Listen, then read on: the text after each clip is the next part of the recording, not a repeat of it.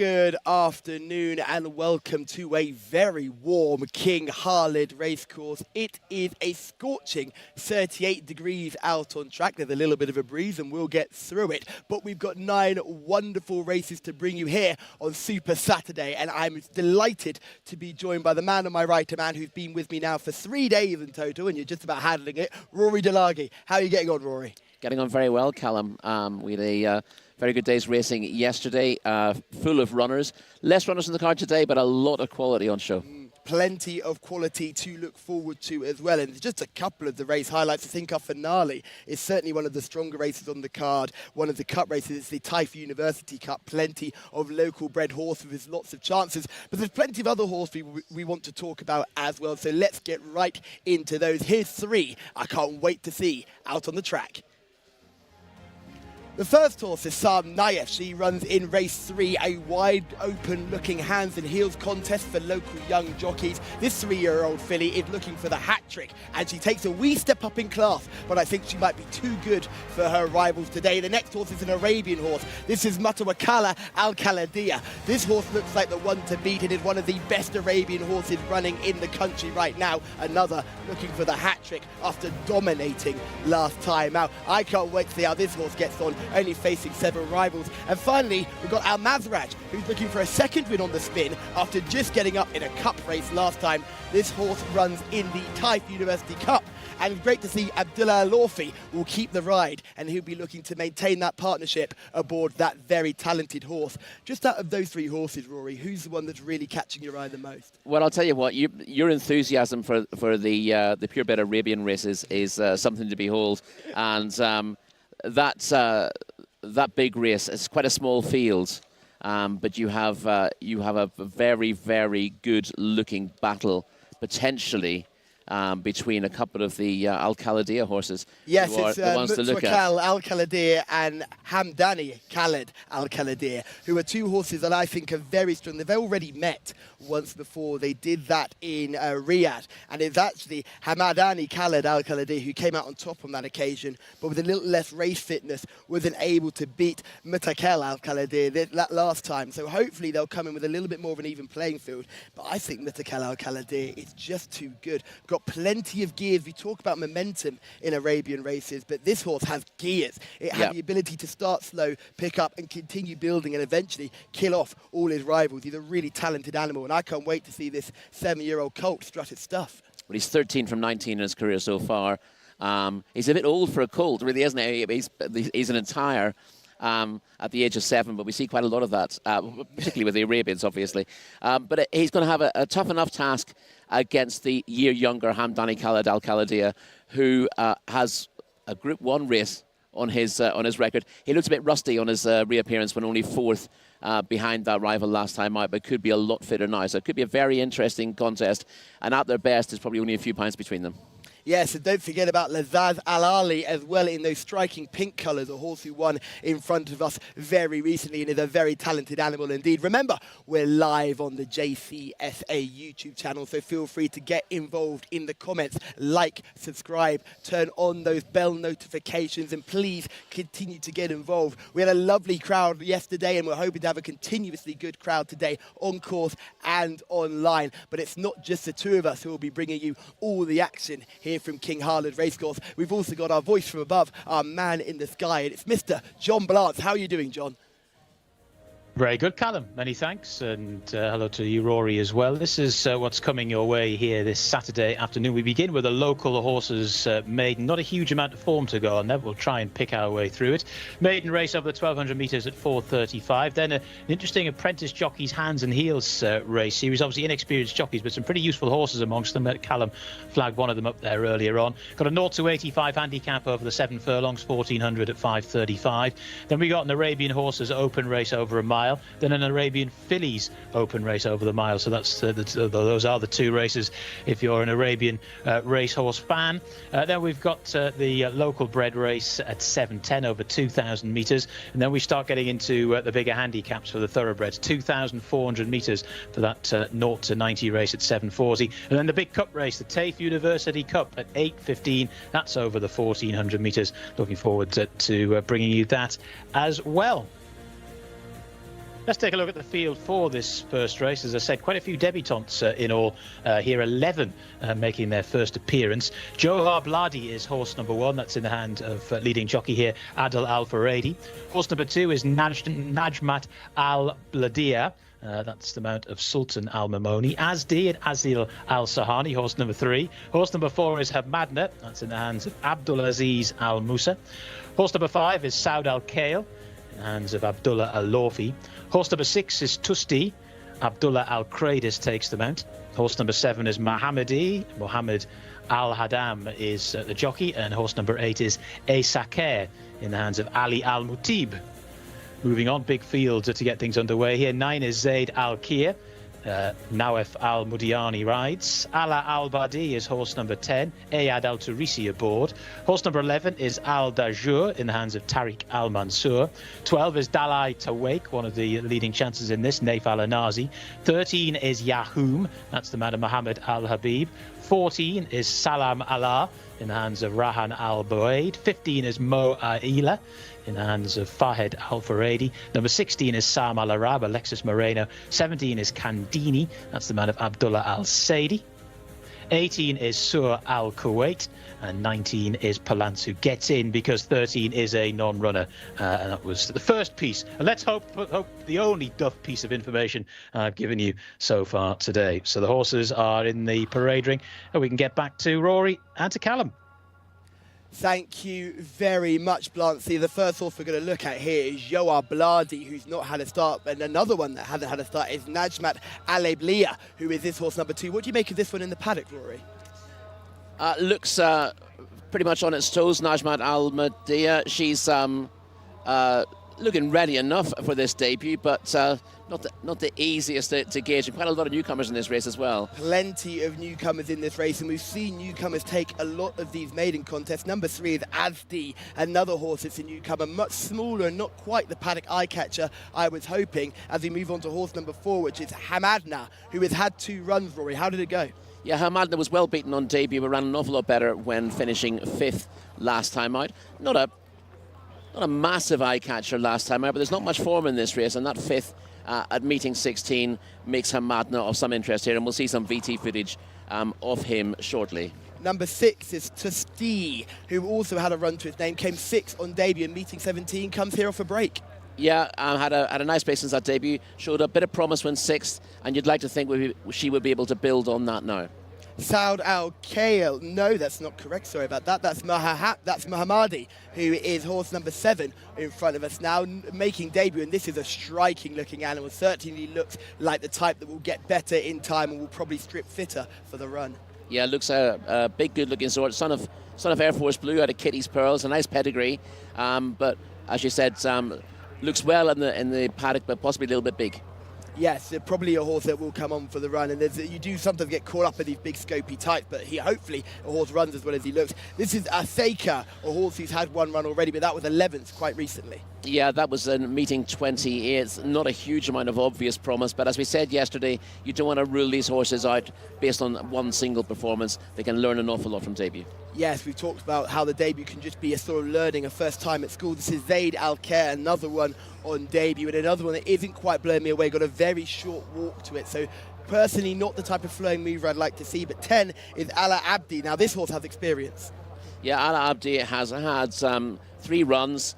Got back on track meeting 26 when finishing 6th. 2 of those runs are okay, a bit disappointing in the middle, but having 3 runs against very inexperienced opposition must be some kind of advantage for this colt. Got the tongue hanging out as well, just probably a little bit too keen. 11 in Alajor, who's also making debut today. Now Alajor is a really nice looking type. That's the one that's caught my eye the most. Looks fit as well as looking big, strong and powerful. I'd certainly put Alajor on your shortlist. Another for your shortlist is Dali Tawik, who is horse number 12. This horse has experience. 2 runs and they've both been quite promising. Yeah, this is the form pick in the race at Dali Tawik. Runner-up on debut in the first meeting of the season, and then a meeting 6 finished 4th, and must go very close here. Salma Allah is horse number 14, one run, but will have to step up massively from that. Yeah, only 16th that day, so an awful lot of improving to do.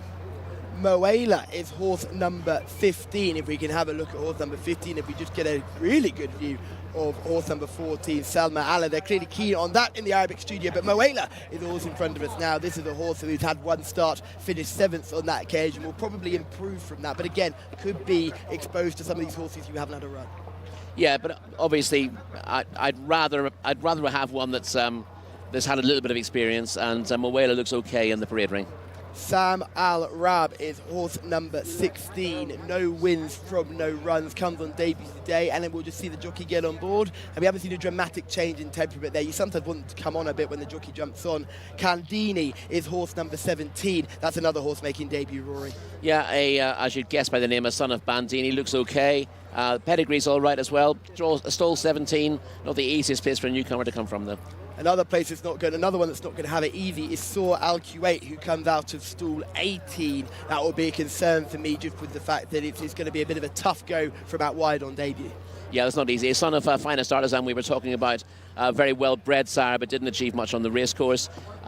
Stall 18, probably the worst place to be for a newcomer. I could see that sort of ducking out to the right, coming out of the stalls and finding it hard to catch up.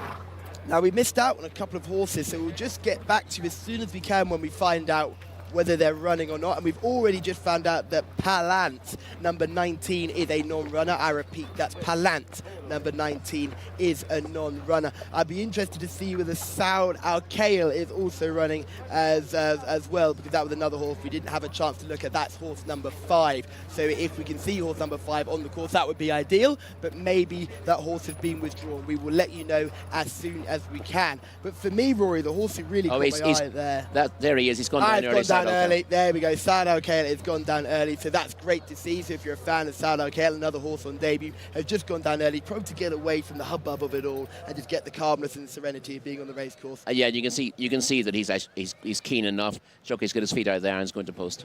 Yes, nice and relaxed, just trying to make sure that the horse has a good experience as it can. Now, Rory, I'm going to make you a trainer here. What would be your opinion of a horse that's going out on debut? Are you looking for it to have a good experience or have a good result? That depends how I'm training them at home in the first place, of course. But let's take a look at an insert. This is Hamadna, is just seen in front of us now. This is finishing 5th back in July. So hopefully this horse will step up from this and run better. Yeah, I mean, it's not a massively eye-catching run, because you can see the leaders getting away and Hamadna's just plugging away in 5th there and losing ground on the front pair through the final 200 metres or so. So not hugely promising in the grand scheme of things, but this is a race where not many absolutely jump off the page at you. So having finished 5th, that makes Hamadna one of the more interesting ones in form terms. When you're looking at form terms, are you looking at horse number 12, Dali Tawake, is your selection then? I imagine that horse has shown form, but just comes here off a very long break.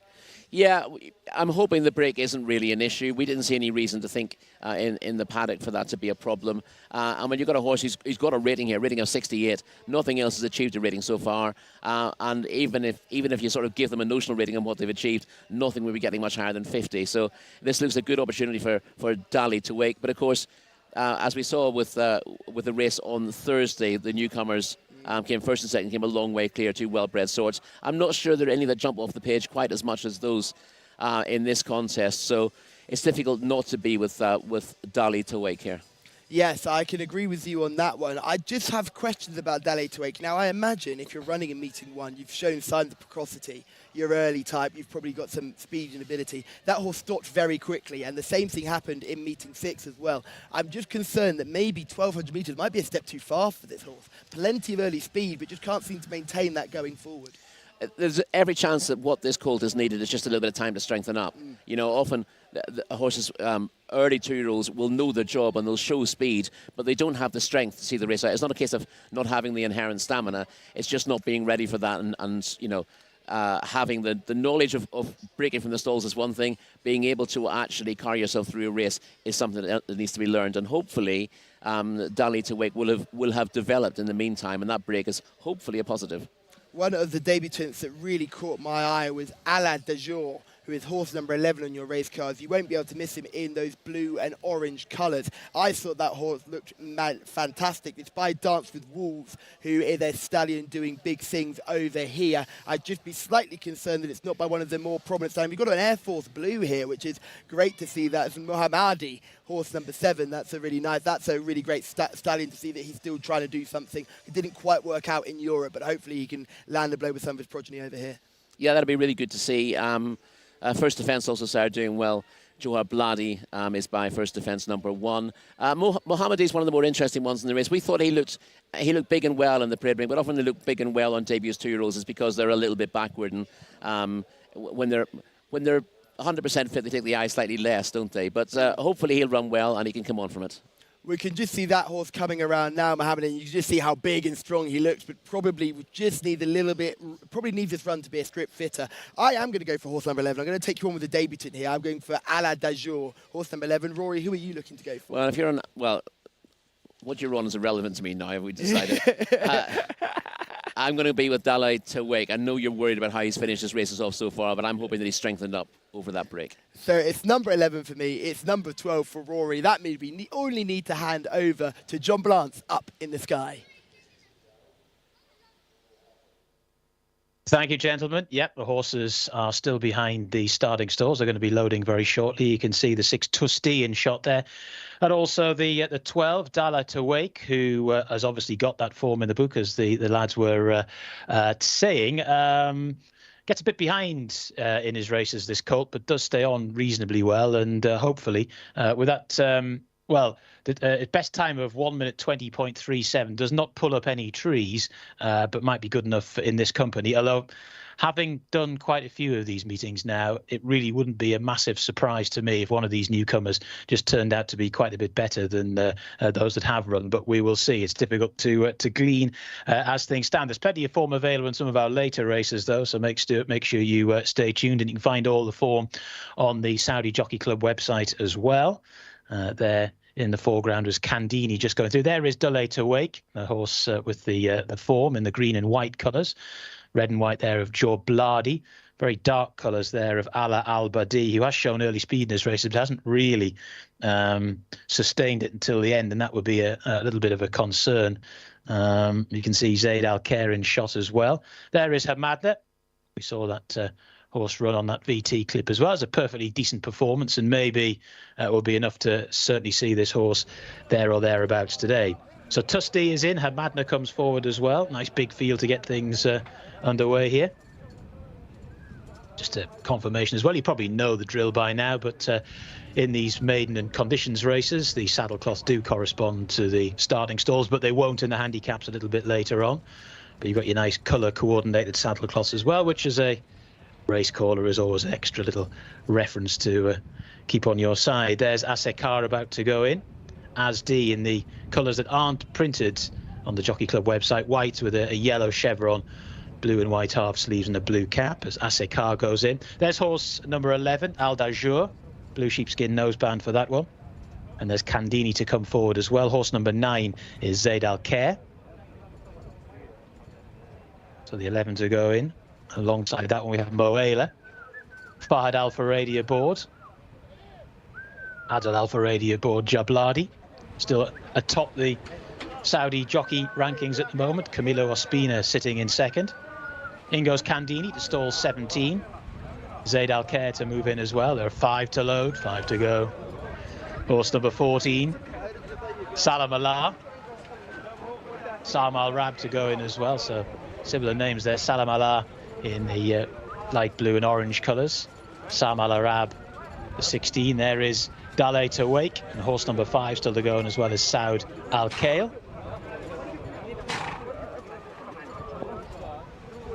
Saud Al Khail a little bit reluctant. Wonderfully punctual here in Saudi. That's one of the things I've noticed in the time I've been doing this job. All in, stand by. Ready for our first race here on Taif University Cup Day. 1,200 metres. 1 or 2 just being attended to in the starting stalls. Flag up now, though.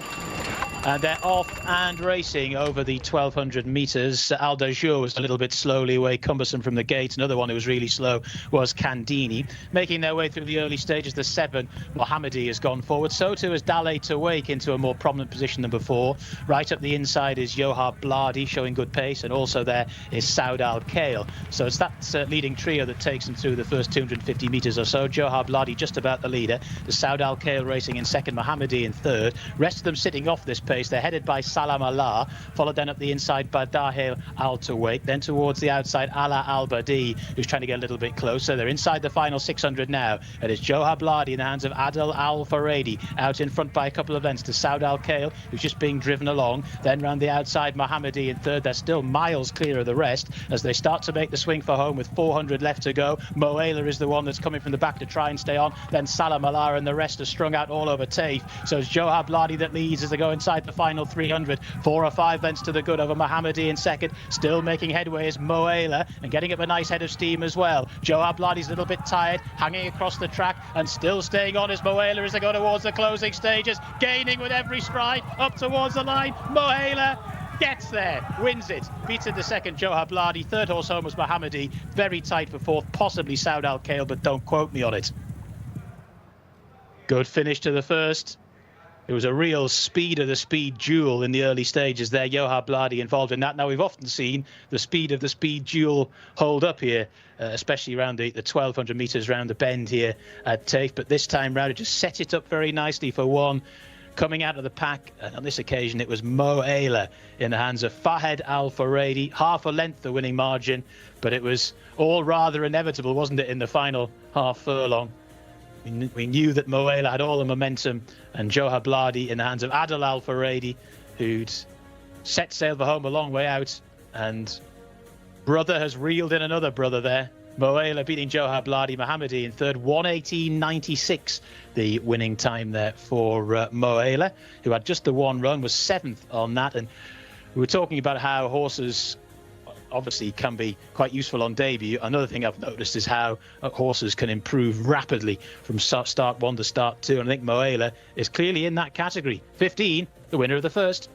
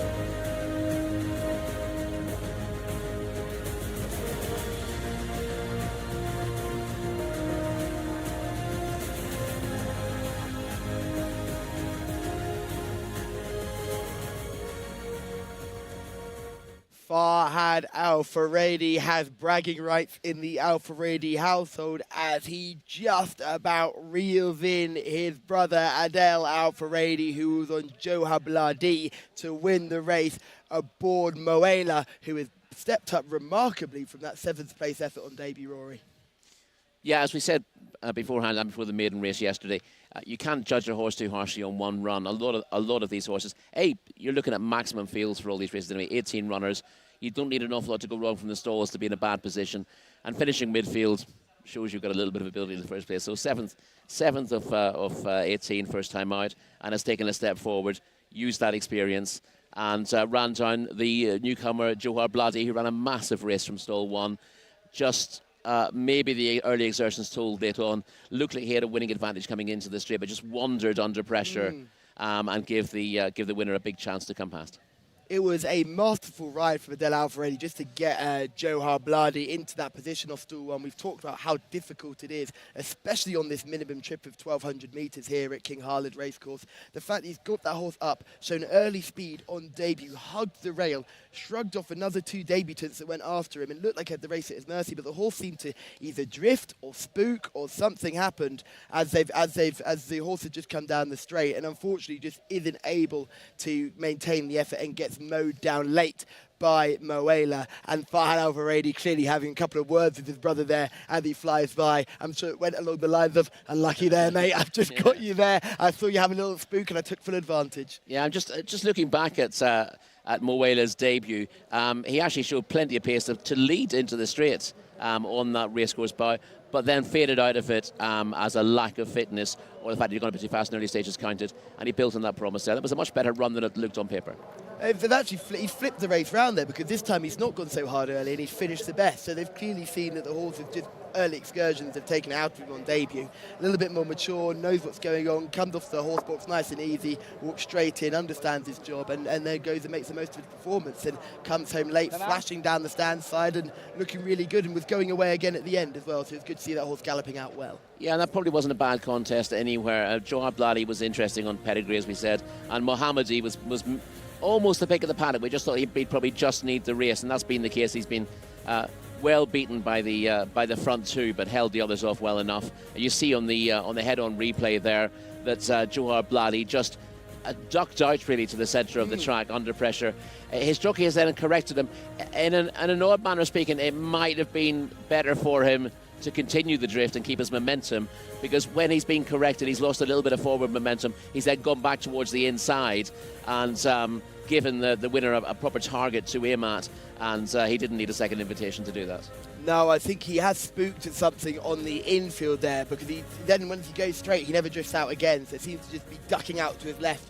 To his right, sorry, just slightly, and we'll get some beautiful angles of this, and I can't wait to see the drone shot, because we'll be able to see on the drone just how far out he jolts out. But at this point on the bend, I think Adele has given us a masterful ride at this point, because he has hugged the rail all the way around, not given an inch to anyone. No one's sneaking up his inside. No, but unfortunately he can't stay on the rail, as we see. You just see a little jink there with about 250 to go, and then when he gets a reminder with the stick in the rider's left hand, he ducks away from that, and then he moves back to the rail when the rider corrects that. So, Adel Alfaredi rode a very good race, but it's just a little unfortunate that perhaps with a stick in the other hands, when he came under pressure in the first place, he might not have ducked the way he did, but that's a bit harsh to criticise what up until that point was a very, very good ride. And we said earlier on that coming from stall 1 is never easy, particularly in a newcomer, because they do tend to shift a little bit to the left coming out of the stalls and lose that ground. But he kept on going forward early on. He went hard, but he didn't go ridiculously hard. And the horse still looked to have plenty of running left in him, but that jig did not do him any favours. No, I think the brothers will have plenty to talk about as they come into the straight, as we can see the full race here as they broke it out well, and you'll see stall 1 burst through your camera just about now as they come around, and we're just seeing a couple of extra images as well. Oh, this is our opener. This is nice. This is the horse I really like. We're going to see again. Hopefully that Arabian horse does win again, because he's been on the menu, and I know that the menu is clearly the most important thing today, because we're going to see plenty of winners. And here is our winner of race 1 coming away nicely to take that victory. I hope we get to see that drone footage, because as well we'll see the start and we'll see just how close we'll see Johar Bladi got to the rail early, because if you see from that first burst out the stool, he didn't jump particularly well. No, this is what we always see with horses drawn in stall 1. They do tend to jink a little bit, and often they get behind horses either drawn 2 or 3, and it becomes difficult for them to get into it. But you see that Adel Alfaredi has managed to get into a good position after about 100 yards. At the same time, Mohammadi has gone forward, and they get involved in a little bit of a war up front. But Adel Alfaredi at this stage has grabbed the rail. He's dominated from that position, but he's had to work to get there. And to a degree that's clearly counted against him in the end, but he's shown an awful lot of ability from this point where the 3 of them reasonably close together. Soud Al-Khail is the other horse. one. in between the two of them, and they've pulled at this stage about 10 lengths or so clear of the others, and you'd have thought the three of them might begin to crack from this stage. But before that happens, Johar Bloody kicks on again from the two who've gone with him at an early stage. You see immediately Saud Al Khail fades off the bends. Mohammadi keeps going briefly, and now at this point you see the winner, Moela, coming with a strong run up the middle of the track. At this stage, the runner-up has shifted out to the middle. The jockey, Adil, has switched his whip to the other hand. He moves back to the rail, and the winner, coming straight and true, grabs him with about 50 metres left and wins by half a length. Now, Rory, I'm going to give you a hypothetical question here, because if number one, Johar Bloody, doesn't drift off the rail there, stays straight line, does that horse win this race? I think it gets very close. I think he might hang on. I think, to be honest, even if he's drifted and doesn't get corrected, he probably forces the winner to have to check a little bit himself, and that might give him a chance of winning. Of course, the question then is who's the winner on merit, but we only have one winner, and at the end of the day, Johar Bloody seemed the winner for 95% of the race, but Moela has finished best and wins the prize.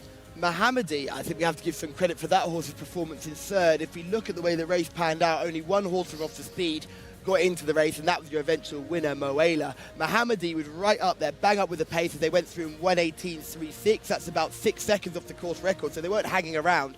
And as we can just see here, the course comes out the stalls. Johar Bloody misses the kick, but he's looked after by Najmat Al Bayliya, who comes out of stall 2, who also missed the kick, allowing him to have less pressure coming towards the rail. That horse was gifted by horse number 2, missing the kick too, and was allowed then to have an unchallenged pass to the rail, because it's a horse like Saud Al Khail, who was coming from stall 5, would have to get across, and Mohammadi was coming out of stall 7, another horse that would have to get across. Of those with experience, let's talk about Dalat Awake, because that horse showed early speed but couldn't get anywhere near our front three. Yeah, disappointing effort in the end from Dali to Wake. It may well be, he had a rating of 68. That may flatter him anyway. But I would say that on this evidence, the first and second are probably better horses than that rating anyway. Obviously, when we're looking at newcomers or horses who've just had the one start, it's difficult to get a handle on what ability they have. So you end up sort of rowing in with a horse who's got an official rating in the first place. But Dali to Wake was... he's not coming out of a picture at the moment. He's not even his shot, is he? He was there he is, just on the rail there. Yeah, that's a pretty disappointing performance given he broke well enough, and he had the benefit of those 2 runs. As you said, he'd been off for a while. We don't know why he'd been off, and it may well be that he's had a little bit of a setback.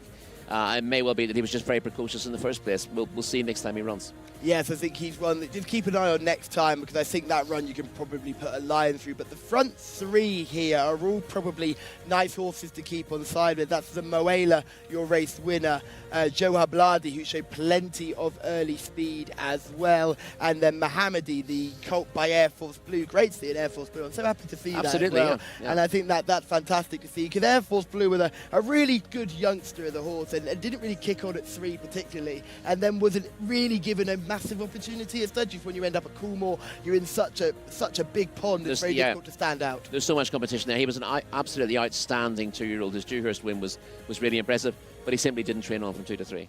So we're hoping that Mohammadi is a horse that can go better next time out. Certainly one to keep an eye out on as we move swiftly on to race 2. And this one is again over 1,200 metres, which means it'll be fast and it will be furious. And it also means we're going to have to pay attention to stall 1 now, because clearly Johar Bloody has proven that stall 1 is a stall to reckon with. John is up in the sky and he can take us through our runners and riders. In the white headgear. Yeah, thank you very much, Callum. Yeah, the horses will be out on the track very shortly. This is race number 2, though, and it's a maiden contest. 1 is Al Rahi, that's in the hands of Naif Al Mudiani. 2 is Juju, Sultan Al Mimoni. 4 is Unagi. 3 is a non-runner here, so just bear that in mind. 4, Unagi is the next one. Number 5 is Adar, that's in the hands of Ali Al Wafi. Horse number 6 is Tabarak Al Halek. Horse number 7 is Indian Renegade. Camilo Ospina gets his first ride of the day. 8 is Came to Be, Wigberto Ramos. Will we see the wiggle today? We'll find out, I'm sure, at some point. Next is number 9, Al Moasses, in the hands of Fahed Al Faredi. 10 is Scots Moon. 11 is the Canadian bred Jcsa Ayad Al Turaisi. Is aboard that one. Muafak is horse number 12. Ali Al Sahani rides. Horse number 13 is Asal. Number 14 is Kawaga. Number 15 is Soli. Number 16 is Saudi Prince. That's in the hands of Abdulaziz Al Furedi. Horse number 18 is Sabah Al Maidan. Horse number 19 is Bebe, and number 20 is Showdance. 2 and 17 are non-runners here, so those two will not be required. The 19 and 20, therefore, get their runs. Horses are in the pre-parade ring now. Very shortly, they'll be led out into the parade ring proper, almost certainly behind the Three Musketeers. Back to our two in the studio. It's Callum and Rory. Thank you very much, John. And yes, the Three Musketeers will lead them out in the parade ring. Only 2 Musketeers at this desk, but we'll try as hard as we can. Oh, I suppose John is our third, isn't he? So we do have 3 Musketeers in 2 different places, because you're next to me and John's up in the sky. So we do have 3 Musketeers to bring you as well. This is a really fascinating contest. I think there's a couple in here that I'm quite interested in looking at. These are 3-year-old maidens, so they've got a little bit more experience than we've last seen, and I think a lot more form to go by. Rory, do you think the same thing? Yes, there's some interesting horses in here. It's a race we can get a lot more of our teeth into than we did the first. The one that caught my eye just on form alone was Kawaga, horse number 14, with a fourth last time out. I think that's a horse who's got experience, and when you see first time up and finishing fourth, I think that's always a good sign. The horse is clearly in a good place first time up. Yeah, this is a very well bred colt as well, Kawaga, by acclamation out of a mare called Shigan, who was pattern class for Sir Henry Cecil back in the day. Bred to sprint, being by acclamation, has been running over longer trips. That was clearly its best effort last time out, and dropping to 6 furlongs from the 1400 to 1200, I think will be a bonus for Kawaga again today, and that makes him look pretty interesting. Tabrak Al-Khalek, horse number 6. What are your opinions on that horse? Second in meeting 25, surely definitely one for the shortlist. Again, he's by Buratino, who won the Coventry Stakes, and the drop to this trip of 1,200 metres seemed to suit him last time out. He didn't look a stayer over further prior to that, but that second place at meeting 25 is a solid piece of form. Yes, Scots Moon was also in that race, finished 4th on that occasion as well, so I think it's another horse which you keep an eye on. Are there any others that I've not mentioned there that you're keen on or interested in? Well, there are plenty that you could make comments about. A few of these are hard to fancy, but there are excuses for some. Muwafaq number 12, for example, was only 10th last time out. You'd normally, put a line through that, but that was in a tougher race and over a much longer trip. That was over 2,000 metres. Dropping back to 12 will suit Muwafaq, who was 2nd and 3rd on his previous 2 starts.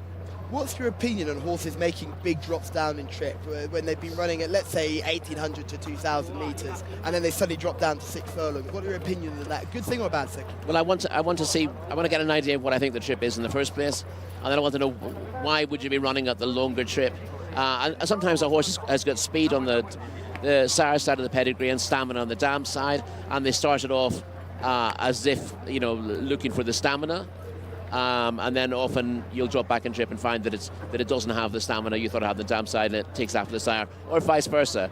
And a lot of horses who look like they should be milers or 10 furlong horses often find their niche as sprinters later in the day. So you just got to watch how they go and see whether they will benefit from the drop back and trip. And there's been 2 or 3 of these who've done that already. This is Al Rahi, horse number 1. If I'm correct, this could be an American Pharaoh. Am I right in thinking that with the US bred? Yeah, he is an American Pharaoh. A very, very interesting pedigree. He's only had the 1 start, and interestingly, he didn't start off in a maiden. He started off in a non-winners of 2 at this track last year. So he's been off the track since September, which is a big question. I'd have thought he'd probably come on for the run, but he's quite an interesting one. And the fact that he was only 6th, that was, as I said, tougher race than this, being a non-winners of 2. James Jerkins bringing over some of his American cavalry as well. Great to see. We go straight to Juju, horse number 3, who's not from 3 but has experience. Ran okay at meeting 12, meeting 13. Disappointing last time out, but she was badly drawn that day. Good to see a Kitten's Joy running in this as well. As we move on to Unagi, number 4 by Camacho. You don't see many of those here. You don't see too many Camachos. There's a gag about Unagi somewhere there, but he's been eighth. She's been eighth at best in her career, and it's very hard to fancy her in this contest. Very mature, well done. Ada, horse number 5, is 0 from 8, would need to do better than his last few starts. Yeah, it ran respectably last time, but again, the issue with her is that she's had plenty of experience, and the best she's managed so far is 5th. That is Jimmy Jerkins just discussing tactics with Alari, and we'll just see Tabrak Al-Khalek, a horse that I think people will be plenty keen on.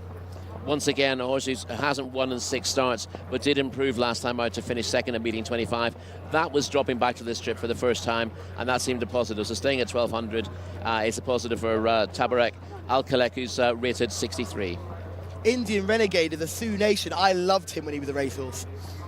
Yes, yeah, absolutely. And the Indian Renegade looks to have plenty of ability. In terms of ratings, he's at the top here with a rating of 72. I thought he didn't stay at 2,000 metres in Riyadh, and he's got a much better chance here in this contest. Came to be horse number 8. What do you make of this one? Very, very hard to fancy. Only had the 2 runs, but never closer than 12. Al Moases is a horse at number 9 on your screen now. That's another one who's not from 2. Not from 2, and the form figures don't read particularly well, but if you watched Al Moases run last time out, he ran over a mile, missed the break very, very badly, but ran on strongly to not be beaten very far. It was a big eye catcher. Whether he's got the speed for this trip is another matter altogether. Scott's Moon is horse number 10. This is one we spoke about earlier, 4th last time out in meeting 25. Yeah, and led into the straight that day. I think there should be more to come from Scott's Moon. He had a couple of these behind him last time out, including number 11, Kaiser, who's the next one we'll see. By Star Spangled Banner, Star Spangled Badber as well. There's the son of that horse, isn't it? Kaiser is horse number 11, not from 2, but both those runs have been this season. They have, and as I said, he was behind Scott's Moon last time out. Not that easy to see him turning the tables, especially as Scott's Moon was probably better than the bare result.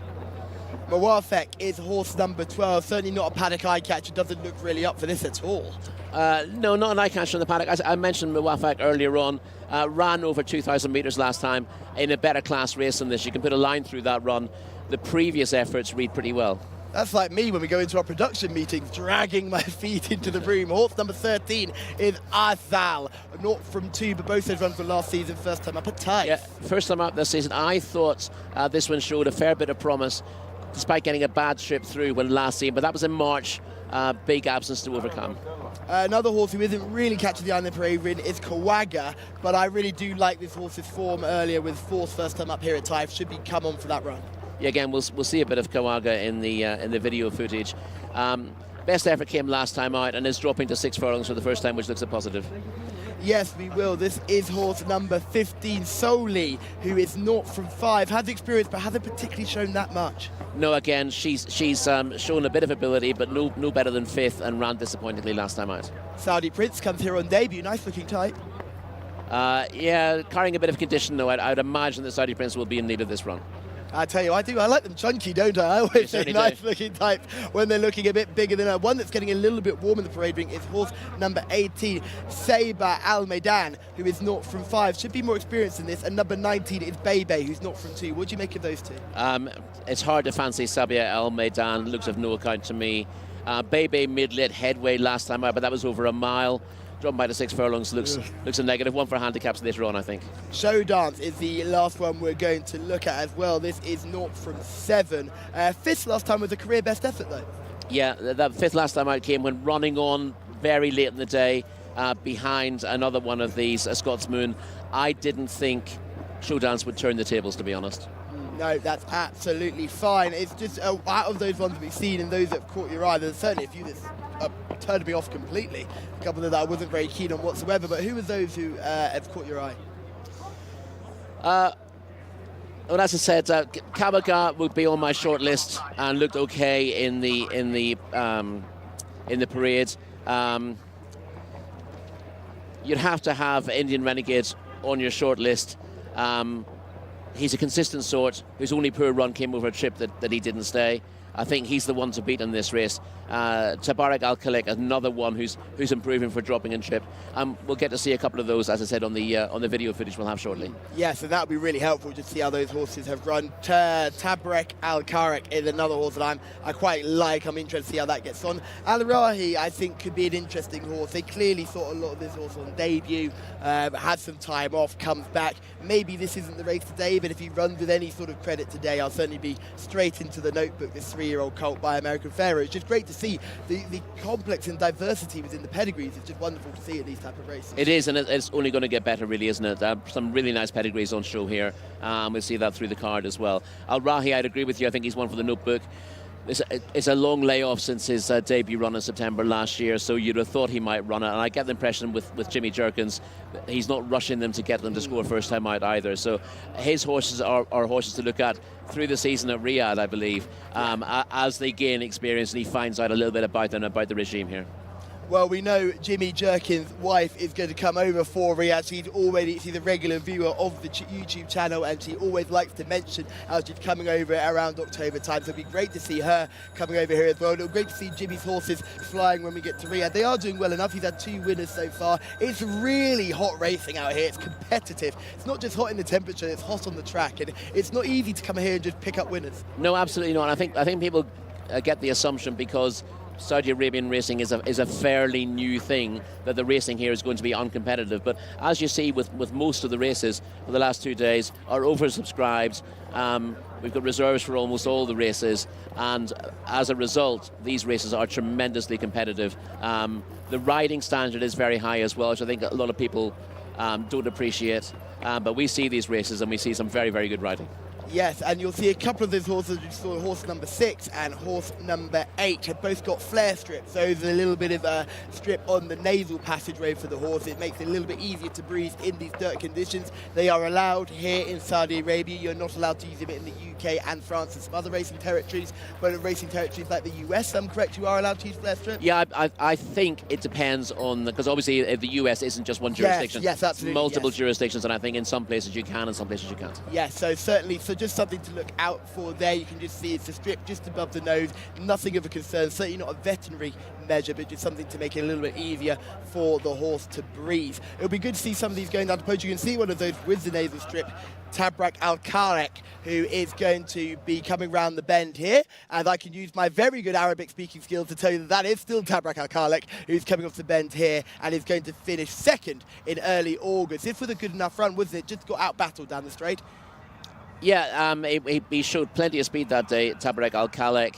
Looked the winner with 150 metres to go and just gets nabbed late by one finishing faster up the centre of the track. If he'd waited a bit longer to press the button, he may well have won that.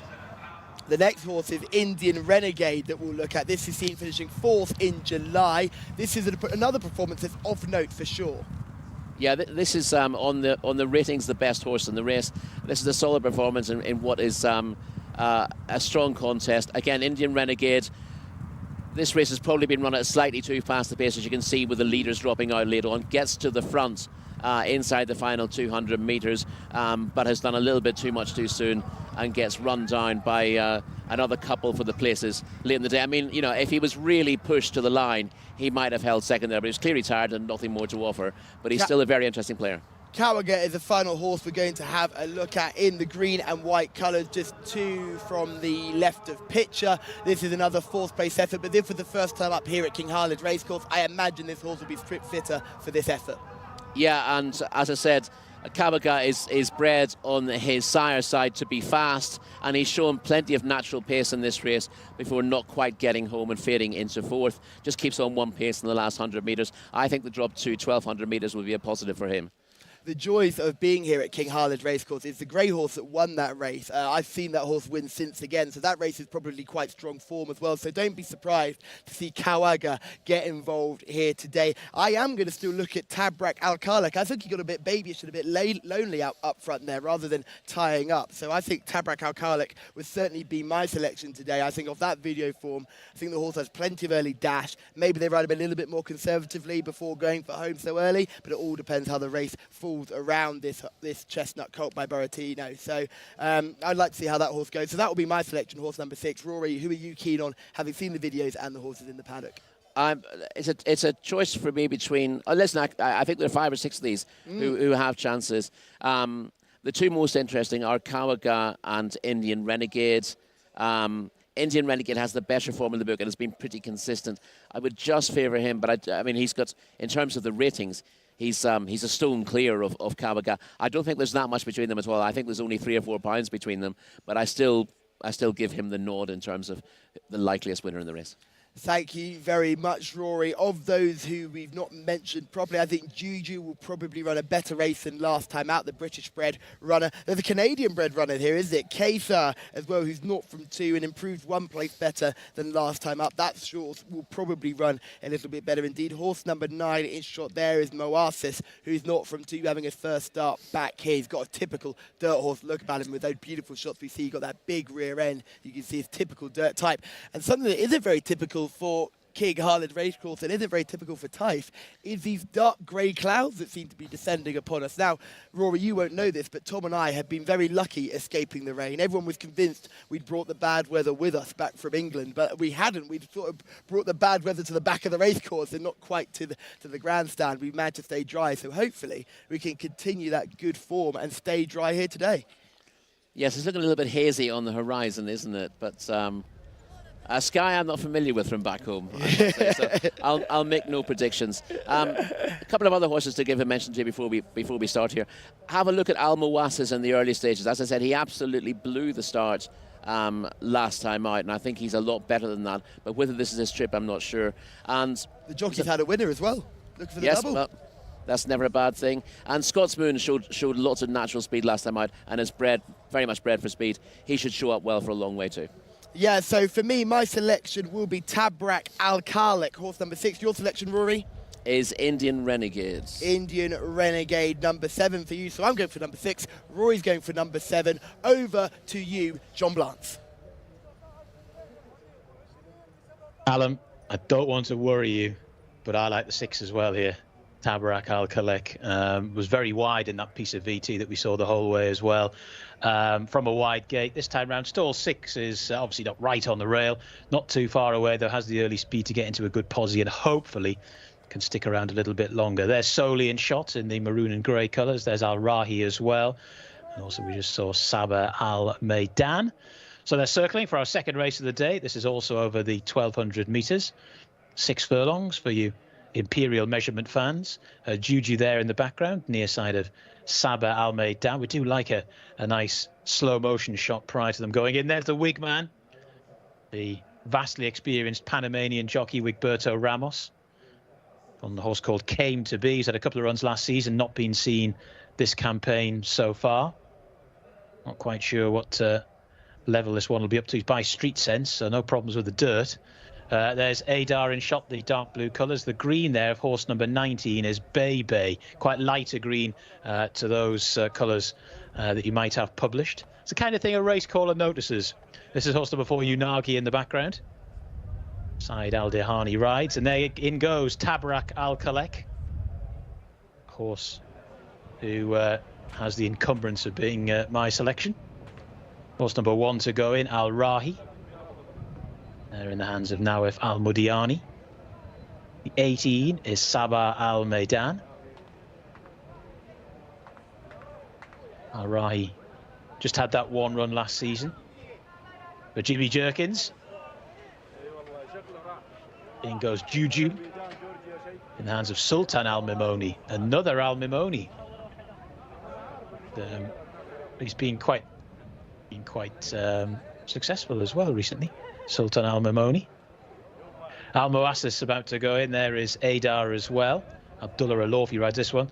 This is Jcsa, the Canadian bred, going in. Ayad Al Turisi aboard this one. Third up after a layoff, for those of you who like that little bit of form angle. As the rain starts to fall in Taif. Rain in the desert. In goes Asal. Green and yellow, sorry, green and white colours for that one. This is Unagi going in. There's stall 5 Cam again. The alert amongst you. And I will be counting all of you in that category. You will have noticed that whoever's installed 5 has got his or her own personal camera. This is Bebe going in. Now, this is the reserve who's replacing the 2. So, Saddlecloth 19 into stall 2. Just bear that in mind. Al Moassis to go in. Seasonal debut for that one. Horse number 14 is Kawagar in the colours of Sheikh Abdullah Hamoud Al Malek Al Sabah. In goes Indian Renegade, who will get a nice run just off the back of the speed, one would have thought. Scots Moon to go in. Another early speed angle. Sabeh Al Maidan over on the far side as well. 3 to go. Al Rahi to come forward. As ever, it is an impressively sharp loading process. There are definitely 1 or 2 racing jurisdictions around the world who could do well to tune in or even take advice from the loaders here in Saudi. Adar about to come in. Jockey is Abdullah Alofi. Now, Wiggy's having a few problems with Came to Be. 2 to go. The wig man with his own personalised breeches as well. That's when you know you've made it. He's getting a bit leery though, Came to Be. Patience might be wearing a bit thin once again. Our stalls handler's doing a terrific job there. Just Al Rahi now to go in, and then we'll have a full complement for race number 2. Now, he's been a bit reluctant so far. Recalcitrant, my producers just said. That's a good word for this stage of proceedings. Anyway, they're all ready. Stand by. Flag down, the gates are open and they're off and racing. Pretty good start from Tabarak Al Khalek, and that's this horse's stock in trade. Purple colours goes forward. Also there is Came to Be. Wiggy wants to force that one forward.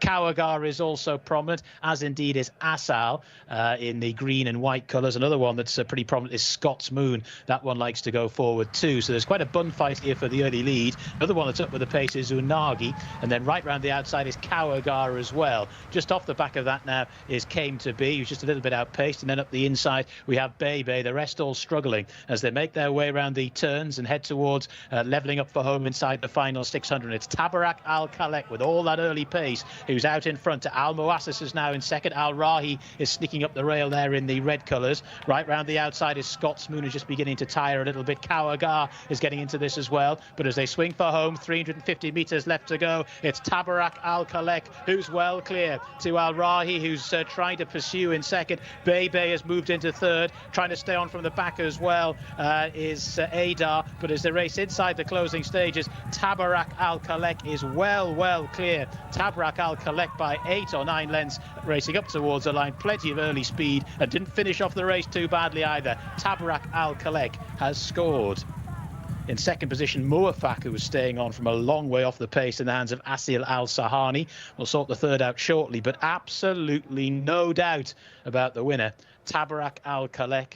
If you watch this horse's runs on the excellent Saudi Jockey Club website, you'll have seen plenty of pace, and this time round was able to bag that rail early, and that was a big thing. And the early speed as well, which we've said many times before. It's always difficult to close here. 1 or 2 horses have done it. You can't always buck physics and geometry. But when it comes to a general standard here at Taif, get to the front, show the speed early. 1 or 2 in behind aren't too keen on the kickback either. And, well, Tabarak Al Khalek has spaced them. Muafak finished in second. Al Rahi, who tried to live with the winner there, but in the end might have paid for that and has to take the bronze medal. But 4 3/4 lengths in the end, the winning margin. Tabarak Al Khalek, a very rare beast indeed. A horse tipped by my good self has gone on and scored. And Callum, of course, as well. That's less rare, I have to say. That is less rare. Callum, of course, a very successful tipster and indeed pundit out here in Saudi Arabia. Anyway, that was race 2. Race 3 coming up fairly soon as well. That's the interesting apprentice jockey hands and heels handicap. But right now, it's back to the studio.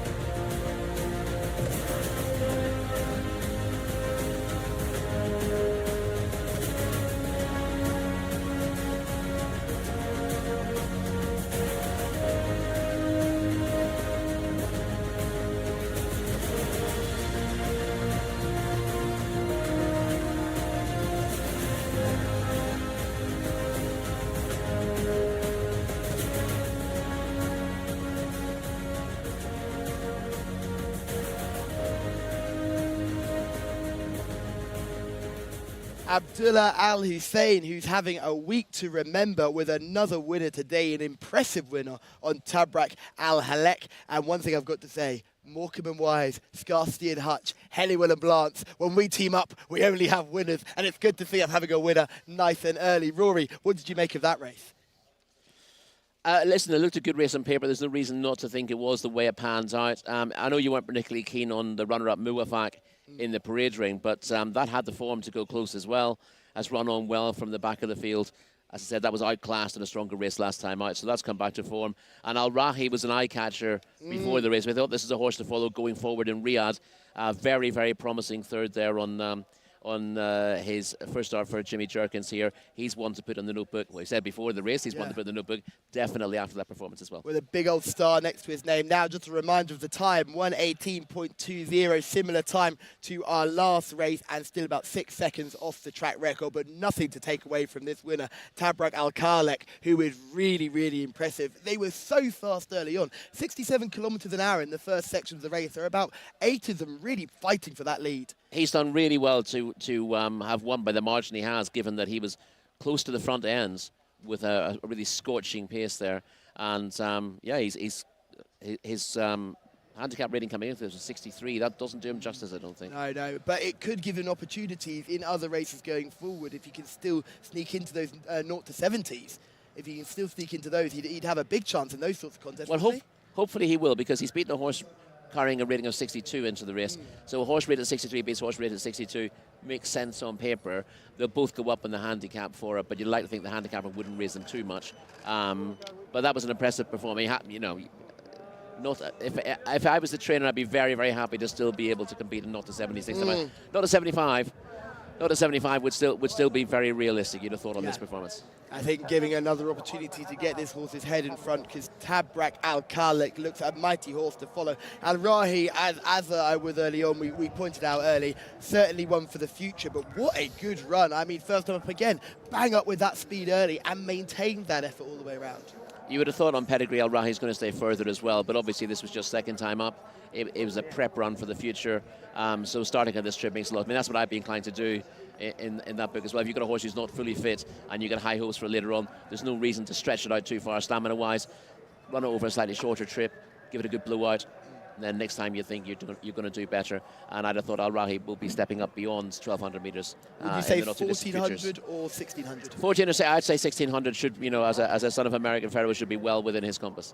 And it's great to see American Pharaoh doing so well as well. He's got winners all over the world now. We can see he has good success in Europe, and a Coolmore were very keen on him. Actually bought out a share in Hamlin. They're part of the ownership group as well. So we think plenty of American Pharaohs in Britain, Ireland and France. And good to see them over here in Saudi Arabia as well. But they could do nothing to catch Tabrak Al-Khalek, who was really impressive. Fast from the go, took on a very quick early speed, took control of the race round the bend, and never looked like giving up the challenge under Abdullah Al Hussein, who is riding with a lot of confidence right now. He is firing in winners. He is, yeah. We're seeing, listen, we talked about the standard of jockeys here. We're going to see an Hans and apprentice race later on. We're going to see a remarkable level of talent in that race as well, when you consider, you assume that's for considerably less experienced jockeys. A lot of the guys who are riding winners on the regular circuit here will be on show in that race, and it just gives an idea of the depth of talent in the Saudi jockey group. Yeah, talent indeed. One thing we are noticing, though, is the rain. So we got a little bit of rain early on, and now it seems to have eased off. We might see it again, we're not quite sure, but we handled it first time, Rory. It was a bit of a shock to you and I, but I think we got through it well. But now we're going to see if the rain comes back again. It looks fairly clear on the wrong side of us. In front of us, behind the cameras, it looks beautiful and sunny, and behind us, well, there's some blue skies now. I think it's not too bad at all. Hopefully, we'll be able to keep our position here, but obviously safety has to come first, and if it does start pouring down with rain, we are surrounded by electrical items. It would be best if we moved. There was a man who was presenting a show like this some years ago who uttered the immortal phrase, "It's just a passing shower." That was the year the Dubai World Cup was washed out. Not passing at all. In fact, sticking with them truly, strongly there. But then we could just see these great shots again. We have to congratulate everyone involved in the production of this beautiful coverage that we get. 32 cameras all around King Khalid Racecourse. We've got drone shots, we've got slow mode, we've got stall shots, we've got these wonderful shots of the horses cross the line. Plenty for us to get into, but it's really difficult to say much more. that horse hit the lids and went far. Really good to see, and you'll see it here. Broke for stall 6, didn't get the best breaks though, Rory. No, didn't get the best of breaks, but was, and in fairness, that might not have been a bad thing. It's just sort of tucked in behind in the very early stages. But this horse has got natural speed, and this is a good ride in my view, because the temptation when you're riding a horse who's got early pace and you miss the kick is to rush them up. But again, if that horse has got natural toe, you can allow them to carry themselves into the race. And for the first furlong or so, no question was asked by Abdullah Al Hussein. But then Tabarak Al Khalik has moved up quickly to take the lead.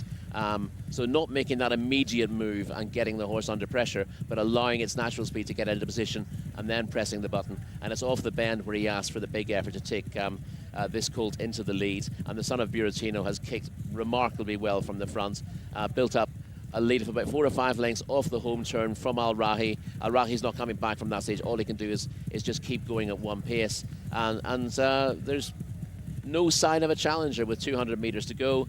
We know the colt is liable to tire a little bit in the later stages because of the speed he's got earlier on, but there's no danger at all at this stage.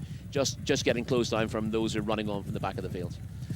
You mentioned Al Moases as the horse to watch at the start. That horse actually got a really good break, faded out quite tamely. This was first run up at Taif, but I think Connection will be happy that they've got a much better run for their selection than they've done before. That horse broke nicely and was bang up there with the early speed. Horse coming home late as well with Mawafek, who was a horse that didn't look like he wanted anything to do with the race in the parade ring, but really proved me wrong on the racetrack, plugged on nicely late for second. And Al Rahi, we've already mentioned, ran a really nice race, just faded slightly into third, but no issues with that at all. They were an absolute mile behind our eventual winner, and I think they've all got plenty to look forward to. I'm really looking forward to seeing Al Rahi. I think that could be a horse for Riyadh. Meanwhile, our winner, Tabrak Al Khalek, could be a horse for King Khalid Racecourse right here. A quick turnaround, and we might see that horse again sooner rather than later. Yeah, and I think we'll see the second and third stepping up in trip. As we see the replay there, we see Indian Renegade, never really competitive, but running on through horses to finish 5th in the end. That was an okay run, but given the form that he'd shown before, a little bit disappointing. Sabia Al Maidan, I think, has run quite well to finish close up, or am I looking at the wrong colours? Because that has shown very little form before. Kawaga was another one who ran a very disappointing race. You just saw him go through shot. He finished at about 15th, 16th there. I don't know what happened there because I thought he would come forward from the run, but he was trying to get up with the early speed. You heard John mentioning in commentary, he was up there with the early speed, but when the pace bonus really started to click in and it started going quicker and quicker and quicker, it was unfortunate that horse just wasn't able to get involved. Yeah, well, I notice a lot of horses who seem to want to dominate. If something passes them in the first couple of furlongs, they seem to lose interest quite quickly. And I'd almost rather see them trail home at the back of the field, because it's almost as if they thought, I've had enough of this. Yeah. I was looking to dominate this race, and then now I'm having a bit of a sulk. As long as they can find a race they can dominate in the future, that's fine. Where there are no excuses, the horse keeps plugging away to finish 6th or 7th. Sometimes that's the least promising position they can fill. Yeah, just spit the dummy out, and we'll see this real pace burn up here. You see number 1, Alari, breaking really nicely and getting a lovely position there. Just has to sit out for a couple of extra strides because that horse is just a little bit unbalanced coming out. But there's our race winner in the purple colours, has broken nicely, but then just allowed to try to tuck back and find that rail, which I thought was a very smart bit of race riding. Yes, as we said, looking at the other replay, not trying to get to the front at all costs in the first furlong, allowing the horse to find its stride and then moving forward naturally. And obviously, Tabarak Al Khalek has got a lot of toe because it's managed to cut through them very early and get to the front and get that clear lead. And then when the jockey first asked for an effort coming around the bend, he's put the race to bed very, very quickly. As I said, you've had a 1 or 2 run on late here. Mawafak makes a lot of late headway in the white cap, but he never threatens to get involved until the race is all over, but runs on as if, again, he's in need of a step up and trip. He ran over 10 furlongs last time out. The drop back to 6, a little bit of a culture shock for him.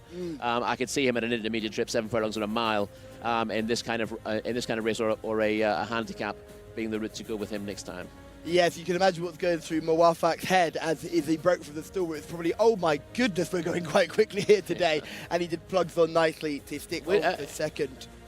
Would you throw headgear on a horse like that?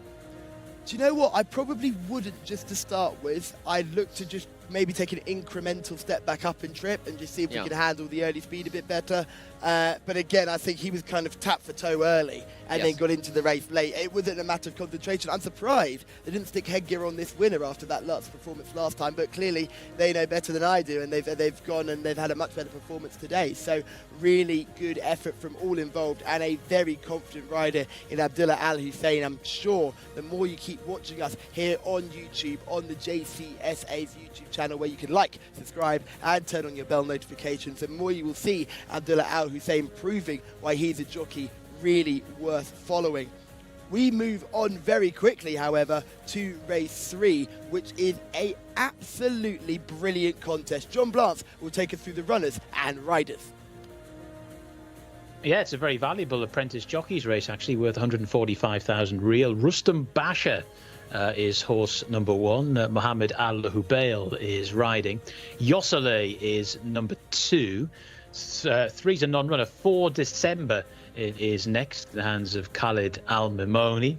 Horse number 5 is Morjazala, who was a pretty impressive winner last time. Ayad Al-Tourisi rides. Horse number 6 is Jasmine, who has come from the clouds in a couple of recent efforts, and she's the mount of Abdullah Al-Kradis. Horse number 7 is Alaya Al-Elm, in the hands of Tariq Al-Mansour. Number 8 is Sam Naif, a horse that I'm sure the guys want to flag up. Some terrific form over 1400, dropping back in trip today, in the hands of Sultan Al-Mimoni. Horse number 9 is Akko Sarah.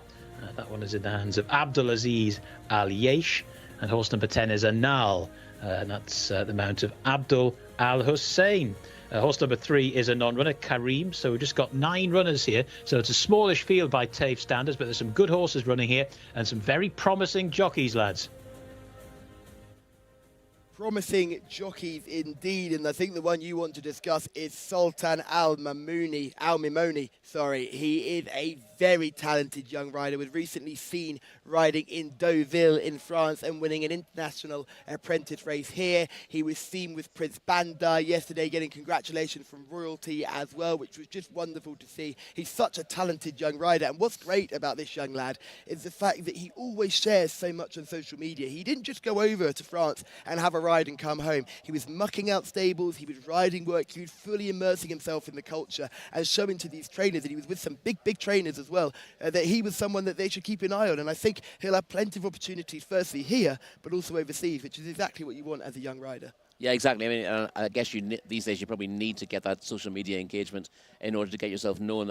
As we said, there are a lot of talented jockeys here. Khalid Al-Mimoni is in the top 5 of the jockeys championship at the moment as well, and these are good riders. But you know, people outside of the of this area aren't as aware of the standard of jockeyship as they might be. And seeing Sultan Al-Mimoni go and do what he did at Deauville was a big shot in the arm, I think. Absolutely, and sure, plenty of exciting riders to look forward to in this race as well, as this is for local young riders to get running and get a good chance to ride. And we saw, just before you arrived here, a hands and heels race last week, which actually created one of the best finishes and best rides we've seen here at King Khalid Racecourse, from the back, weaving through runners, taking advantage of tactical nous and getting up right on the line. That was great to see. Hopefully, we can get a similar race today. Different standard of race, though. We've got only 9 in the race, but the quality is very high. And for 145,000 Saudi Riyal as well to be split amongst the field here, it'll certainly be a race to watch, and some very good horses here, including the likes of December, Sam Naif, who I'm a huge fan of, Moazale, and again another horse who won recently. Plenty to get stuck into here, Rory. Yeah, exactly. You're concentrating on the likes of Sam Naif there. Rustam Pasha won 3 from 3 in Riyadh last season. Probably needed his reappearance here, won 5th. Yossele, number 2, has been tried in Group 1 company and has definite chances at this sort of level. December was running a very strong company last time out, now takes his class drop. And Mojazali takes a big class hike after an impressive maiden win last time out. We'll see all 4 of those in action in our VT footage. But yes, an absolutely fascinating race, despite the fact there's only 9 runners. Yes, we must give a special shout out to everyone putting the VTs together because they have worked hard on this race. We're going to give you not one, not two, not three, not four, but 5 bits of video form to get stuck into, which will be great to see. Jasmine's another horse that ran on really well to finish second last time out in meeting 30 with a real eye catcher on that occasion. So plenty to get involved with. Even Anal right at the bottom, 78 rated with second last time out, but again, makes a quick turnaround today. Yes, Anal's second last time out was in a 0 to 75 handicap. This looks a little bit hotter. But instead, if you're talking about the step up in grade, Sam Naif was winning a 0 to 60 last time out. Now, she was absolutely thrown in that day. Yeah, but she was you would have thought, in the 30s. if you're racing in a 0 to 60 and you're stepping up to a race of this nature, it should be a tough ask. Jcsa is the horse we're going to look at, number 2, 3 wins from 7 runs. Go, Rory. Jcsa, as I said, this is one that was tried in Group 1 races, only 8th last time out, but a winner in meeting 14 and has got chances here.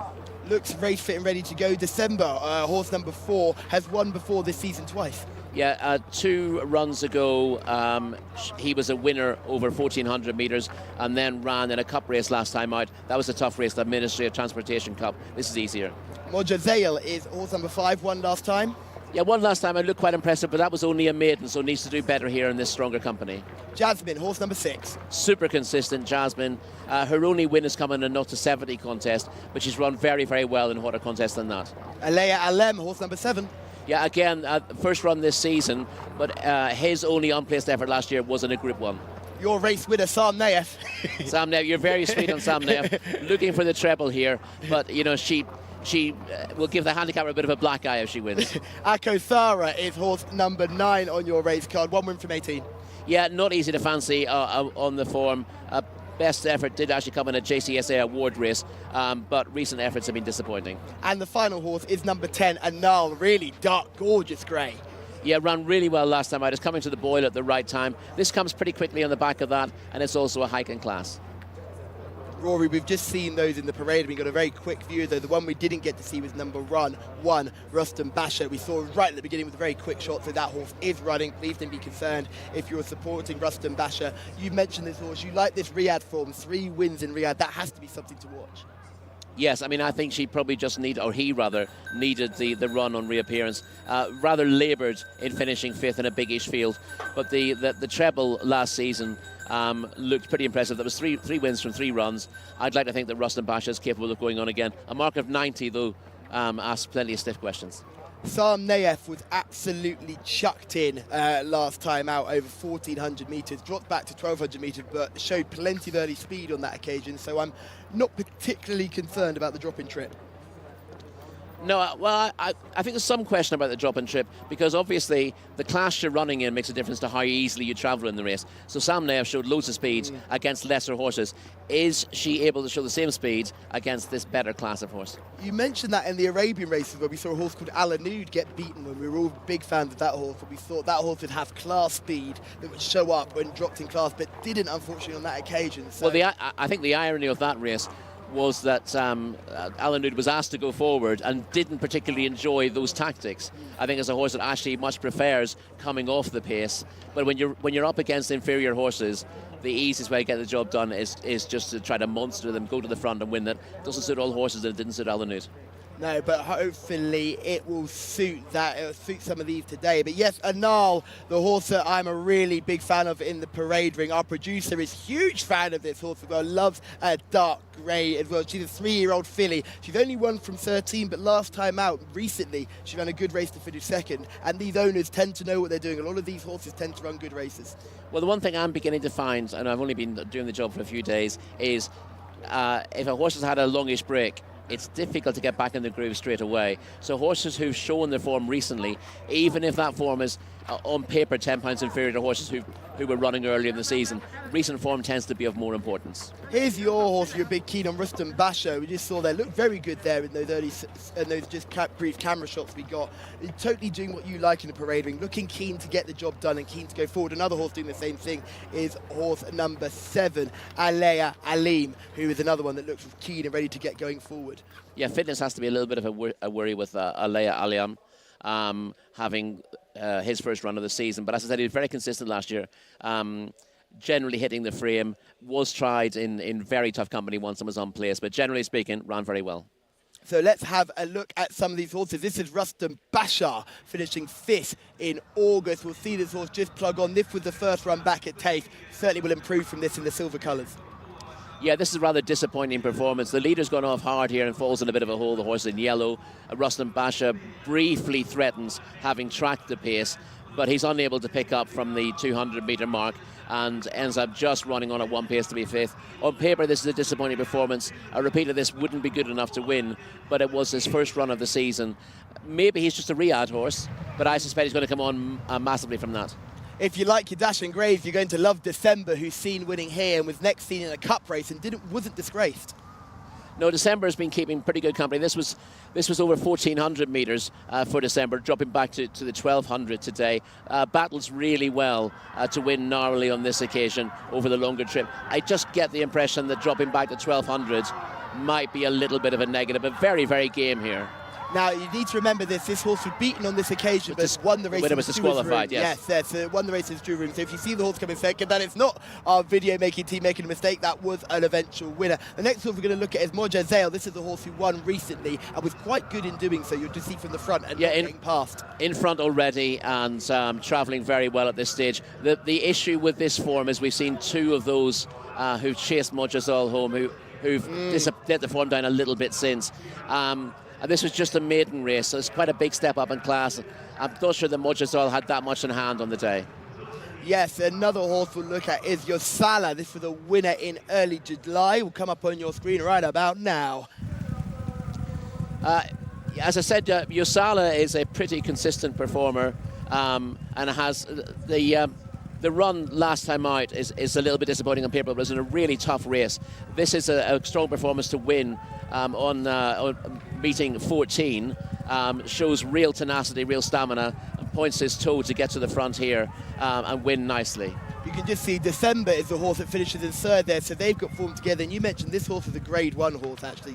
They've had high hopes. But here's your eventual winner, everybody. Sam Taif, as I like to call it, the good thing. And there's no concerns that here with the early speed, this horse has got bags of it. My only concern would be in a hands and heels race. This horse does respond well to the whip. I'd be slightly concerned with that not being an aid today, whether this horse might get a little bit lazy. Big raw thought. Reminds me quite a lot of Roland, a horse we saw only yesterday. So that would be my only concern, but myself and Tom were very much on this horse this day, and we're hoping we can get the hat-trick secured today. Yeah, two wins from her last 2 starts, and she's really going places at the moment. But she's up to a mark of 77 and up against horses who've been tried in Group 1 company, so she'll go well. This is her toughest task indeed, but I'm going to stick with her. Sam Taif for me. Who are you going for, Rory? I'm going to hope that Rustam Bashar comes on markedly for that reappearance run. Our producer's going for 10, and he's tried to mention there, trying to get in on our selection. So it's myself going for 8, Rory going for 1, our producer going for 10. John, have you got a selection for us as well? I have, Callum, and it is 8 as well. So let's hope history can repeat itself here. Sam Taif, it is a very good point that Rory made about the big step up in class. Interesting race, though, this, because there are quite a few horses who are mixing it up quite markedly trip-wise. So horses like December. I mean, December went forward last time, but over 2,000 metres. So you'd have thought that the 1,200 will mean this horse might struggle just to go the pace. Jcsa is interesting, the 5, it's got a bit of early speed. And Rustam Bashar is very interesting. He does have speed in the early stages and gets stall 1 as well. But I'm hoping that Sam there from Stall Lake can just get out, use the speed that this horse has got and get into a nice prominent position. And of course, we know stays the 1,400. We're going to go back to Callum. Thank you very much, John, and thank you for everyone getting involved in the YouTube comments. Thank you, Marcus. Thank you, Yusuf. Keep involved. Keep these comments coming. Let us know whose team you're on. Are you on Team Rory? Are you on Team Callum? Are you on Team John? Or are you on Team Producer? A new team coming in. Back to you, John. I'm always on Team Greg, the producer, as any sensible presenter is. Sam Taif to go in. Ale Al-Elm to come forward as well, as indeed is Jcsa in those red colours.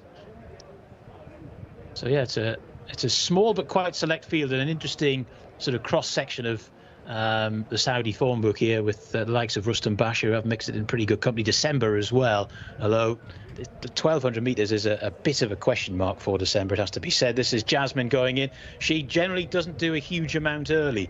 Slalomed her way through the field to finish second last time out. So we will see how she goes here.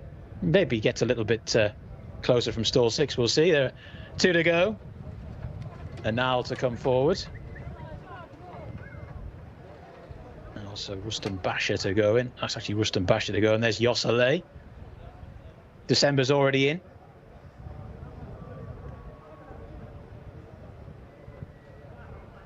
Waiting patiently for Rustam Basha, who's got the perfect stall to make use of that good early speed. It's a question of, can it be sustained today, that early toe? We will see very shortly. 1200 metres once more, all in. Stand by for this apprentice race. Rustam Basha getting a little bit leery in the starting stalls.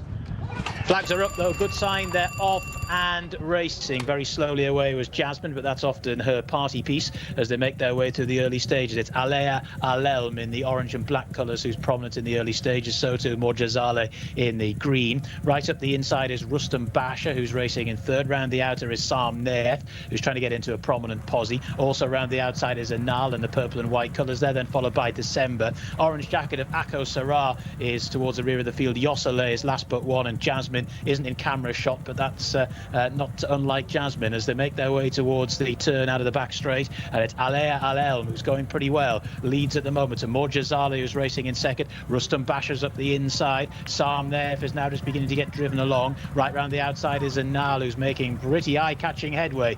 400 to go. They're levelling off for home very shortly. Alea Alelm is the leader, and Morjazale, the green jacket, trying to stay on. Rustam Basha is over there on the far side. The sheepskin noseband, another sheepskin noseband of Anal is getting into it as well. Plenty of chances here as they go towards the final furlong. Alea Alelm just about the leader, but here down the centre of the track comes Anal. December with all that stamina, and also Jcsa getting into it late too, inside the final 100. Anal now being reeled in by Jcsa. Jcsa begins to get up and wins. Jcsa has beaten Anal. December finished in third, and once again Jasmine has stayed on from a different part of the Arabian Peninsula. Jcsa has scored, and well, we've talked quite often about pace holding up here in Saudi, but that most conspicuously hasn't happened there, because Jcsa has come from off the speed. Jasmine has come from off the speed as well. She's got involved late too, but it's Jcsa who, 3 wins from 7 runs in all, was a scorer 2 starts ago, and has scored here in a time of 1:18.52. Anal in second. December finished in third, and there she is, dear old Jasmine, who's come from a long way off the speed to finish in fourth. 3/4 of a length the winning margin in the end, and it's Jcsa who scored. Last 2 runs have been at 1400 and 2000 metres, back to the 1200, and obviously didn't show much in the early stages of a well-run race, but that well-run race has been the making of this horse today. Jcsa has scored, and in the end has won going away. Anal also came not quite from off the speed, more just off or behind it, and December has also come from the back too. But Jcsa wins race number 3.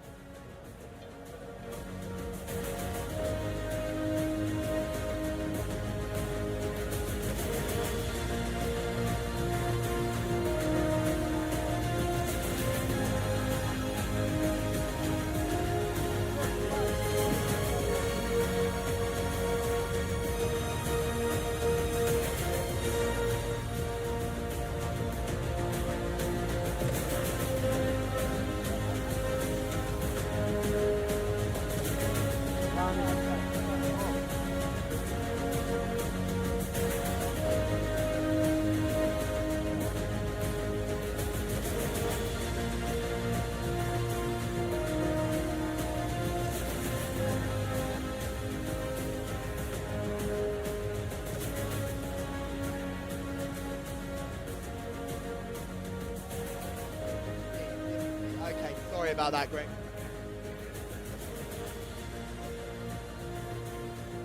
And Selman Al-Rashid is in the winner's enclosure here, having guided Jcsa from right off the pace to take advantage of a little bit of a pace collapse as your front runners ended up fading into the distance and just denying the producer with Anal, who looked like he was going to get up but was just reeled in the final stages. Rory, a very good race for a hands and heels contest. They always seem to be entertaining.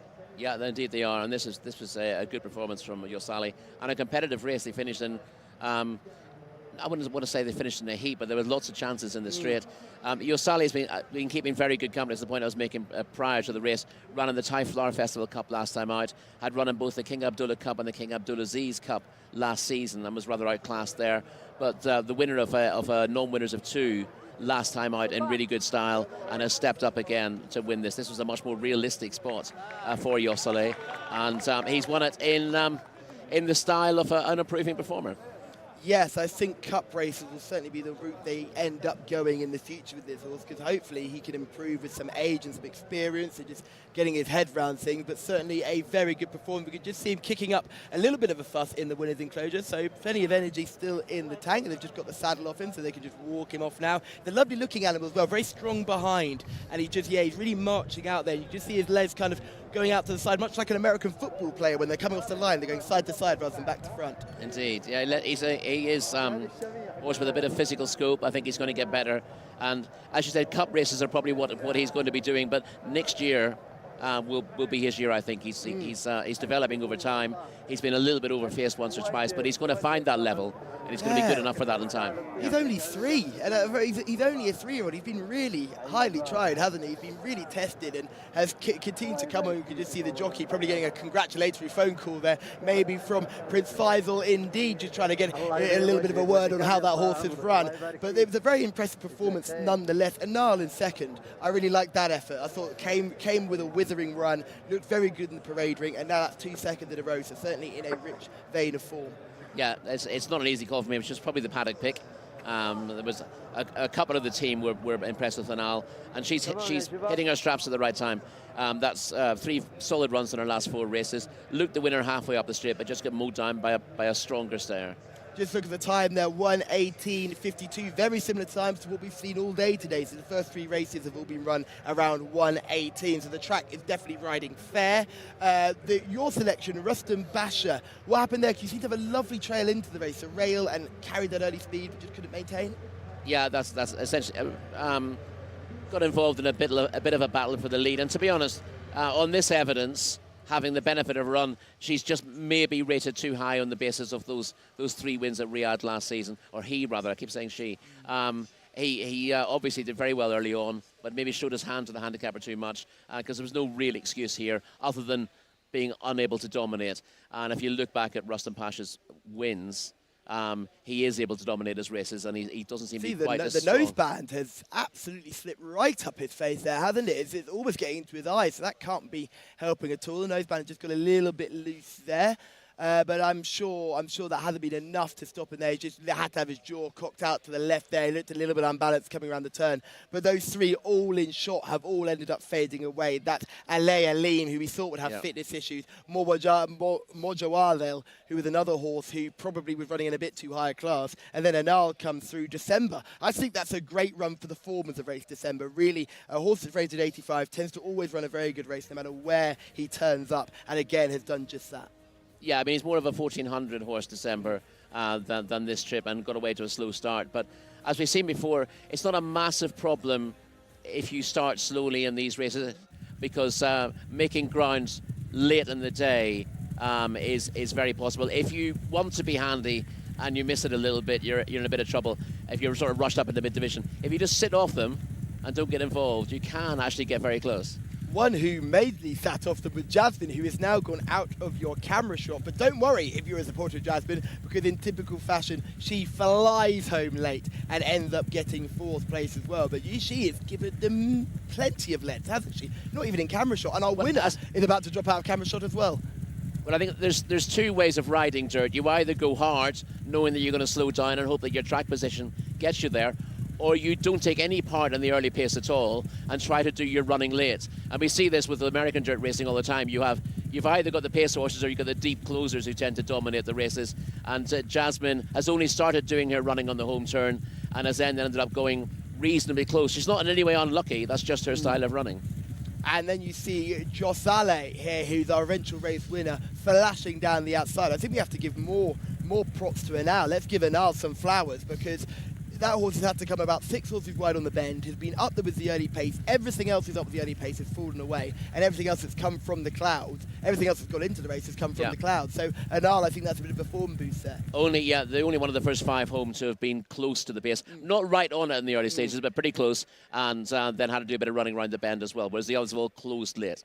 Yeah, she played her hand early on that turn as well, didn't she? She was 6 wide and was already gunning for home. And again, these hands and heels races, we were lucky enough to spend an evening with Prince Bandar last night, and he was discussing the whip and uses of the whip and how it can be improved. And I think these hands and heels races are only just a sign that we can still get entertaining racing using hands and heels as well. Yeah, I completely agree. You do. I think you need to start the whole argument from scratch. And if we never had the whip in the first place, how would you introduce it? Yeah, exactly. And why would you introduce it, and what would the logic be? And rather than starting from, oh, we don't want to lose what we have, start from scratch and say, what is the ideal? Why do you want this? Is it a good thing or a bad thing? Is it good for correcting horses? Is it good for encouragement? Is the word encouragement Safety itself as well an issue? It's got to be more about welfare and safety than it is about encouragement in inverted commas. Yeah, I think we were all saying encouragement in inverted commas indeed. It's just a little bit of a tough situation to be involved in when you're just talking about encouraging a racehorse. But one thing that really stuck out to me was just the fact that we've seen these races here where we're not using the whip for encouragement, and we're still getting horses with plenty of chances. They haven't drifted all over the place. They've kept on a true line, and it's just something to keep an eye on, I think, in the future. I'm not surprised if we'll see more of these, and it's great to see a hands and heels contest with such a classy field as well. I think it's also really important to teach young jockeys to ride races in full without reverting to the whip in the first place, learning how to get down and get into to ride a horse in the first place, and to be able to ride hands and heels, hence the name of the race. Unfortunately, in maybe 10, 20 years ago, I was seeing far too many jockeys immediately go for the whip. The horse is on the bridle, and when they want to encourage it into the race, the first thing they think of is picking up the whip, and that should not be the way it is. No. You should be able to encourage the horse forward with hands, with heels, with your legs. Ask them first, and if you need the whip as a last resort, fair enough. But you need to learn without that, I think. Yes, absolutely. And I think we just look at some of the jockeys in the UK. The first one that comes to mind is Sam Twiston-Davis. I mean, if you were looking for a jockey who's strong with his body, hands and heels, he'd be the one that would jump out immediately. Can really use his body to power. We see riders like Oisin Murphy as well, very strong. Holly Doyle, an absolute machine of strength for someone so small. She really makes a difference, and she's very talented indeed. But we swiftly move on to race 4. This is over 1,400 metres. This is a 0 to 85 handicap, and the quality just continues, Rory, because this is another race full of plenty of winners. Yeah, another interesting race, and we're going to be seeing a few of these in action in VT footage. But a couple of these out of form. A few of these we've seen racing in the UK before. Spirit of Naguru, Nigel Knott, Infrared. They're all familiar names. Dance Fever, number 12, also has raced in some very good races in the UK. Consensus de Vega, Mutasim, Rovaniemi, the non-runner, would be here as well. Guy Want, Tomatic, maybe one of the more interesting horses in the race as well. Loads of those with European form, so a fascinating contest. Fascinating contest indeed. John Blance is our man in the sky, and he'll take us through our runners and riders. Yeah, and horses that we're becoming quite familiar with here just through our time in Saudi Arabia. Horse number 1 is Al Washmi. 2 is Marti. Horse number 3 is Spirit of Neguru. Number 4 is Nigel Knott. Abdullah Al-Khamis is aboard that one. Alukal, Alexis Moreno is riding. Infrared, horse number 7, very consistent type, is next on the list there, Camilo Ospina. 8 is Karaginski, who I think will go pretty well. Eddie Castro is aboard that one. Al-Wari is next in the list. Horse number 10 is a non-runner. That's a late scratching, bear that in mind. 11 is Wad Hahi. Ayed Al-Turisi is out. Is aboard. 12 is Dance Fever. Abdullah Al-Orfi is aboard that one. 13 is Giwant in the hands of Khalid Al-Mamoni. 15 is next on the list, Mutasim, that's the man of Luis Morales. 16 is Consensus de Vega, Adel Al-Furedi, top jock here at the moment. 17 is Emblem Game, and that's Abdullah Al-Kradis. 18 is Pennywan Taverner, Naif Al-Anazi. 19 is Abo Hadid, and 20 is Tornadic, and the 21 is a non-runner, and of course 6 and 14 both being taken out as well, along with the 10. So we have 4 that in all don't go in this race, leaving us a field of 17. The horses are now in the parade ring. Time to get back to Callum and to Rory. Thank you very much, John, for taking us through the runners and riders for this contest. 0 to 85, Rory. Plenty of horses with UK and European form, as you were alluding to earlier. I'm going to talk to you. I'm going to lead on you on this one, because I think the best thing to do to start with in this is talk about the European form and the back form that some of these horses have. Yeah, no problem at all. And the one thing we found yesterday was sometimes the back form just doesn't work out at all. We saw horses with ratings of in the high 40s in the UK running better than horses who've been rating 90 in the UK in handicaps yesterday. So you either take to this regime or you don't take to it, or or some of them maybe take 2 or 3 runs to get it, maybe an entire season. But we've seen a few disappointments with well-regarded, well-related horses here. Yes, it really is a matter of catching horses right. And again, thank you so much for everyone getting into the comments. We've got AS, we've got Julie as well. It's mentioning Dance Fever. So we're glad to see you're having a good time, Julie. And I'm glad that everyone watching is having a good time as well. And please continue to get involved in the comments as well, as we can just see some of these horses coming around straight on the race card alone. Before we take a look at these individually, Rory, yes, what caught your eye? The one that caught my eye in the end, when we had the non-runner, when I found that the Rovan Nami was coming out of the race, I thought that Tornadic, number 20, became very interesting, representing the same connections. I thought that almost seemed like a tactical move. Tornadic, now, was well beaten last time out, but that was in the Governor's Cup. This is a much, much easier spot, and I thought Tornadic was third in a 0 to 80 on his previous start, but go close. This is number 1, Al Washmi, who is 4 from 49, making 50th start today. 4 from 49, but the last of those came 2 years ago in 2021. Hard to fancy. Marty is horse number 2. That's a horse that's rated 82, 3 wins from 57 starts. Experienced. 3 from 57, but 2 runs this season have been dire, and he looks out of sorts. Spirit of Nguru is one of the lesser experienced horses in this race. 2 wins overseas. This is first start in Saudi Arabia. Yeah, 2 novice wins for William Haggis. Was consistent enough in handicaps, but didn't improve, didn't win in handicaps. 85 is a fair rating on the UK form. Nigel, not a smaller type of horse, but hopefully will come on. And the next one we're going to look at is Alucard, number 5. What do you make of this one?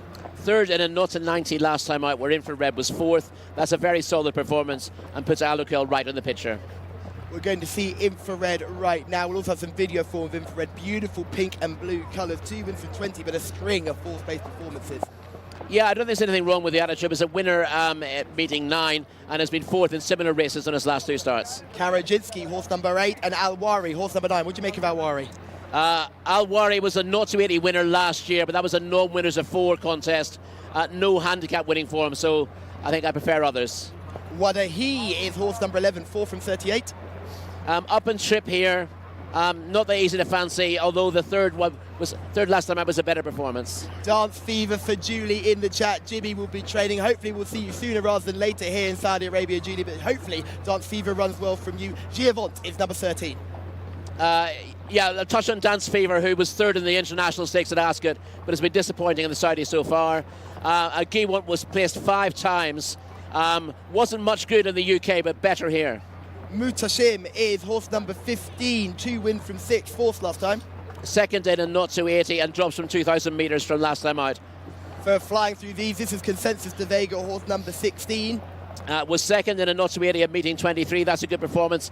Not so good last time. 7 furlong all-weather winner back in the day for Roger Varian. Emblem Game, horse number 17, go. Seems to be struggling for form at the moment. It's hard to fancy. We are absolutely flying. 18, Pennyway Taverner. What we make of this horse? English's name. Pennyway Taverner was 2nd last time out, finishing fast behind Karaginski. They're stable companions, very closely matched again. Abu Hadid is horse number 19, 4 from 31. Badly out of form, hard to fancy. Number 20, the horse you like, Tornadic, sneaks in at the bottom, could be dangerous. Yeah, ex-Yves Johnson Houghton, and then won in France for Jerome Renier. So he's won 5 races for those 2 trainers. Caught the eye when third in the 0-82 starts to go. A bit out of his depth last time. Big chance here. Especially considering that the owner has taken out number 14 and has put in horse number 20. That snuck in at the bottom. Surely that's a sign that this horse has a massive chance. Yeah, especially as Rovaniemi, number 14, had an interesting chance on paper anyway. So that's a bit of a pointer towards Tornadic. Perhaps just coincidental, but it's hard not to look at the connection. Don't back out of it now. You came strutting into our production meeting telling us this is the thing. It's a sign, it's an element, it's hopefully going to run a very big race. I am totally blown away by how quickly we went through some of those. I did like Infrared. I think that steady line of form is fine. I'd be a little concerned that it doesn't look like we're going to go better. I think we're probably going to go worse, so that would be a little bit of a concern. One that caught my eye was Dance Fever. Again, that's had 2 runs here. That's had 1 run here now. Hopefully we'll step up from that previous effort. Yeah, Consensus de Vega is another one that's had plenty of race fitness now on side. Yeah, Consensus de Vega I don't think is going forwards. Has got, as I said, second 2 starts ago in a 0-80, gives it place claims. But her form in the UK was she got a win early on the board, won a 7 furlong maiden on the all-weather, didn't really progress from going into handicaps for a top stable, so that's a wee bit of a concern. Spirit of Nguru, talk about a horse that won a pair of novices. That must have been quite highly fancied for decent races at one point in its career. It was, yeah. We went into handicaps, I think, rated 85. And didn't go backwards. Looked like it was well enough handicap, but never got his head in front in handicaps in about 6 or 7 starts for William Haggis. And that's a trainer who doesn't tend to miss when he gets his horses right. So Spirit of Nguru might just have 2 ideas about the game. Just that would be a slight concern. And again, first time up here at King Harlid Racecourse, it is a tough ask to do that and come out on top. Maybe a horse will best watched, and we'll see how that horse gets on in the future. Note it down in your notepads. We saw a horse do that earlier, and maybe we'll see another one do that here as the horses are spinning around. And we're the hardest working camera people in the business here at King Harlid Racecourse, always beavering away to get the best shots for you. And like we mentioned, we have 32 cameras out on course. As number 8, Karajinsky, a horse we will look at with some video form later on as well, comes here on the back of a win. So Karajinsky is the horse we're going to first look at here, and this is a winning effort. Yeah, you can also see in this race Infrared on the outside, finishing 4th. And back in the field, Alucal in the bronze colours, or orangey cap, runs past Infrared later on to finish 3rd. So those are the pair to look at here, but they're well beaten by the first 2 essentially, and the pair of them need to do a little bit better. This is a competitive race though. Alakal was finishing strongly. Thank you for getting me out of danger there. This is Karajinsky we're going to have a look at here in the black and white colours. A good enough performance to win here, but again, we'll need to step up in this sort of company. Yeah, this is a good performance, and he kicked for home pretty soon. And as you see, once he gets to the front, his main danger comes in the same colours, the red cap there, of Pennywern Taverner. And Pennywern Taverner gets closer and closer as the line looms up, but doesn't quite get there, and you'll see that Karajinsky just holds on. Now, he's also a 3-time winner in the UAE, so he knows how to win races, Karajinsky. And although he's only won narrowly there, the fact that he knows where the line is very much stands in his favour. Could be very important in a race like this. There's a few horses here with plenty of runs. I'm seeing a horse who's making his 50th start, another horse making its 58th start. Does that ever concern you? Are you happy to see horses who have had plenty of starts as long as their form is trending in the right direction? Oh, absolutely. I mean, you look at some of these sort of middle-grade, low-grade sprinters in the UK, and you get horses running 120, 130, 140 times. And it's just a case of they will win when things drop right for them, and they enjoy the racing. It doesn't take that much out of them. So as long as the horses are enjoying themselves, in a manner of speaking, it doesn't really matter whether they're winning races, as long as they're not going out there going, oh, not this again, then it's perfectly fine to keep running them. And plenty of horses who are retired from racing just can't stand being sat in the field doing nothing. You know, they are herd animals. They want to play with their friends. They want to go out there and do something to keep them busy. And standing on their own with nothing to do drives them mad. And can actually lead to more injuries as well, because it can lead to yeah. horses spooking and doing some dangerous things. Horses alone in paddocks is never always the best option, especially when they're ex-racehorse thoroughbreds. Karajinsky, I've just seen, has a behind to die for. Like a fine girl in the club, Karajinsky, walking around with all the confidence in the world. Certainly one to look forward to, but especially with this form over in the UAE, again, is another thing that you want to take on board. And you mentioned earlier, knows where the line is. Could be crucial in a hot contest like this. Yeah, the form book tells you he's had 14 runs. He's had a lot more than that, but he retains all his enthusiasm, and he comes here obviously at the top of his form. So slightly higher class race than last time. A lot of these stepping up from 0 to 80 to 0 to 85, which obviously puts you in against a different bunch of horses. But if you're coming here in form, as we've seen with previous races, you can step up in class as long as you're thriving at the time you'll give your running. The horse in shot there is Dance Fever, who goes for Julie in the comments. So we wish you all the best of luck. Julie, best of luck with Dance Fever, and best of luck to Jimmy Jerkins, who also saddles Dance Fever. So hopefully that horse will step up from that previous run where it finished 10th. I really want to, yeah. And he ran last season as well and was disappointing. There was a good horse in the UK. I think he won his first 3 races for Clive Cox. And he was placed in the international handicap and ran in some top handicaps around 7 furlongs. This is his trip. I don't know quite why he hasn't fired here so far, but maybe it's just a case of acclimatizing. And again, it'd be disappointing if a horse who's as good as this is dropping through the grades here. So we both hope that we see a better performance from Dance Fever today. Absolutely. So we're all sending our best wishes to you, Julie, with your selection of Dance Fever. Keep involved in the YouTube comments, in the YouTube chat, and remember to like, subscribe, and turn on your bell notifications so you never miss an episode of the JCSA's YouTube coverage. Spirit of Guru keeps on catching my eye. I'm sorry, but I'm just fascinated by the idea of a horse that shows so much early potential. It can't have all disappeared, surely. No, and well, as I said, Spirit of Guru didn't go backwards. He just failed to win when going into handicaps. So it looked pretty promising, but showed what he could do. Started off with a high handicap mark, I think a mark of 85 to start with, and was, I think, beaten a neck first time in a handicap, was placed several times after that, but just unable to put his head in front. But as we've seen with other horses, it's all a matter of whether he finds the move to Saudi Arabia a positive one or a negative one. If he finds it a positive one, he won't need to improve more than a couple of pounds to be massively competitive. Have you found the move to Saudi Arabia a positive or a negative one? Well, give me a couple of weeks to settle in.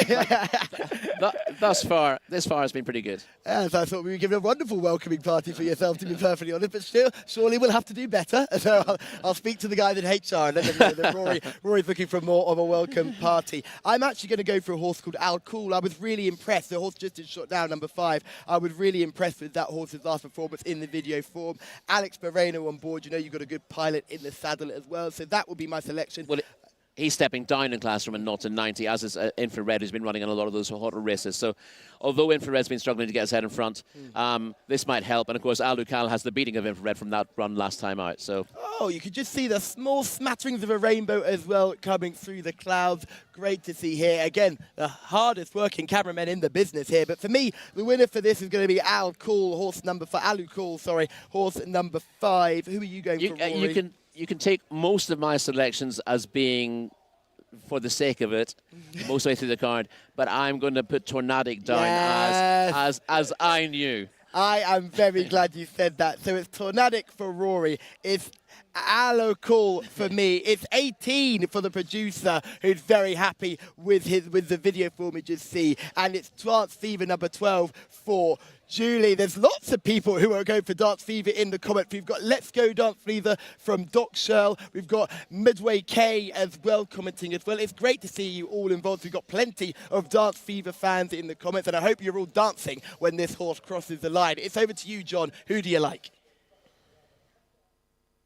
Thank you very much, Callum. I'm a Karaginski man here. I think this horse from Stall will get into a nice position. I like the way it persevered in the closing stages. 3rd up off the layoff. It's a very good point that Rory made. A lot of these horses do need maybe their first run, sometimes their second run as well.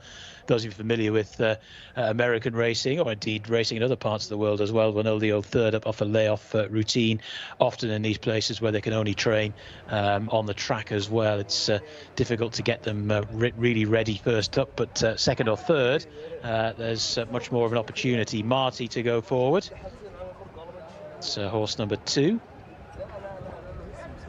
Bear in mind again, though, this is a handicap race, so the saddlecloths do not correspond to the stalls. Horse number 16 to go in, Consensus Vega.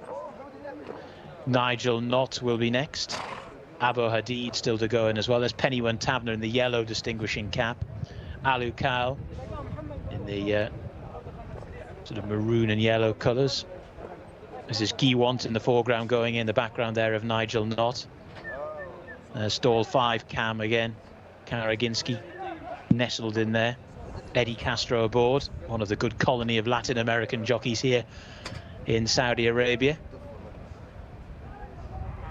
Horse number 15 is Mutashim, Luis Morales, Panamanian jockey aboard. Similar colours to Marty. Spirit of Nguru goes in. Horse number 12 is Dance Fever, the very popular Dance Fever. Could almost certainly step up on that first run this season. Infrared to go in. Still to move forward as well as Abo Hadid. Wadhahi to go in as well over on the far side, the orange, yellow and black colours. Abo Hadid to go in. There's Karaginski in shot. Spirit of Nguru to the right there. Wadahi to go in. Wadahi moves forward. Al Washmi to go in as well. Stall 17 for Al Washmi. Here's Pennywen Tavern, who did finish off well behind Karaginski last time. Almost a full complement, I reckon. Big field is ready. 1400 metres for first 1400 metre race of the day. Stand by. Flags down, gates back, they're off and racing. A pretty level break. Abo Hadid was a little bit slowly away. Tornadic was also quite slowly out the gate. Infrared has gone forward in the pink and blue colours and is your early leader. Another one that's up with the pace is Karaginski, the black and white colours. Emblem Game in the yellow and black is also up with the pace as they make their way through the first furlong or so. Also just off the back of the speed is Alu Kal in the yellow cap. Pennywen Tavern in the black and white colours and the yellow cap is also prominent. Al Washmi rather wide on the track in about 5th or 6th position at the moment.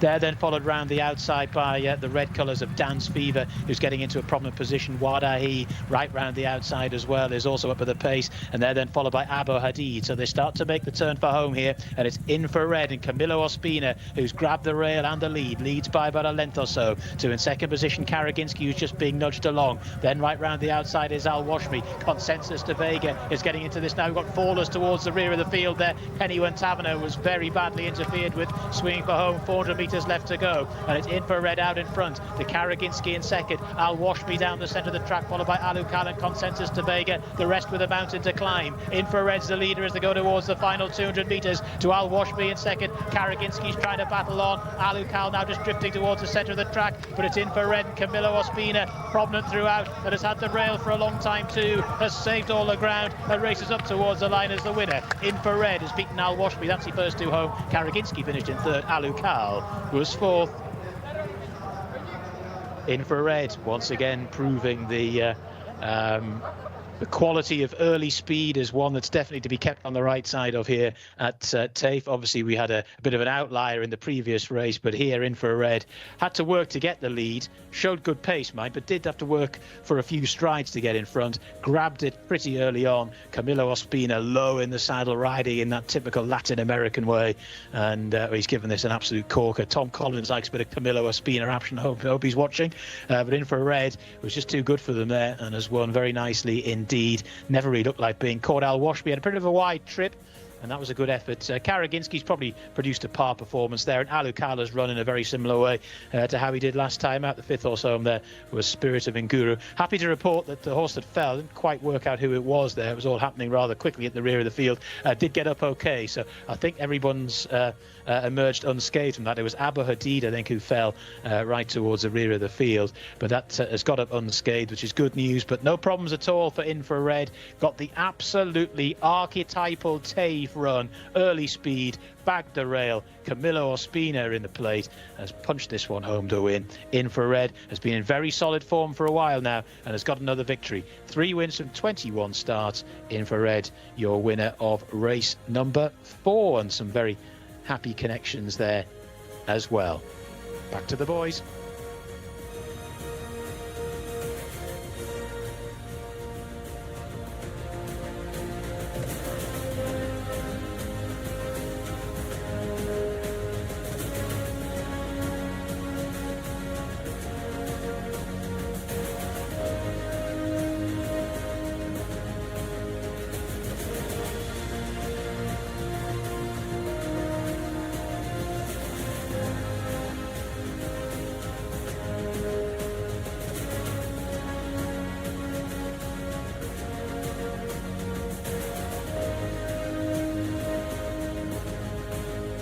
tell me about the race. Yeah, no, thank you very much. Special thank you to the Bidden Subai for giving me support. They give me a chance. And thanks God, the horse today very good, race very good. He told me come behind the pace, but if nobody go, I go with my horse. Thanks God, it went easy. And when I asked him here in the last 300 meters, he responded very good. Well done. Thank you very much. Yes, Camilo Ospina is involved in the winning ride there, and he joined us yesterday and is a man full of confidence right now, and certainly a jockey to keep on the right side of. He took advantage of using early speed there and kept out of the way of the trouble that happened in behind as the horses turned in for home. It was all a little bit of a mess. It was clear to see that it was Pennywen Tavern who cocked his jaw and just spooked out to the right. He brought down the runner who's Abu Hadid, horse number 19. Now I'm pleased to confirm that Abu Hadid got up from that fall and galloped away riderless, was caught by the absolutely expert outriders as well, who did a good job too. There is an ambulance on course as well for a jockey as well, and then there was the horse Pennywen Taverna also came down to the finishing straight with the jockey on board. We are seeing an equine ambulance at the top of the track. Unfortunately, it's just a little bit too far away for us to see what is going on up there, but that's all the information we can give you so far. We will give you any extra information when we find that. For those who had dance fever, you were quite unfortunate to be caught up in all of that, and your chance was gone on the turn, but early pace counted here. Yeah, just to say, the jockey involved in that fall, Yusuf Al Hussein, on the 19. We hope that he's okay after that fall. But yeah, impressive to see how well that bad incident was dealt with by the outriders on the track, and nice to see both the horses involved in that spill come home okay. Yes, the outriders did a magnificent job, because you had a loose horse running with the rest of the field and had the habit of wanting to gallop away and continue on another circuit. But the outriders reacted very quickly. They were actually off the saddles, and they were out the saddle, and they managed to catch the horse on foot as well, which was great to see. As you just see the time of that race there, and there were lots of horses running all over the place in the finishing strides there. Coming from on the pace as well, our Wash Me ran a very nice race as well. Karajinsky, John Blance's selection, who had the form in the UAE, stuck on nicely, ran a similar race to what he would do. And Alukal as well, ran a very similar race to what he usually performs, but just wasn't able to get to the early speed of Infrared, who has ended that run of fourth place finishes. Yeah, well, got a chance to get to the front. Camilo Ospina saying after the race that he was told to track the leaders, but if no one wanted to go on, he took the opportunity of getting across from stall 12 to the rail, has saved ground and saved energy on Infrared, who's been really consistent this season. As we said, was a winner back in meeting 9, and has been fourth in slightly better races than this on his last two starts. So this marginal drop in class has helped him, and he's back to winning ways. The ex-Martin Mead trained Infrared. Consensus de Vega was one of those other horses who was up there front ranked early, just faded out to finish midfield as well. There were plenty of other runners making their presence known towards the end of the race, but you're absolutely right. Camilo Ospina, riding full of confidence, was able just to hit the lids and power away from his rivals, and never saw another horse down the straight. No, and this rail has been a benefit today. We've seen the last couple of days, the rail hasn't seemed that important, but in today's races, getting towards the rail early on has again seemed sort of an advantage. No idea why, but it seems to be that's the way the track is riding at the moment. And Camilo Ospina, very good at getting across from a wide draw. So it's clear to see that the course is changing and developing and evolving as we move through the days. They tend to double harrow the middle, I think, to encourage horses to try the middle, because that place can be good to see and good to use. And we'll take the full race here. You can just see Camilo breaking from right in the middle in those bright pink and blue colours, getting a great start. Yeah, as you see again with Camilo, he just gradually drifts across to the rail without causing interference to anything else. He doesn't drive his horse there, so he doesn't use energy that he doesn't need to. We saw him do this the other day in a winning ride, and he's an absolute master at it. You also see wide on the track there, the eventual second, Al Washmi, coming out from stall 17 and being able to get across into a better position before he comes to the bend. And actually at this stage, the first, second and third are sitting in first, third and second. So they're all in the right spots. Now, Pennywen Tavern, we think, is the horse that causes the eventual carnage in the middle of the race. He's right on the inside. Right on the rail, and he's in the yellow cap, isn't he? So we'll see him just bolt out to the outside here. Yeah, I mean, something may have gone wrong with the bits. And he does seem to be reacting to something, but he's come past us he's come past this sound enough, so there's nothing gone wrong there. But clearly, we've seen there's two fallers out the back there as well. It wasn't just the one fall, and we saw one horse get up okay, so we are still waiting on news on one of the runners from there. That was clear to see that it was two horses that came down and clipped heels as the horse had pinned to the outside. So it's not just one horse that we saw galloping past us. That was Abu Hadid who came by us. There was another horse who came down, and again, we will give you that news as soon as we can. Al-Wari was the other horse who came down. So we'll hear about that later on. But Al-Wari came down in that incident as well. Yeah, so that was horse number 9 on your race cards as well, and we're just looking to find out any news on that when we can. Back to the head of affairs, I think this race was kind of blown apart by that incident because we took out maybe a third of the field, but then had their chances taken away. If you try to come wide on the outside bend, you weren't able, you had no chance at all. Well, yeah, but we often see a little bit of trouble with horses weakening and horses shifting off a true line. But Pennymount Tavern has gone from the inside rail essentially to the outside rail and carved up most of the field in doing that. So plenty of horses you can forgive there. But the horse who was well out of it all was in for red. He was on the rail and in front at that stage and has got his just rewards. It was a 1:29.83 winning time as well, which puts them only 6 seconds off the course record as well. So the track is certainly riding quicker today than we've seen over the past 2 days. That seems to be the case, and when it's riding quicker, it does seem to favour the rail a little bit more. So that could be the case. We're seeing the times get quicker, the rail become more of a favour. You can just see Dance Fever crossing the line there. I'm sorry for everyone that was involved in Dance Fever. You didn't have a chance when the race sort of fell apart on that final bend, but that's racing. That's what happens on occasionally. We are dealing with live animals and things can go wrong, but I think you were right when you talked about the bit there. It wasn't as if the horse went wrong on the inside. It was as if there was an issue with the tack, and that forced the horse out wider. Yeah, his steering went completely for whatever reason. He was throwing his head around.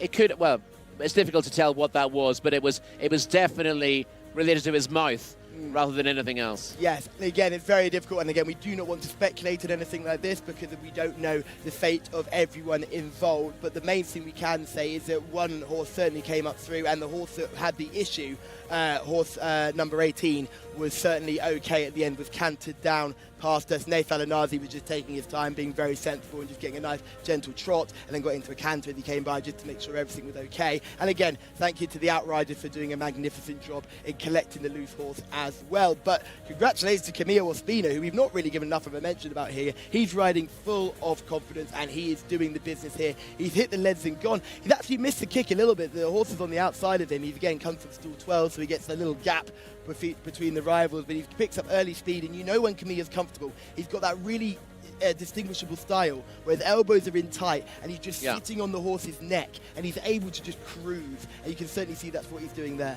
Yeah, that's a sign of a very good jockey. The horse is going forward for him without being asked to accelerate, to do anything that it doesn't want to do. Just use your natural speed, go forward, take a position. He's got lovely hands, and you wouldn't think that he was going forward seeing that from reverse because of the way he's sitting on the horse. You see jockeys bouncing so up and low, down. Isn't he? He's so low. You can compare him there to the jockey on his inside. He's a completely different shape of the horse. He's so streamlined, taking advantage of every single bit he can get in aerodynamics terms.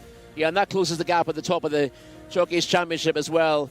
I think that puts him on to 25 points for the season, and he is challenging for that with Adel Al-Faredi leading the day on 28 points at the start of the day. And it's not just wins that matter, it's wins in high-class races. You win a cup race, you get extra points as well. So sometimes you'll look at the jockey's table and go, well, he's got more winners than his rival, but actually the rival's won more big races, so the points count more. Points win prizes here in Saudi Arabia. So certainly Camille will be happy with that. And remember, he missed out on about 4 or 5 winners when he was away. So it's great that he's back in the saddle and back amongst the winners as well. And hopefully he can continue that good form. Yeah, he looks in very good terms to himself. He was very happy when we spoke to him. He seems very relaxed. Everything's going well for him at the moment, and he's riding beautifully. Yes, and Infrared had form in the UK. Is there anything to write home about when Infrared was in the UK? No, he ran very well on his only start. He ran in a Sandown Maiden, his only start for Martin Mead. Was beaten 3/4 of a length. And then was sold after that. Sold overseas after that, which is often the case you see for a lot of these promising youngsters in the UK. Will be sold overseas just purely for a financial aspect. It's great to make money while you can, make hay while the sun shines. Indeed, and you've got owner breeders who are producing these horses, but in order to keep doing what they're doing these days, they need to be able to sell them as well. they do need to be able to sell them as we move swiftly on to our next contest. This is race 5 over 1,600 metres, and this is an Arabian race, and this is the one I've been looking forward to because we've got a couple of horses here who have got a lot of talent, and I certainly can't wait to get involved now. I think it is looking like a shootout between Mutwakkal Al-Khaladiya and Hamdani Khaled Al-Khaladiya, but John Blance will take us through the runners and riders. Yeah, the dead 8 got a post here for this Arabian Horses Open contest. AM Athbar is in the hands of Ayed Al-Turisi and his horse number 1. 2, Al-Hareth and Ali Al-Mamoni. 3 is Fakir Dupoy, Abdullah Al-Kradis. 4 is Lazar Zalali, a last start winner, Khalid Al-Mamoni. 5 is Al-Qasa. Ahmed Al-Azari is aboard that one. Horse number 6, a very impressive winner last time out, Mutwakkal Al-Khaladiya, Eddie Castro is aboard. Nayar Athbar was a winner 2 starts ago. That's the man of Naif Al-Mudiani, or Nawef, I should say, Al-Mudiani. And horse number 8, Hamdani Khaled Al-Khaladiya. I may abbreviate that one's name in the call, but we'll see. Naif Al-Anazi is riding that one. So 8 got a post for our first Arabian Horses race of the day, chaps. First of the day, indeed. We've got another one coming immediately after, and they are wrestling through the card here on this Super Saturday because we're already in the parade ring. And just for me, Rory, I know where my colours lie, but who are you with just early on straight away without seeing them in the parade ring? Well, the first thing you say about this race is that it's a match between the Al-Khalidiyas, Mutwakkal and Hamdani Khalid. But there are others in here with chances as well. You've got Fakir Dupuy, who we'll be seeing in the pictures as well. And Al-Qasr doesn't have an awful lot to find on the ratings as well. But Mutwakkal Al-Khalidiyya has won 13 of 19 career starts, and Hamdani Khalid Al-Khalidiyya has won 7 from 18, including in Group 1 company. I think Mutwakkal Al-Khaladiya may be slightly disadvantaged at being in the shadow of Afdan Al-Khaladiya, who is one of the real superstar Arabian horses who broke the track record the last time we saw him run here as well. So it's just one of those things that you've got to keep a note on, is the fact that these horses, these Al-Khaladiya bred animals, are just so talented, and there's plenty of them. It's not just the one big name. There's plenty of others in the firing line as well. Substitutes, she would say, if anything was to go wrong with the big horse. Indeed, well, but Mutwakkal Al-Khalidiyya, I think, comes here with a higher official rating than the track record holder. No, the track record holder is 125. Was it 125 going into the race? Yes, it was. Yes, okay. it was 125 going into the race. I've got you there. That's my Arabian horse research kicking into gear there. Fair yeah, 125 compared to 121. But it's only £4, so yes. you know we could be looking at something close to track record here again. Absolutely, so and I think it'll be interesting to see. Hopefully we'll see a very good performance. But to say it's certainly not a one-horse race. I think we saw with Afdan Al-Khaladiya that it was a bit of a one-horse race, and the horse was able to dictate from the front. This will not be so easy for this horse. No, it won't, because as I said, Hamdani Khalid Al-Khalidiyya has won 4 open Arab races, also won the Jcsa Cup for Arabian horses and the Al Daria Cup. So those are very good races to be winning. And although on balance Mutwakkal Al-Khalidiyya has marginally better form, you can see that Hamdani Khalid Al-Khalidiyya is a really tough opponent. Fakir Dupoy, the horse I spent a lot of time watching when I was researching before I came out here, he was dominating the first Arabian race of this 8-year-old gelding, but has since found it a little bit tough. Was beaten 5th last time out after rattling off the hat trick. Yeah, it was a difficult race last time out. That was a prep for the Prince Abdullah Cup. So that was a pretty tough contest. Had won the his previous 3 here. Arguably better over further. That's the one thing I would say. Has won at 1400 early in his career, but his last 2 wins have come at 2,000 metres. So against this kind of opposition, you're worried that he might just lack the raw pace for it. But he is, as I said, he's shown his form from 7 furlongs up to 1.25 miles, so he's pretty adaptable.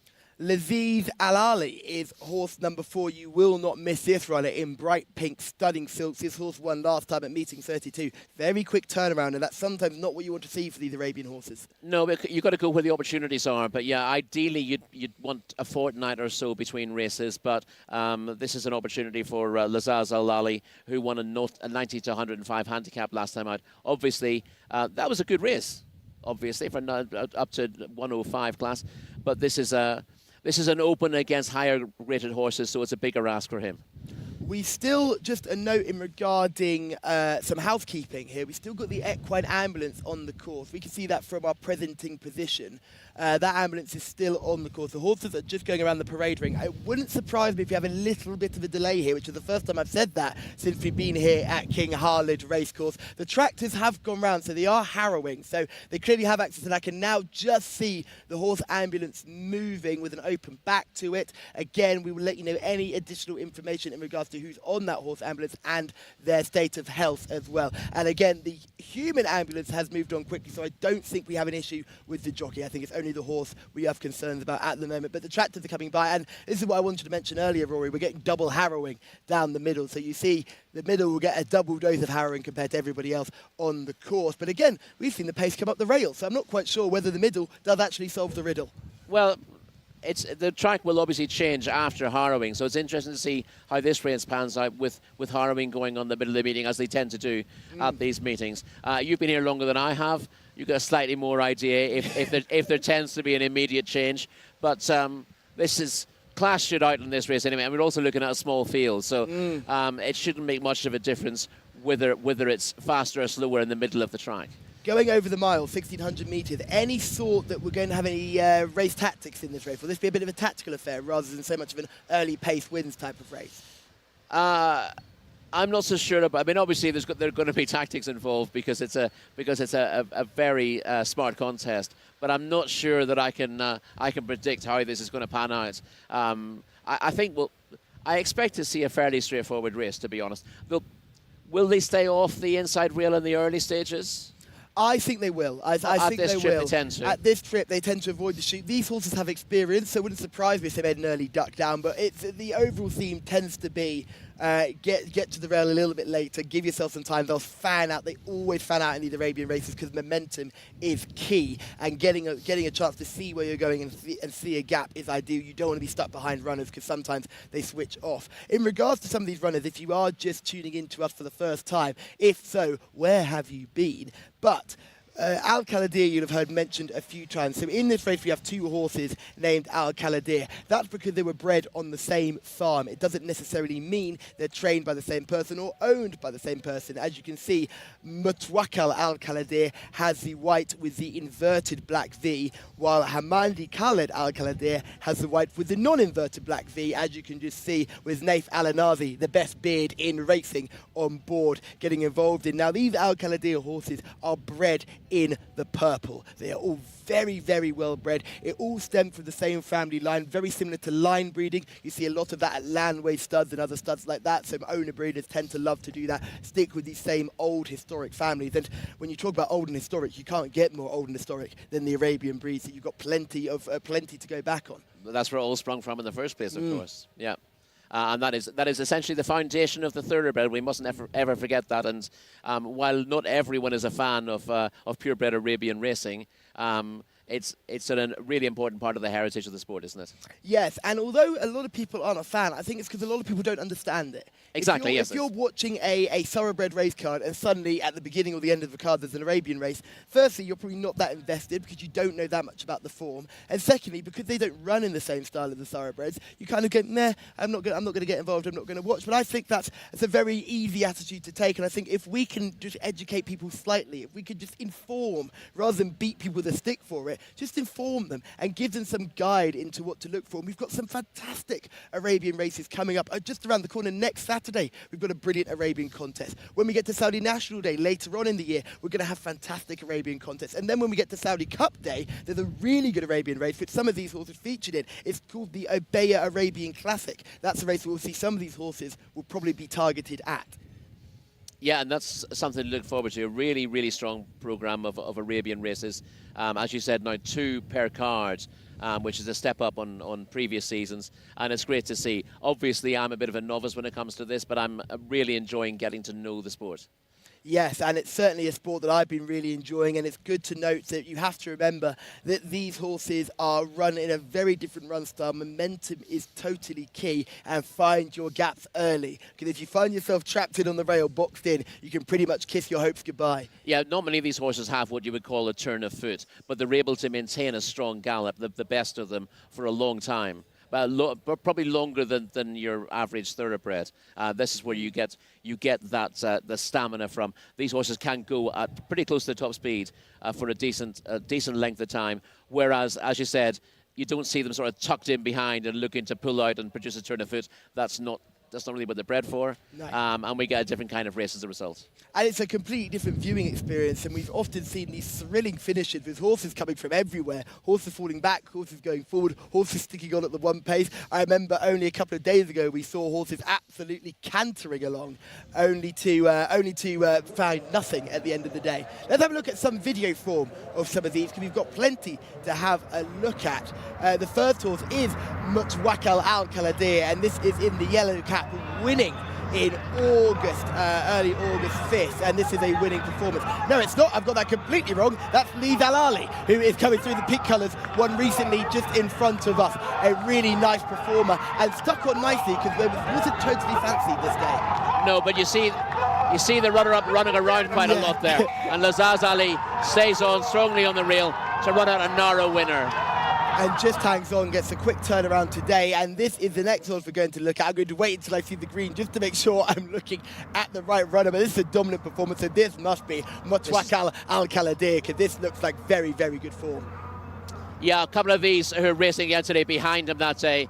Notably, you'll notice Hamdani Khalid Al Kaladir staying on early for fourth, but an impressive performance on the day from Mutawakal Al Kaladir, who burned them off from the turn and won very impressively. You would say on this evidence, he's bound to confirm the form with a fourth, because he's won that very easily. But that was the first run of the season for Hamdani Khalid Al Kaladir, and he's bound to improve. This is Fakir Depoy rattling up the hat-trick on June 24. This for the first place finish, has since finished fifth. But this horse doesn't look like the easiest conveyances, but gets the job done. Yeah, quite impressive in these circumstances. This was over a longer trip. This is over 2,000 metres. He's kept on very strongly to win, and I'd be a little bit worried of him dropping back to a mile against stronger opposition. This is a weaker race he's won. He's clearly won it very easily. He's got a lot of ability, but this is a tougher task.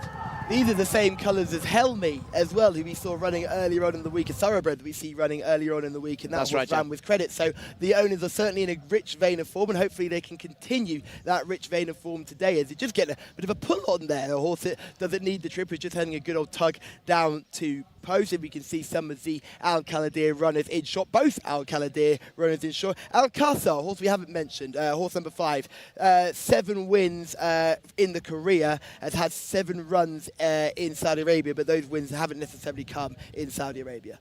No, it has won a Jcsa sponsored contest over a mile and a furlong and has an official rating of 108. That might be slightly flattering, but it suggests that he's one you can't ignore. So, with the runners about to head down to the start, I am not going away from number 6, Mutawakal Al Kaladir. Rory, who are you keen on? I think Hamdani Khalid Al Kaladir will get a lot closer, but I suspect that Mutawakal Al Kaladir will still just hold sway. So we're both sticking on 6. Those are our selections. John in the sky, it's over to you. Thank you very much, gents. Yeah, I'm a 6-man as well here. Mutawakal Al Kaladir. It was a very good performance, visually and against the clock last time, and I think it's going to take a bit of beating here. Eddie Castro is aboard. So there is Hamdani Khalid Al Kaladir in the hands of Taif Al-Nazi. He'll be going in very shortly. The clouds still look pretty ominous over there at Taif. There's Ayam Athbar in shot. Ayad Al Turisi is aboard, and there is this rather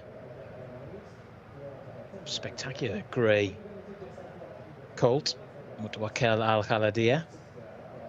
Obviously, greys pretty prominent amongst Arabian bred horses. There's Al Hareth, another of the greys, and the red and white colours there of Al-Qasr. But yeah, it was a really very good performance. Third up as well for the season, obviously improved to that sort of level. And Rory was saying that Hamdani Khalid Al Kaladir as a Group 1 winner has mixed at the highest level that Arabian racing has to offer here in Saudi. But Mutawakal Al Kaladir could well be that sort of level as well, certainly on the evidence of what we saw last time. There's Al-Qasr in shot, the pink and white colours of Lazaz Al Ali. going to be loading shortly. Down at the 1600 metres, longest race of the day so far. Next Arab race is over the 1600 as well. And we close the card with thoroughbred races, one over 2,400, and of course that Taif University Cup back over the 1,400 metre trip. Looks a real cracker, so still plenty to come here in Saudi this afternoon. In goes Lazaz Alali.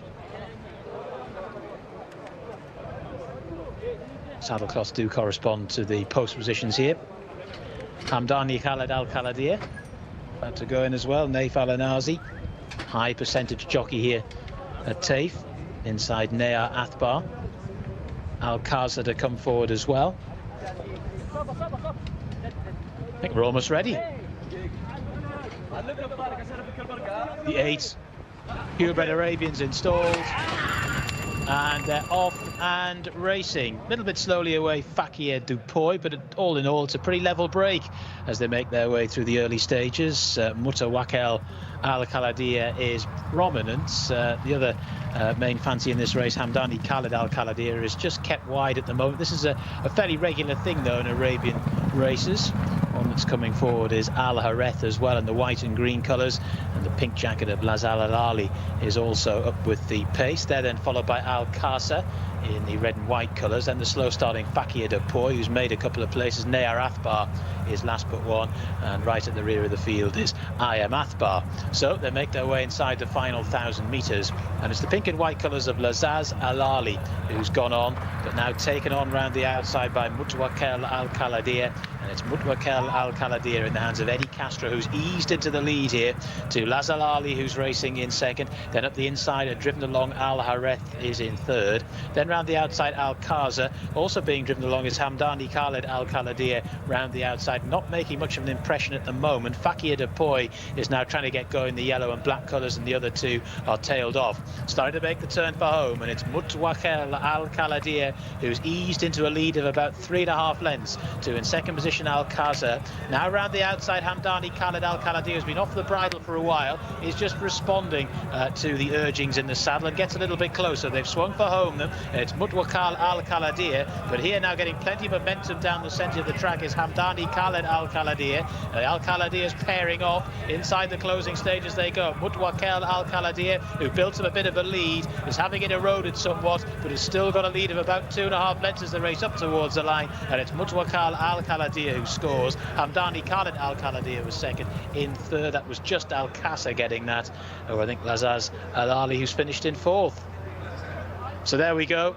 Mutawakel Al-Khaladieh, like I said in the call, did most of his good work in the middle part of the race, built up a lead which in the end was unassailable, and Hamdani Khaled Al-Khaladieh was a little bit outpaced mid-race, has stayed on well, but all that momentum being built in the closing stages wasn't enough to overhaul. Mutawakel Al-Khaladieh is now a proud holder of a record of 14 wins from 20 starts, a very high quality performer in this sphere over here in Saudi. 3 1/4 lengths the official winning margin. The 6 Mutawakel Al-Khaladieh beats the 8 Hamdani Khaled Al-Khaladieh. Al-Qasa has finished in third, and the fourth or so was Lazaz Al-Ali. 1:52.12, so that's faster than the 1:52.29 that Mutawakel Al-Khaladieh ran here last time as well. So a horse at the peak of his powers at the moment over here at Taif, and has in the end won pretty easily. Hamdani Khaled Al-Khaladieh has gone pretty well in second, and gets certainly a talk up for a decent effort in second there, meritorious effort, but in the end Mutawakel Al-Khaladieh was too strong and has bettered that time that he ran last time out as well. Back to the boys in the studio.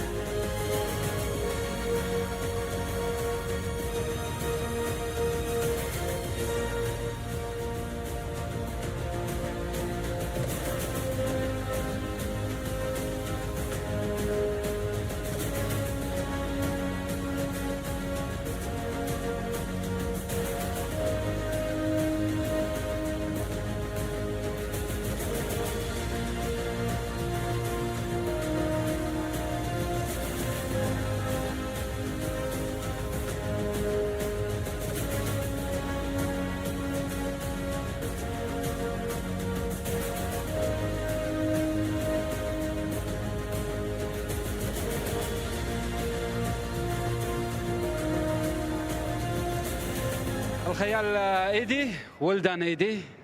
Tell me about the race. Well, he very good. I put it together in the first part. So when he got it straight along and 600, and he finished great. And thank God he's still healthy and nice performance. Well done. Thank you. Eddie Castro, like London buses, took forever to get a winner when we first got out here. Now has had 2 in 2 days, absolutely flying along. 3 in 3 days, I'm being told. He's cooking on gas. The first thing we have to mention here is the time. Firstly, he's broken his own course record, very impressive. But secondly, on top of that, what a classy performance, because at one stage I thought when they broke, I thought he looked a little bit behind the bridle.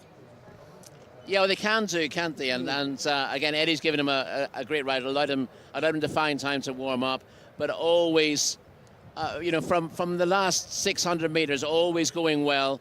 Hamdani Khalid Al Khalidia is harder work. He takes time to warm up into his race, and he gradually got going on the outside and started eroding that deficit, but he was never quite getting there. And on the last 100 yards, Naif Al-Nazi wasn't pushing him out, just eased him up. So the winning distance ended up being 3.25 lengths. Probably could have been 2 lengths. So it's not a huge amount between this, but a track record is not to be sniffed at, really, is it? Not to be sniffed at all, especially a track record when easing down, giving Usain Bolt vibe that you're cruising across the line and still breaking records in the process. So very exciting, and certainly a horse to keep on the right side of. As we get further and further into these Arabian contests, we just keep seeing good horses. We see Fuda Pine looked very good. Alex Moreno came back from injury purely to ride that horse, just because the reputation was so huge. Backed all that reputation up with a win. We also saw Afdan Al Khaladir, another very good horse, broke a track record, and now we're seeing Mukwakal Al Khaladir again show his stand. So really good horse, and it was a 1-2 for the Al Khaladir stable as well, with Hamdani Khalid Al Khaladir filling the second place as well. They only sent 2 runners and they filled the first 2 places. Yeah, they were the class acts in the race.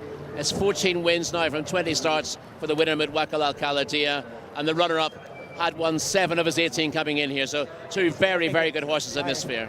Yes, 2 good horses indeed. Fakir Depoy couldn't get into the race. Laziz Alali got there early, but you could just see the excursion of the last win had taken it out of that horse, because faded very quickly as they turned into the straight. Yeah, and it was left to Alcácer to run on late in the day to finish third. Yes, Alcácer is one of those horses that I think is one to keep on the right side of in all these big races, because I think he always runs a very consistent level. Put a line through the last start, the 10th place finish, that was a tough ask. That 3rd place before a meeting 21 was more like that, and today, this 3rd place here at this meeting was certainly one to keep an eye on as well. He's a good horse. He is. He's a solid yardstick here with a rating of 108, and it shows just how good Mukwakal Al Khaladia and Hamdani Khalid Al Khaladia are to come so far clear of him. Yes, and they have pulled a fairway clear, and the winner's done it eased down. That's an improvement on the performance last time, I think. This horse is getting better with each run. Well, certainly in terms of time it is, yes. But one of the things that I really enjoyed about this with Eddie Castro is just his calmness, because I know I was watching and I wasn't calm early on, because I figured, oh no, we're a little bit concerned about the way we're travelling, but he just got there in his own time and allowed the horse to build that keyword momentum, and then with off the turn, put the race to bed in the straight. Yeah, these are classy horses, but they're the horses who can't be bullied, and Eddie's given the winner a terrific ride. Yeah, you've got to be nursing and gentle with them, haven't you? Because if you start fighting, they'll just fight you back, and they're a much stronger animal than you ever are. So there's no way you can win that argument. But you just see on the turn here, Eddie is the picture of confidence. He's oozing confidence and class as he comes into this bend. And this bend is so sharp, you've got to remember that being able to keep your horse on the right even keel, especially when you've got nothing on your outside, is a key trait to being a very good rider. And I think Eddie is one of the best out here. Especially good to see him racking up the winners after a slow start since we got to Taif. Indeed, and this is a horse who you can go round the inside rail with, whereas the runner-up needs lots of room. So you can look at this race and say, well, the runner-up's given away a lot of ground by staying wide on the track, but that's his style, that's what he's got to do, and he's ended up running to his form. Would you be considering stepping the runner-up in trip a little bit more? Would that be an idea, or is it a horse that will always do this no matter what trip it runs over? I think that's, his run style is much the same whatever trip you run him over. He wouldn't want any shorter than this, but we know he stays further as well. Do you know that's the first time we've agreed on a horse's run style there, which I am taking to the grave. Thank you, Rory. That was very good analysis there. Talk about some of the runners in behind. Laziz Al-Ali was struggling. Fakir Depoy, I think that was a really poor run from Fakir Depoy. I'm not looking at the class of the race, just the manner in which Fakir Depoy ran. Didn't scream to me that horse was trending in the right direction at all. As we can see the race here, gets a bit squeezed coming out the stalls, but that's not enough of an excuse, surely. No, he was dropping in trip, though, from 2,400 to 1,600. We know he stays very well, and he never really got competitive at this trip. They're just going too fast for him, and he seemed to sulk a little bit, I thought. I don't know whether you'd agree with that. But as we see them here, the winner, Mutawakil Al-Khalidia, is on the outside of the pack, and Eddie wants to get him to the rail, but he knows he wants to be clear when he gets there. So he's just getting him to run into the bridle, just encouraging him a little there to make sure he can get clear of Al-Harith, who holds the rail position at the moment. In between the two is Lazaz Al-Ali, but now you see that Eddie's managed to get his horse a length or so clear, and although he's 5 horses off the rail at the moment, he knows when he wants to get to that rail, and the important time is just before the turn at this straight. Now he's got the race won. Yeah, so he's coming into the straight, he's got the race run indeed, and he's going to just pull away from his rivals here. And I think it's the idea that he manages to get really close into the rail and just cruise. You can see Eddie Castro in the saddle looking calm and serene in the plate and just cruising around this bend, still on the bridle. Those in behind are under pressure. Alcazar is under pressure and looking really good at the moment, but picking up. And he's just looking really smart indeed. But on the outside, we can just see our eventual runner-up has come about 4 horses wide on the turn. And he's looking a little bit all at sea, has to get yanked back in, has to find that track again and just straighten up. And only now, only halfway down the straight, is our runner-up, Hamandi Khaled Al-Khalidia, is only beginning to pick up here and begin to close that gap and erode that deficit. The race winner is really good, and I think it's even more impressive just looking at the time and the ability to do that when not even being pushed out. I think that horse has buckets and buckets of class, so hopefully a horse to look forward to in the future. Now, you'll notice Rory hasn't run away. He is in the background and shot. Rory hasn't done a dramatic change. It's all good. I'm actually joined by Tattersalls' own Jimmy George. How are you doing, Jimmy, to start with? How's everything going so far? Good, Callum. Pleasure to be here. It's a pleasure to have you with us. Now, you've been here for how many days now? Oh, this is day 3. Is it all beginning to roll into one? Yeah, we're heading home tomorrow, but we've had a really fun time here. A brilliant 4-day trip. Is this your first time here at King Khalid Racecourse? First time here in Taif, had a couple of trips to Riyadh, so yeah, it's been a new experience. I'm here with my colleague Bobby Jackson, and yeah, it's been really good fun so far, and we've seen some good racing. And what have you and Bobby made of this course? Because this was my first time visiting here, and I'd seen a lot of Riyadh. I'd not seen anything of Taif or King Khalid Racecourse, but I personally have been blown away by the beauty of this course and the standard of the racing. Yeah, it's a great facility. I'd not been here before, wasn't sure what to expect. The track's great, seems to ride very well. The facilities are excellent. And, you know, the crowd here all seem to be having a really fun time. And the racing is good, as you say. And I think that's the key to what we're seeing in Saudi Arabia at the moment is the quality is improving, you know, almost month by month. Certainly year by year, we're seeing some really serious racing out here now. And talking about that quality, a lot of that is down to what Tattersalls are doing in selling racehorses overseas. We normally expect these horses to be horses in training, coming from the UK and running overseas, and especially running in the Middle East. But are we seeing a change in that trend now with different buying strategies for some of these Saudi owners? Yeah, I think we've certainly seen the owners over here venturing into the Tattersalls yearling market increasingly, and it's been very encouraging to see a couple of very smart performers that were bought as yearlings last year or the year before. I think the most obvious one is a Bobby's kitten called Al Mottahed, who I believe I didn't see it, but I believe was very impressive on his debut the other day. He cost 4,500 guineas as a yearling at Tattersalls last year, and earlier today the 3-year-old maiden winner was a £3,000 yearling at Tattersalls Ireland when we staged the sale at Newmarket during COVID. So, yeah, the strategy is paying off. They're sourcing yearlings. I think it reflects the good programme of maiden racing here. There are good 2-year-old maidens, good 3-year-old maidens. Makes sense to be buying these horses as yearlings. And they're over a variety of trips as well. We've seen them from the sprint distance of 1,200 up to a mile as well for these 2-year-olds. I was actually here for Al Mottahed, and I'm a big fan of Bobby's kitten. I think the guys at Landway Stud do a magnificent job. Kirsten Rowling has done wonders with that place, and I just think the way that horse won and the fact that it cost 4,500 guineas can be a boost to everyone, not only owners over here, but also breeders and consigners in the UK who have got this massive opportunity of another buyer, and that must be good for you guys at Tats. Yeah, you can never have too many buyers at a yearling sale. And also, it's just great to see people getting success with yearlings that they've purchased at every level of the market, and that's the key to it. It gives everybody a cause for optimism. Yes, and are you seeing a change in the results of the yearling markets? Obviously, we know Book 1 looks after itself. Often you guys have to put in a lot of work, but the class of horse coming through there, just unbelievable buying figures. But down at Book 3, people talk about the middle and lower market struggling in the UK. Have you seen that numbers-wise, or are the numbers still healthy? Yeah, in the recent years, the market's held up remarkably well, considering the ravages of COVID and certain economic, the way the global economy's gone in recent years. The bloodstock market has remained remarkably resilient. It's great to see people enjoying their racing so much, but throughout the world. And this is what's so wonderful about coming to a place like Taif. You see that horse racing is alive and kicking throughout the world. And it's, obviously we need more and more owners in England, and it's great to encourage people with increased prize money and prize money opportunities. But it is a global sport, and everywhere you go, you see people enjoying this wonderful game. Exactly. And talk to me a little bit about the Saudi owners that have to come over to the UK to purchase, because not everyone wants to use an agent. A lot of people want to see the horses in the flesh themselves. Do Tattersalls actually put out something like hotels, flights and stuff for encouraging owners to come over and say, we'll take that burden off you so you can just focus on the horses? Yeah, I mean, obviously we try to welcome everybody as best we can. We do have incentives for overseas buyers. It's the Inward Buyer Programme, where we make a contribution to their travel expenses, and we'll look to try and help them with any of the arrangements they need to make when they actually get to Newmarket. It's not always easy if you're a first-time visitor, so the Tattersalls team will do their very best to make everybody feel as comfortable and as relaxed as possible, and to make their experience at Tattersalls enjoyable. And the yearling sales are just around the corner. We've seen them selling in France. We're about to see Doncaster's about to get going as well. How are you set for the yearling sales, and how are you set for the calendar going forward for the rest of this year and into next year?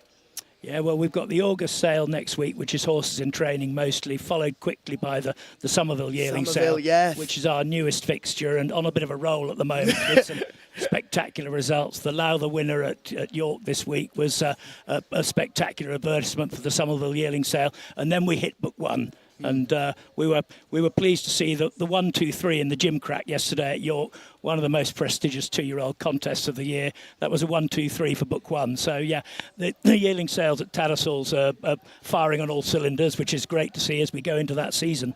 And you're seeing strength all the way through. I think of the Somerville sale. And am I right in saying Bradsell, 12,500 guineas?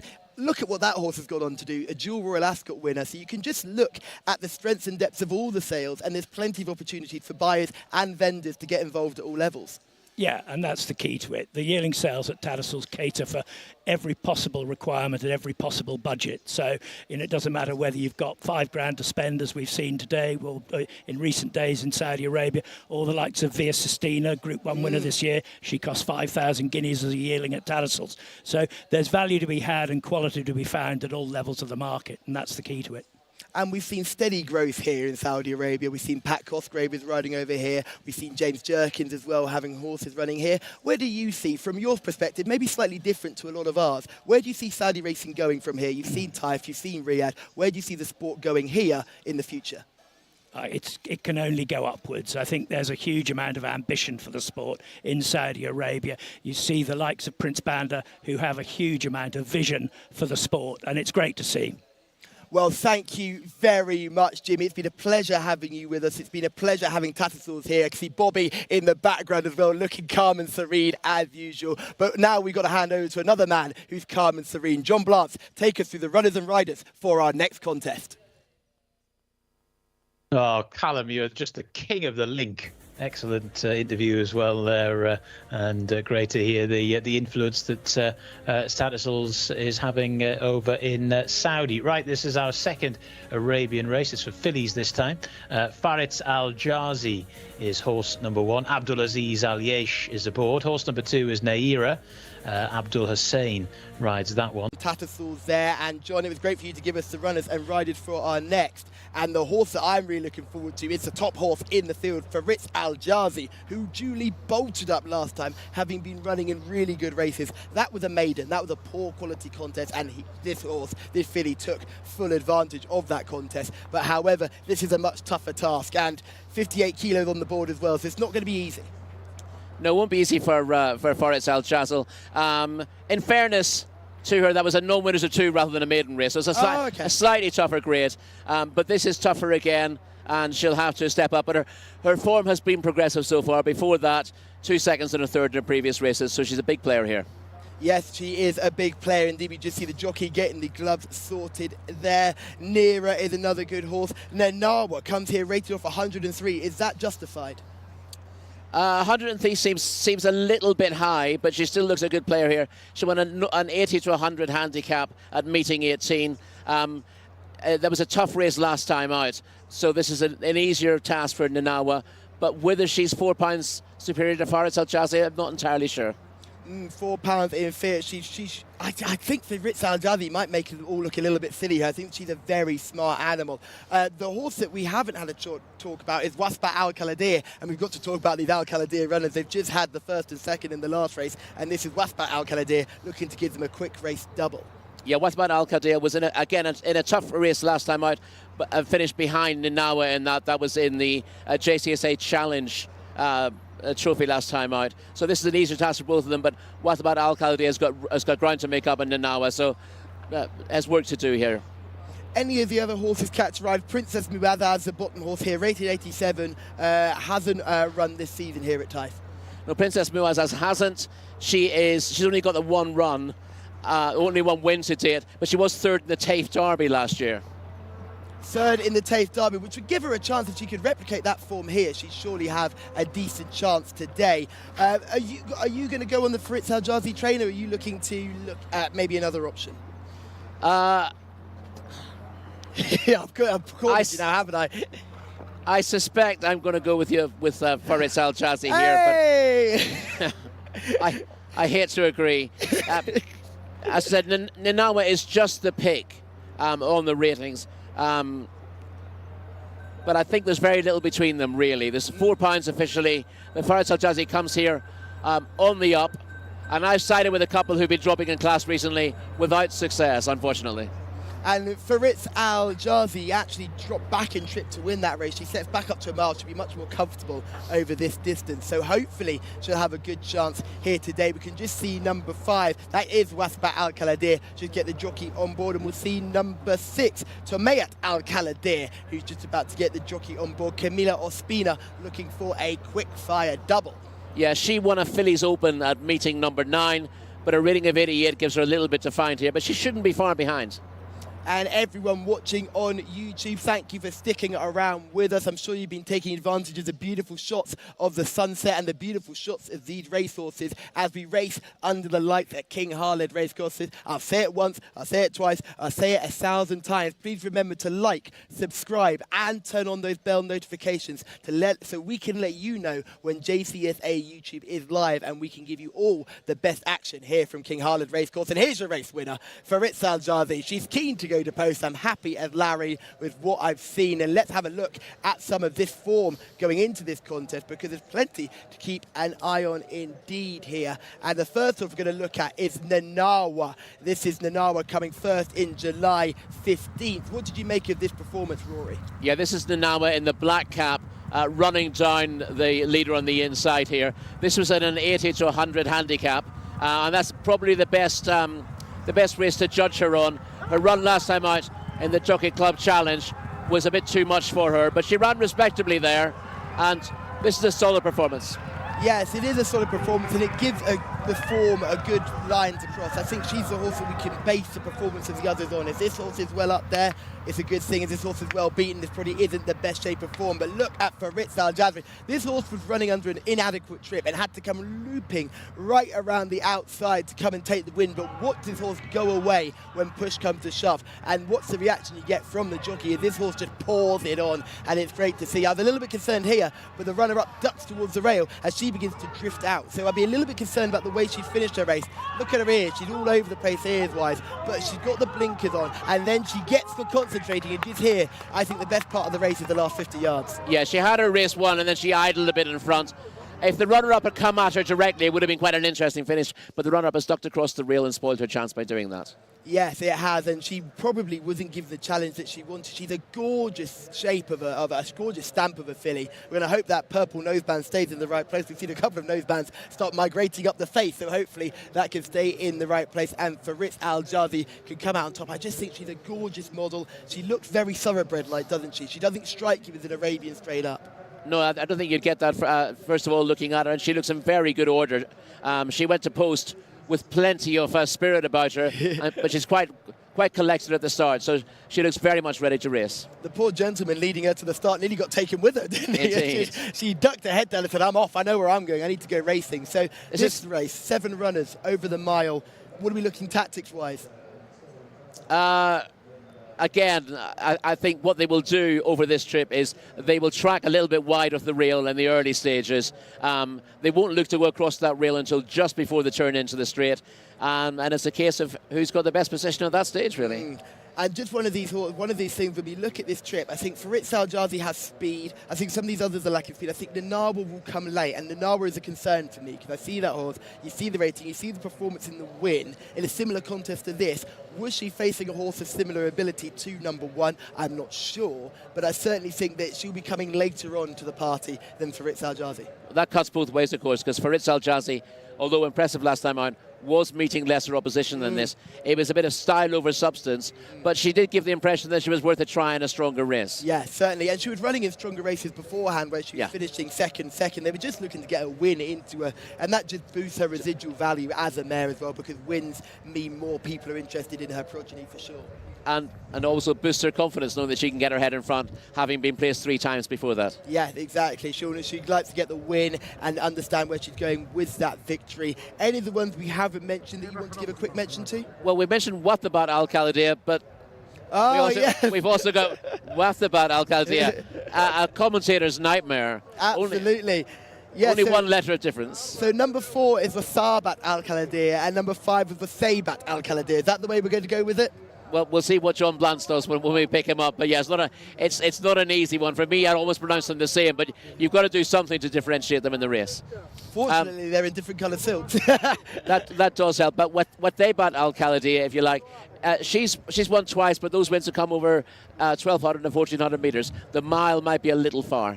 So is it Faritz Al Jazi for you and me, or are you going somewhere else? Oh, it's just Take me on, go on, do it. I know you want to. Nothing like your confidence. I think she's just about the pick. You think she's an absolute steering job. I think she's the steering job. I think she's just about the pick, but we'll see. We'll see how it comes out. You're going to make me look silly, Rory, aren't you? So it's Faritz Al Jazi for both myself and Rory up in the sky. John Blantz, who do you like? Well, thanks, Callum.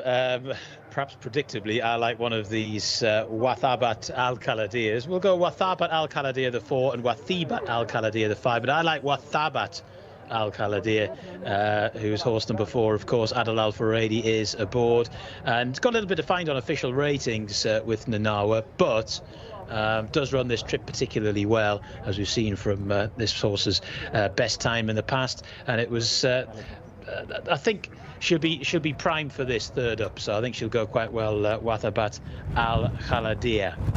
So the horses are circling, and they're going to be loaded up very shortly. You can see the red colours there of Tuhamayat Al Khalidiyah as well. And there's the maroon of Faritz Al Jazi, the one that Callum likes. The 7 there, Princess Muazzaz. So they're circling here at Taif, and they should be loading very shortly. 1,600 metres once more. Now we've got the 7th race to come, which is a 2,000-metre race for local bred horses, an open contest, and a 0 to 90 handicap for fillies and colts over the 2,400. Lots of European imports in that particular race. And then we close with the Taif University Cup. That's coming up at 8:15 local time, 6:15 if you're taking BST, as they are going to be loading shortly. Princess Muazzaz there, just getting a little bit leery prior to the start. Naif Al Anazi riding that one. On her toes a little bit is Wathabat Al Khalidiyah. Horse number 3 to come forward is Nanawa in the check jacket. So the loading is getting underway. We have a minute or so until post time here. Nanawa to come forward.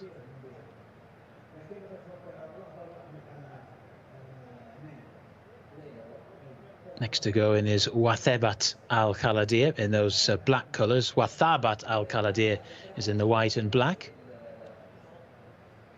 I don't know what Abdullah Al-Khamis is saying there, but he's pointing something out. Looks like the next to come forward will be Farid Al-Jazi. And that's been sent away as well. Here comes Wathabat Al-Khaladir. Goes in alongside Nanawa. Also in there is Niara, who needs to find a bit on all-known form. Ran over 2,000 metres last time out, that one, so back in trip today. Farid Al-Jazi will be in shortly. This is Tuhamayat Al-Khaladir. The 7 is Princess Muazzaz.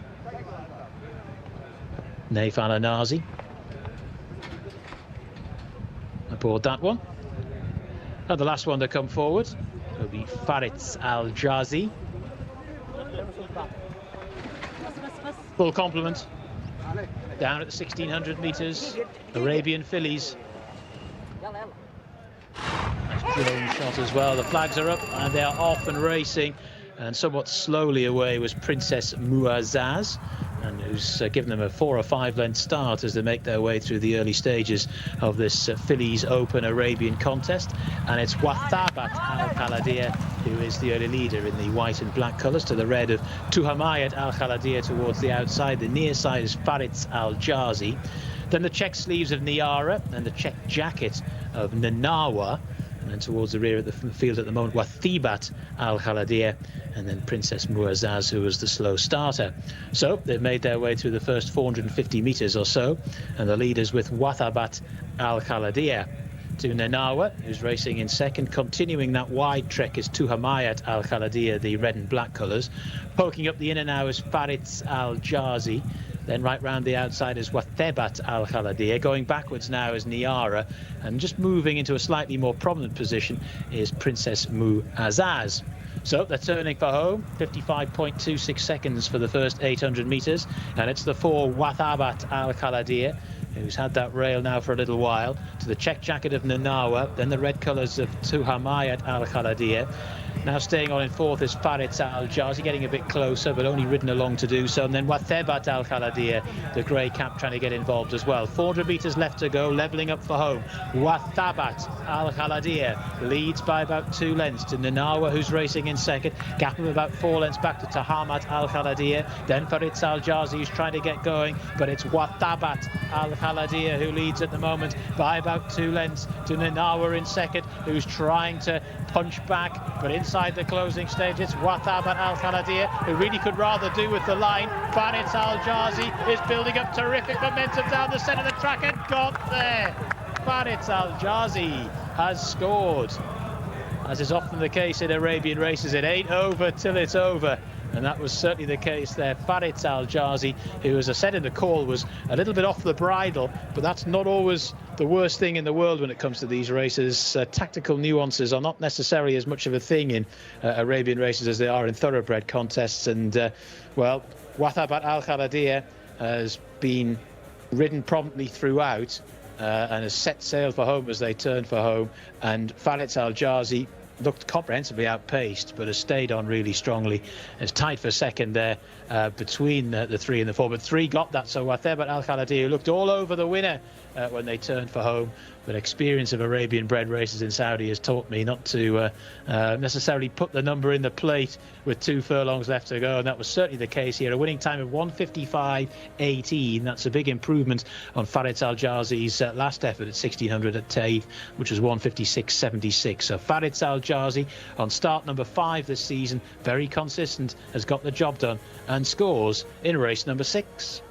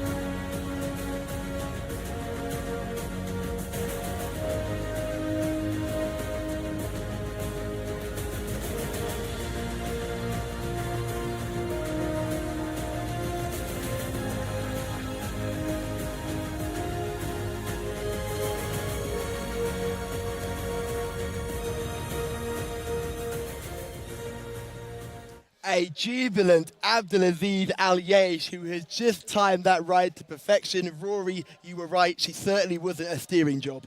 No, there was nothing between the front three, really, and an absolutely fantastic finish, as we've come to expect in these races.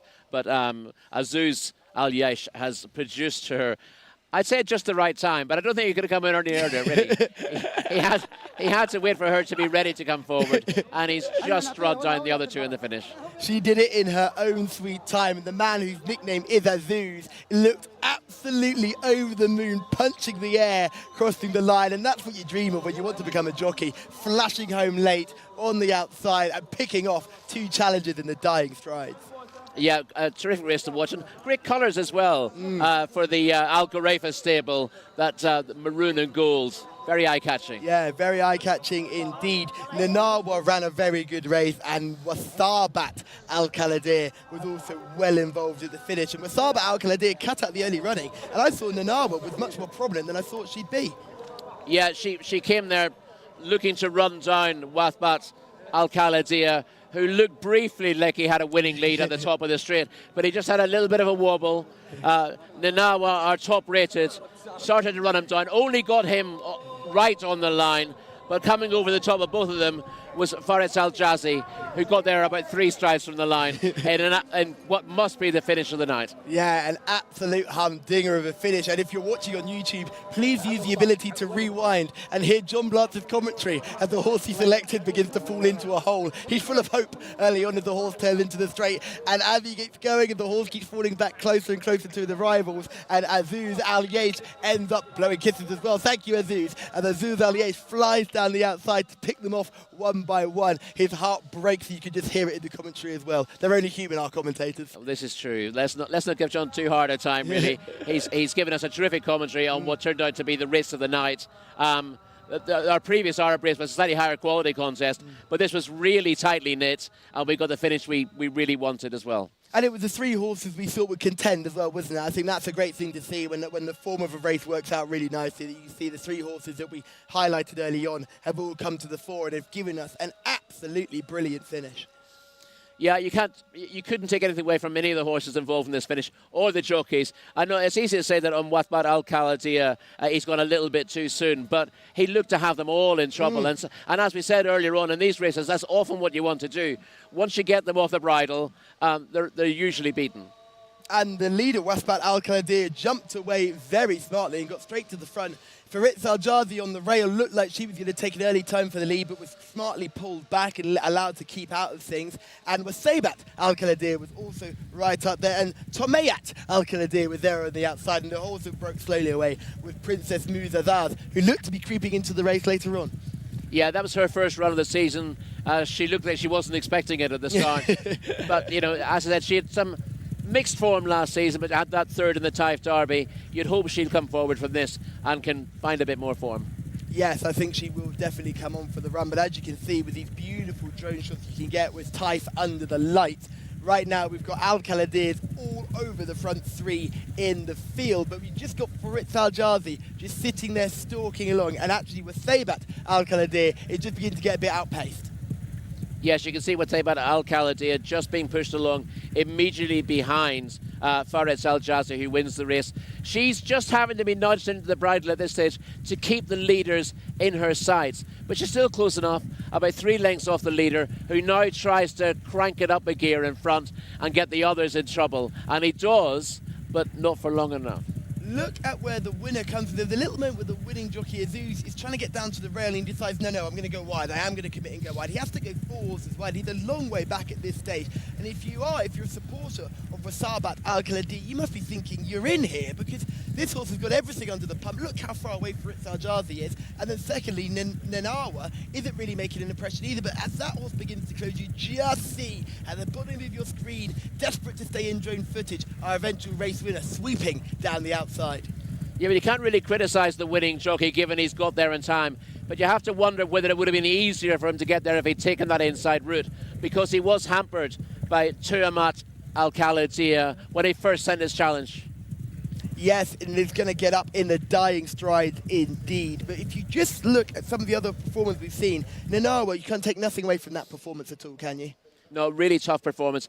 She was dropping in class here, winner of a handicap and gritty style prior to this, and she kept trying all the way to the line, got her head into second place, right on the wire, but Faretz Al-Jazi was just the best on the day.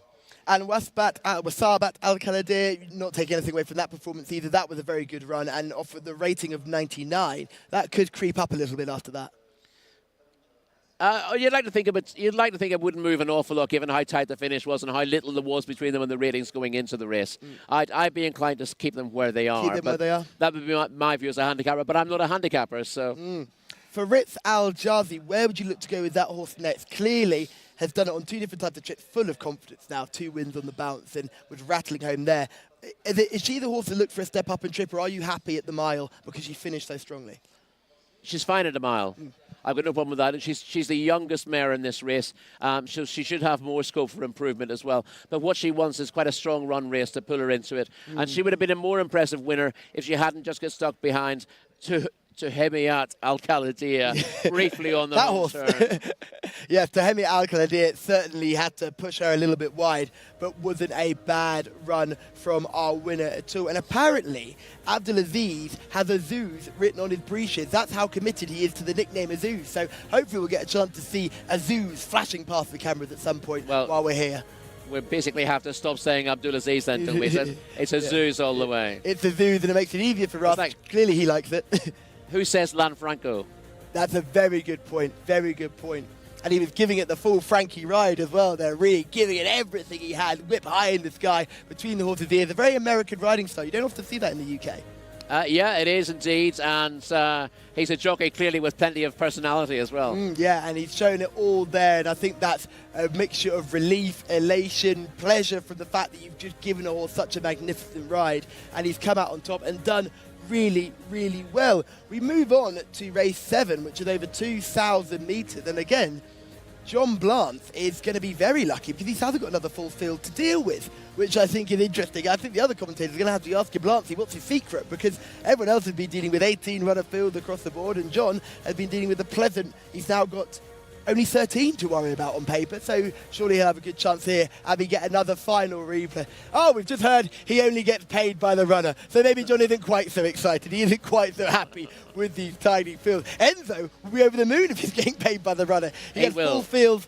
all the way through, although we won't be asking him for any selections moving forward. We're going to leave him just to do the commentaries. But if you just want to break here from the start, they get a fair ask to get going, don't they? They're not hanging around at the start. They're not allowed to just relax into it. The only horse that was the horse that started right out the back. But the front-ranked horses were given really a good carousing out the stalls.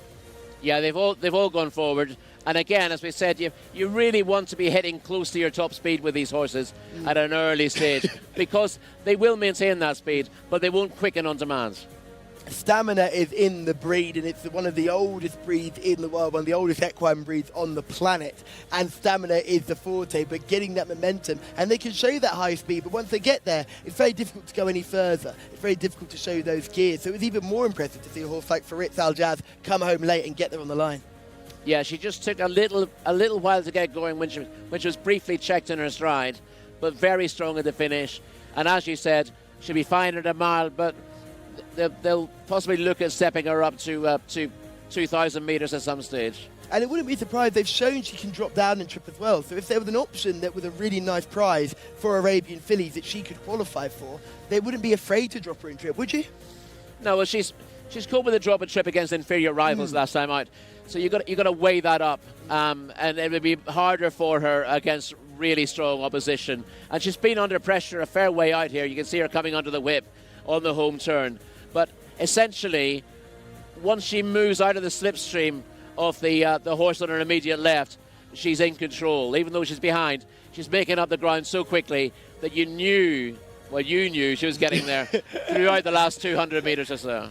Yes, I'm not going to lie, I fairly embarrassed myself up here. I was screaming her home. I was so excited to see her just rolling down the outside, and she got there on the line where it mattered. And Azul, well done, that man. You can see how much it means to him there. Really good performance. And the noseband stayed in place as well, which is always good to see. It did when the attack plays ball. And a very good-looking noseband it is as well. It is, yeah. I'm a big fan of the silks, the noseband, the blinkers. This is a fashionista we're seeing out on the course right now. So great for connections. I'm sure they're over the moon as well with 2 wins in a row for this star filly on the back of 2 good seconds. So we're going to get into our next contest over 2,000 metres. We step up in trip again. Rory, you ready to go a little bit further? They'll start right next to us. Yeah, we're stepping up in trip, as you said, and we're seeing a different kind of horse in the next race. Well, of course, we're seeing an open race for the thoroughbreds. Yes, and this is for local bred horses. It's fillies and colts, 3 years old as well. So horses with different ranges of experience and different types of sort of form bringing into the race. But John will take us through the runners and riders. Many thanks, Callum. Yes, as you were very right to point out, just the 13 runners in this race. Laith Al-Hami is horse number 1 in the hands of Khalid Al-Mimoni. 2 is Intergene, Naif Al-Anazi. 3 is Ale Waisa. Eddie Castro is aboard that one. Rawaje is horse number 4. 5 is Al-Khe Fiwajk. Adel Al-Farez rides. Horse number 6 is Dilum. 7 is Ali Al-Zauk in the hands of Luis Morales. Horse number 8 is Al-Quemani probably, in the hands of Adel Al-Faredi. Horse number 9 is Kahela Delman. Farhed Al-Faredi brothers against each other here. Next up is 10, Al-Marlin Abdullah Al-Kradis. Horse number 11 is Mosta Woeb in the hands of Camilo Ospina, amongst the winners today, of course. And then 12 is Alik, and that's Ayad Al-Turisi. And horse number 13 is Waradom, with the wig man aboard, Wigberto Ramos in those usual red silks. So horse number 13, the last of the runners and riders in this local bred contest. It's the 7th of 9 on the card. The floodlights are on, and it's back to the lads in the studio. Thank you, John. The floodlights are on. The 3 musketeers are leading our horses out of the pre-parade ring. We've just seen them go out of shot. The horses are now all in race card order, and they'll all head into the parade ring. Only 13 to go to post here, but it doesn't make it any easier, Rory, does it?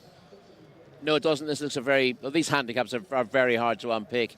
And as we said before, they tend to be tightly gripped. Of course, I say handicap. This is an open contest, which is theoretically slightly easier because you do get a mix of abilities, but it still hasn't been easy finding the winners.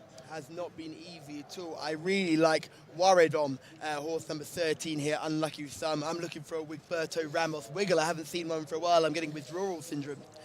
Yeah, Waradom is a local 7 furlong maiden winner and carries a rating of 75 into this race. You'd like to think there's a bit of improvement there. Having won once in 7 runs. That was a meeting 18. That was a tough ask last time out, and one to have on your shortlist. Al-Khe Fiwajek is a horse number 5, rated 81, one of 2 horses rated above 80 in this contest. What do you make of that horse's chances, number 5? Well, quite well beating at meeting 29, which might put you off a little bit. But that was the first run of the season, and Al-Khe Fiwajek won a 1 mile maiden here last year, so would be a player on the rating, certainly, and if it's coming on sufficiently for that run at meeting 29, would be bang in the reckoning. One who has come on a lot from run and has plenty of experience this season is Intergene, also rated 81, horse number 2, you've just seen on screen there. Yeah, ran in a really tough race last time out, much higher class contest than this, and this drop in class gives Intergene a very big chance. Yes, a good chance indeed as we see the gentleman leader horses in. They've been busy today, the outriders. They've had plenty of work to do, both in and out of the saddle. So hopefully they'll keep going with the good stuff and keep providing us plenty of action, highlights and shots that we can use on both social media and here on the YouTube channel. Again, reminder, if you're on the YouTube channel, remember to like, subscribe and turn on those bell notifications and keep getting involved in the comments. It's all gone quite quiet after Dance Fever. I imagine Dance Fever's defeat has put a few people off. Please don't go away. Stay with us. I'm sure we can help you find a few more winners later in the day. One thing we can't be is as cool as these 3 gentlemen, Rory. No, you said that several times, but they are something else, aren't they? And the job they do in the racecourse, as well as sort of the setup, is a very impressive one. This is Laith Al-Hami, the first horse we're going to look at. 1 win from 11 runs. Rory, what do you make? rated 71, so was a bit too fine, but did win a 0 to 75 handicap at meeting 13 rather. We've already spoken about Intergene would have a chance here. Yeah, ran in the Ministry of Transport Cup last time up, so that was a very tough race for him. This is easier. Jcsa is horse number 3, only rated 46. Yeah, move on quickly, I think. Rawaji is horse number 4, 1 win from 8, and has been busy this season, but form seems to be trending in the wrong direction. Yeah, and his 1 win came in a 1200-metre maiden, so this is a much tougher ask. I can't believe I'm saying this, but that is the same colours of Roland. I have shivers going down my spine. Alkir Firwajak is horse number 5. That has 1 win from 8, 13th last time up, but should come on from that surely. Yeah, it should come on for the run. We mentioned that recently. Has won a mile maiden here. This trip should be fine. Probably a horse that's going to look to dominate, although isn't the Camille Ospina selection for the stable, so maybe not going to be ridden off the pace. Delume, horse number 6, 1 win from 8. Yeah, another one that ran in the Ministry of Transport Cup last time out, finishing just ahead of Intergene. That's pretty much the best form on offer. I was about to say that form for Delume is probably the strongest form in the race, isn't it? And we now know that horse is going to be red hot and fit and ready for this drop in class. Alay Al Zouk, horse number 7, 1 win from 9.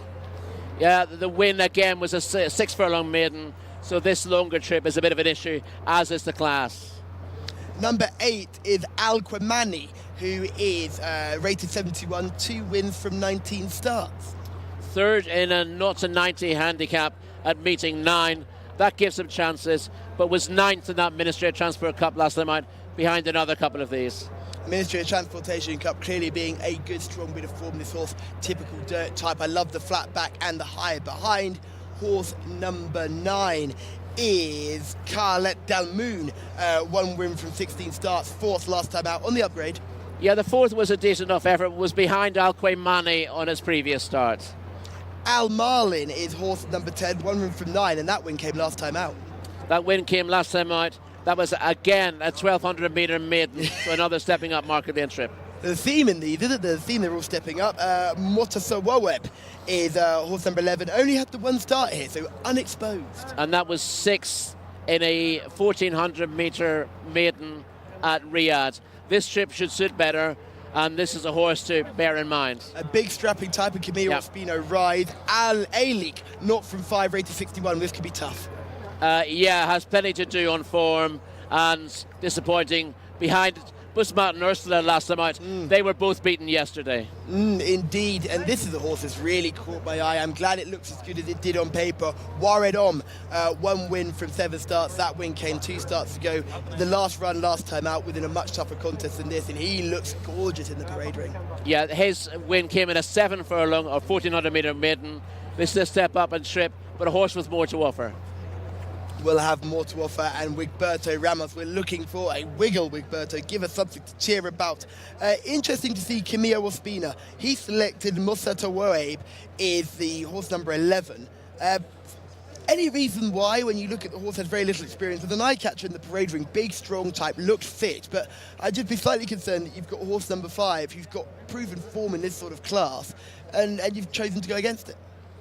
Well, you take that as a sign, I think, that that Mosta Woab is showing a little bit at home. Certainly has a good pedigree, looks the part, only has that 1 run, but looks open to loads of improvement. He spoke to us yesterday about how important the morning works were and how you can get real feel for a horse and how he took it very seriously. You think, as one of the big jockeys here, he might take the foot off the gas and just enjoy his time off, but no, he's up bright and early in the morning and getting that work in. Well, he is essentially part of the training team, isn't it? The trainer relies on good work riders to tell them how ready the horses are, where they should be going, and which of them would have the best chance in which races. There's certain things that a trainer could only see from the mind of the jockey.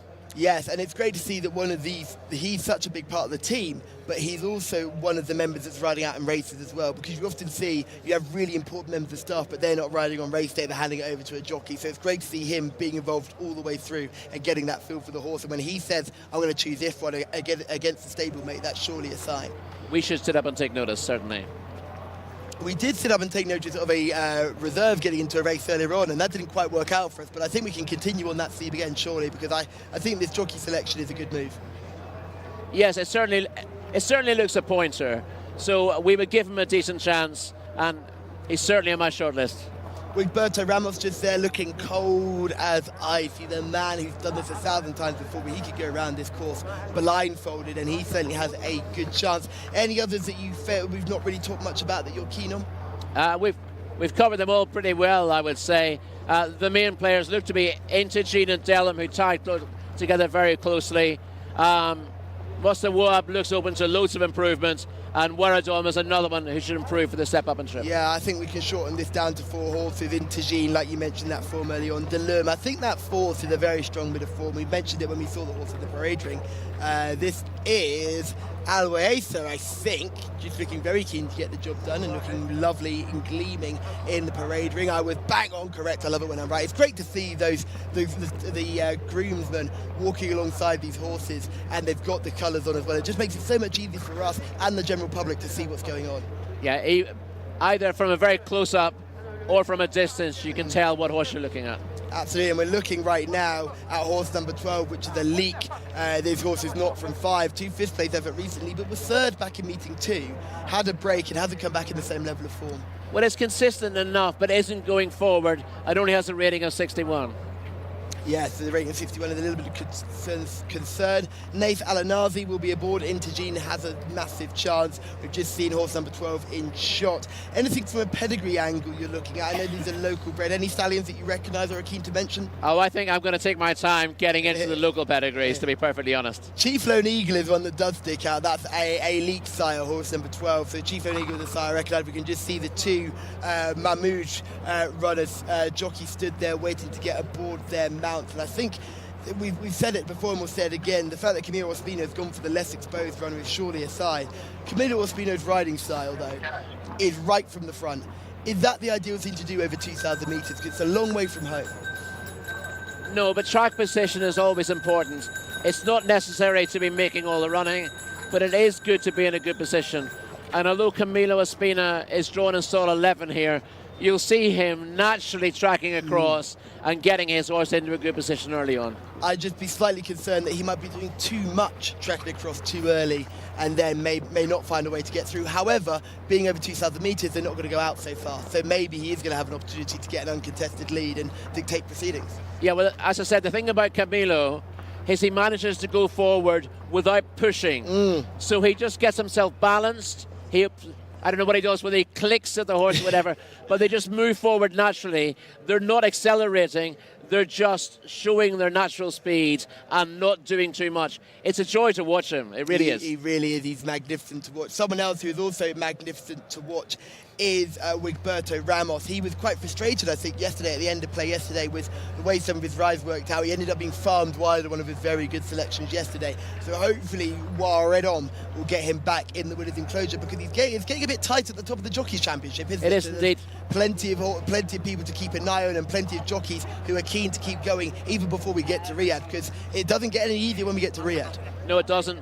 Wigberto Ramos, 3rd at the start of the day in the jockeys table with 21 points behind Adel Alfaredi and Camilo Ospino. So we won't like to see Camilo getting away from him. No, he wouldn't like to see that. And Adel Alfaredi is another one who's just flying along. Farhad Alfaredi getting better of him today early on, but I'm sure Adel, who has a ride in this race, I'm sure, yes, he does. He's on Al-Qamani. I'm sure he'll be hoping for better luck here. Here's some of the runners that we've got to see. This is Delham and Intagene finishing 4th and 5th in the Ministry of Transportation Cup. This is good form, isn't it? This is very good form. The first thing you think when you look at it is they're a long way behind the front 2. But the front 2 are very classy animals. And this 4th and 5th finish from Delham and Intagene are very solid. We don't see them until late in the day, unfortunately. But they've run very well in the context of that race. They've just crossed the line now as we cut off them, and they're the only ones we're going to have a look at, as number 1, Laith Al-Hami, is just coming out onto the course, and followed out by number 2 in race card order. The one that caught my eye, I can't believe I'm saying this, is Rajwaji. In the colours of Roland, looked really lovely in the paddock, looked big and strong, but also looked a little bit race fit and ready to go as well. He's just going to gallop past us now as well, which is a beautiful part of this position here. We've just seen him come by, and he's come down quiet as a lamb. We'd want to see a little bit more, but he's just cruising on by. It's a lovely horse to take a look at. We might be able to get a shot of him as well coming by, but he looks race fit and looks ready to go. Bright chestnut horse, won't be able to miss him. he is race fit. He obviously had that win over 1,200 metres. His 3 runs since that at up to a mile have been disappointing, but they have been in tougher races. In saying that, this also looks a difficult spot for him. He'll find easier races than this. I was saying, like, despite these looking like tougher races and cup races that he's involved in, this isn't an easy contest. This isn't a penalty kick at all. You're looking for 95,000 real in total prize money, and the winner taking home 47.5 grand. So that would be very nice, wouldn't it? I'd take 47. I'd take half of 47.5 grand, to be perfectly honest. One of the other horses I like, Alay Al Zouk, I thought ran a very good race in meeting 22 where he won, which was a culmination of some improvement. Stepped up in grade in meeting 29, finished 17th. Wasn't quite the same animal there, but back into maybe more of a winnable contest. Yeah, the question is, again, with Ali Al Zouk is the trip. The impressive maiden win was over 1,200. The 2,000 metres does ask more. Now, some of these will win their maidens over short trips when they really are middle distance horses, so it will be a positive. But until you see them do it, unless you're confident of the pedigree, it tends to be a negative. And without the prior knowledge of the pedigrees that we're still trying to get our heads around, and we'll get deeper knowledge of these pedigrees in these local bred contests, it's hard to see these horses making dramatic steps up in trip. It's hard to see them being able to feature against some of these proven middle distance types. Indeed, but all you can do is watch them and get an idea from experience of seeing these horses week in, week out. What do you think they need? Yeah, so what would your selection be straight away from here? What are you looking at? It's a toss-up between Intergene and Delham. I think I would go with Delham from stall 6. Delham from stall 6. I'm going to go against you here. I'm going for Waredom out of stall 13. I'm hoping that horse is going to run a good race. Talking about good things, look at these good shots as we get the drone camera flying over. You can see Taif in the distance as well. King Khalid Racecourse just looking magnificent under the light. These stalls are brilliant down here at the 2,000 metre start because the general public who have come to watch the racing can go and have a look at the stalls and get right up close and personal with the horses. There's also plenty of other entertainment options down that part of the track as well, so people, especially for the kids, they can get involved and you can distract them between races. You know what it's like, you've got kids yourself. Have you ever taken them racing? I have, yes. How was that as an experience? Because you're obviously into the sport. How was that experience? The key to taking 2 children racing is 1 at a time. And how did it go, taking them 1 at a time? How did that go? It went very well. Trying to take both children and a wife, not so easy. Who was in more trouble, the wife or the children? She's watching, you know. She's watching, you know.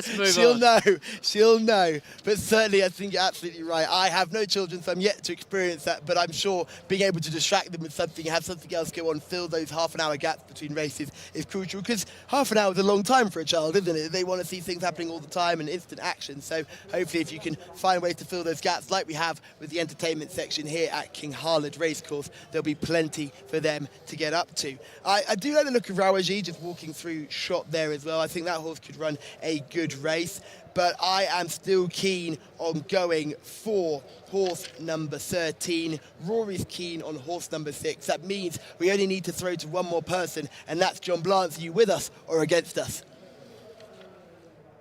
I quite like Waradom here, Callum, horse number 13. I know you've mentioned this one very positively. I think he's your tip in the race, and I think he will step up for the step up in trip. We will see. Stall 13, Wiggy will probably have to go back, take him a sort of mid-division sit, and then we'll see after that. Yeah, he's been conspicuous by his absence as far as the winner's enclosure is concerned. Wigberto Ramos, but he never stays away for too long. Yes, I did Fontwell Family Fun Day back in May with my 2 daughters, whilst commentating at the same time. I needed to lie down in a darkened room a few hours later when it was all finished. Anyway, they're about to put them in for race number 7. There is Kahela Delmon, and Fahad Al Faradi rides that one. A-Leak, Ayad Al Turisi aboard. There's the 8, Al Qamani, Adel Al Faradi, still atop the Jockeys Championship. Confirmation there as well of Alkir Fiwaj, who wears the green cap and the red distinguishing cap there for Camilo Ospina in the King Abdullah bin Aziz and Sons colours. And there's the Prince Faisal bin Khaled bin Aziz colours as well of Waradom. Going in now is Delum. Tell you what, they're going very quickly here. Waradom about to go forward. Intergene with that Ministry of Transportation Cup form. There's Alkir Fiwaj going in. Stall 5, of course, for Stall's Cam, alongside Rawaje. Looks like they're ready, they're off and racing. Rather awkwardly out the gates was Al Marlin. I'd say rather awkwardly out the gates, very awkwardly out the gates, has lost a good 5 or 6 lengths in the early stages. One that's pushed along to try and lead in the early part of the race is A-Leak. So it's A-Leak that's just about the leader, though Alkir Fiwajk is also showing good early pace, and that one goes on. These two have somewhat paired off in the early speed stakes. Racing in third is Alquamani in the green and orange colours. Then up the inside in fourth is Rawaje. Then the grey colours of Delum, who's racing in fifth, followed then in sixth spot by Al Marlin, who started really badly and has now been rushed up to a mid-div sit. I'm not entirely sure that's a particularly smart tactical approach. Then Kahila Delmons towards the outside of Laith Al Hamai. They're then followed by Ale Al Zouk, who's in the black cap and towards the rear of the field at the moment. Also towards the back is Waradom, as indeed is Ale Waesa, and just about the back marker is Intergene, who has been played late in the past. So they're down the far side here now, and the lead is in the hands of Alkir Fiwajk by about 3/4 of a length to Alquamani, who sits in second.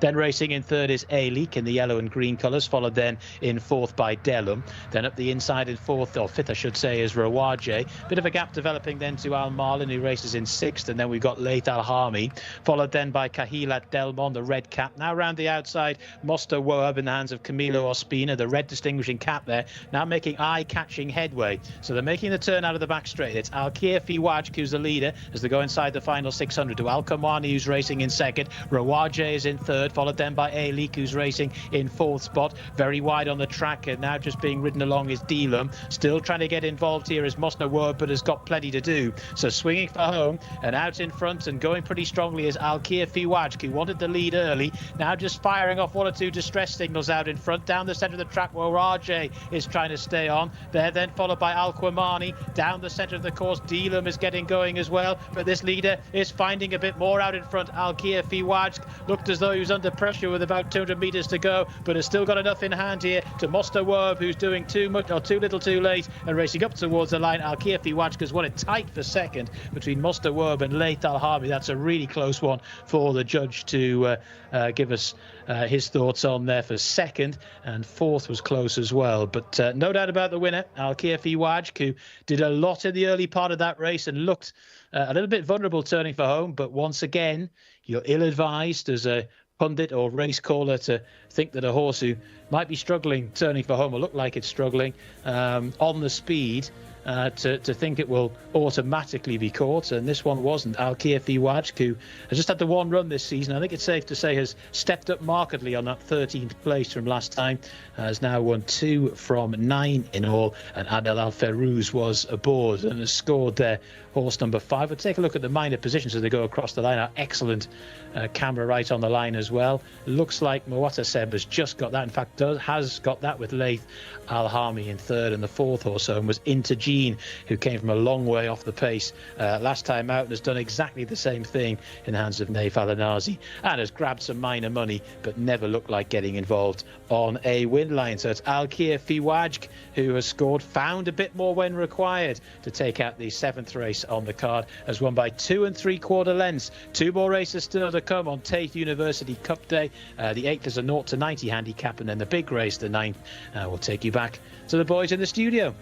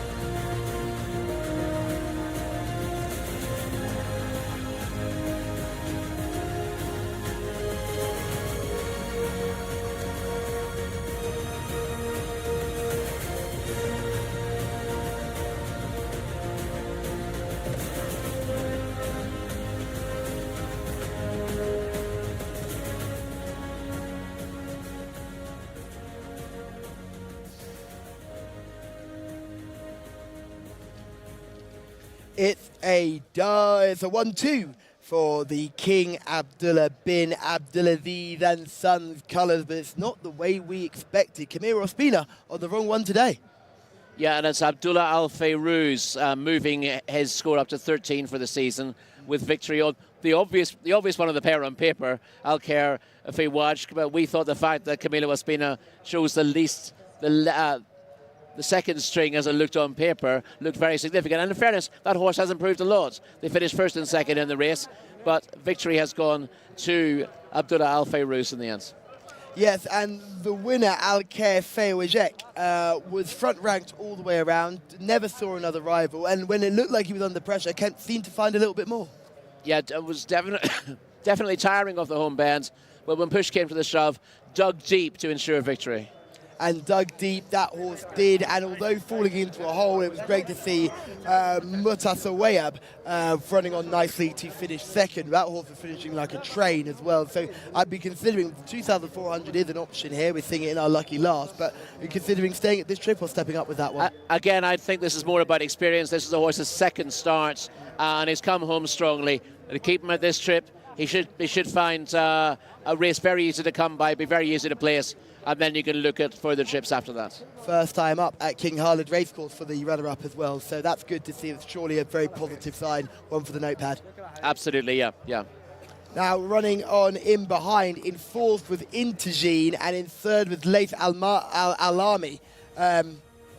What did you make of the third horse, number one, Aith Alami? That's a solid run from Laith Alami. We can see running through in the black cap late on. Had won a 0-75 handicap a couple of starts ago before a difficult task last time out. So it gives a bit of context to the form.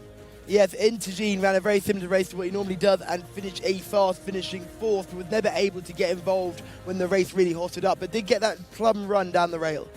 Yeah, doing sterling late work there, but you never felt he was going to win for you, did you? No. Deloom with another horse that came there with a wet sail and looked like knowing what we've seen for the Ministry of Transportation Cup. We thought this horse would get home, but just didn't. As they break away, we saw a very, very slow start from Amalin, who fell out the gates there, was never able to get involved after that. No, the race is over for Al Marlin very early on, and we see number 12 there making a big early move, A-Leak, but did too much work early on and faded out of the picture late.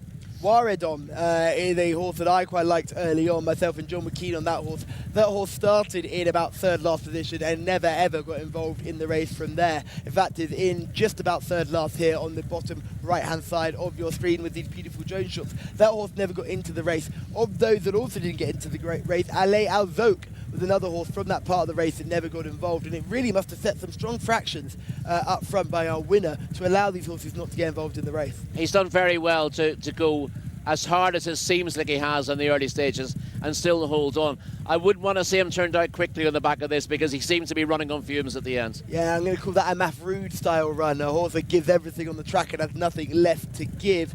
Good to see Abdullah Al Fayrouz as well getting another win, and he's taken at least clearly learned a lesson from Kamil Ospina there, just setting the fractions, bullying the rest of your rivals. And nice to see a handshake between the jockeys as they cross the line as well. So no hard feelings certainly from Camilo for picking wrong. Camillo said very clearly to us when we spoke to him yesterday that they're a team. This is a team effort, and it's all part of the team, and it's all important to be a member of the team. And I think when the team wins, he's winning, really. So it's good to see him be magnanimous in defeat. Absolutely, and he was a great guy to talk to yesterday, wasn't he? Oh, he was fantastic. What a fantastic bloke. And great to see him back for the winner. He had a winner yesterday, he had a winner today. He had that break to spend time with his family. I think that's all important. Look after your mental health as well as your physical health. And Absolutely. I think sometimes you've got to step away. Although he did say he was watching the telly and watching some of these horses he could have ridden win. I was a little bit gutted by that. But you're right about the need to have a break occasionally. We also spoke to jockeys about the fact that they don't want to miss rides at all and they want him coming back as quickly as possible. Spoke to Alexis Moreno about that, and that is important for jockeys, but having no break at all can take its toll physically and mentally. Yes, absolutely. And when you do get things wrong physically and mentally, that's when accidents can happen, and that's when serious injuries can occur. So you want everybody to be working and operating at the top of their game. We're back in the studio after that contest, and we're hoping for a little bit more luck in our next race, Rory. It's race 8. It's our penultimate contest. It's the one we go to warm up before the Taif University Cup, and it's a good little contest too, 0 to 90 3-year-old open race for local and imported runners. This is right up your alley, isn't it, Rory? It's a very strong-looking contest. Again, lots of horses here. I've got European form. We've got Juan de Montalban, ex-George Bowie. George Villiers spent time with John Gosden. Carabino won 6 in a row for Sir Mark Prescott. There were articles in the Racing Post about Carabino. There were loads of articles about that horse stringing those wins together. And now here he is, very well bred as well, plying his trade in Saudi Arabia. Homesick Boy was with Luke McJanet. Treble Joy spent time with Mark Johnson and Gary Moore. George Scott trade Kilauea. Never actually made the track for George, but was in training there. And Corfai wasn't. Sir Mark Prescott trained Bodyline as well. We could go on.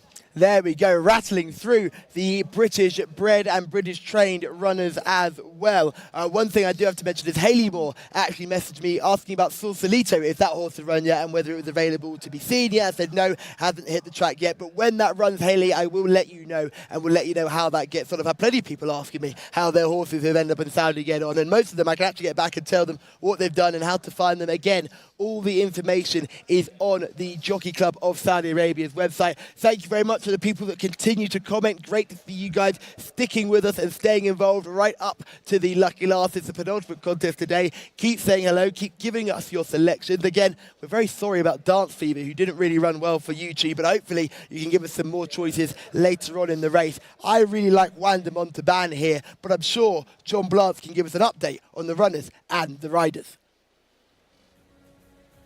Yeah, there's quite a few of them here. This is a big field, a full field skip.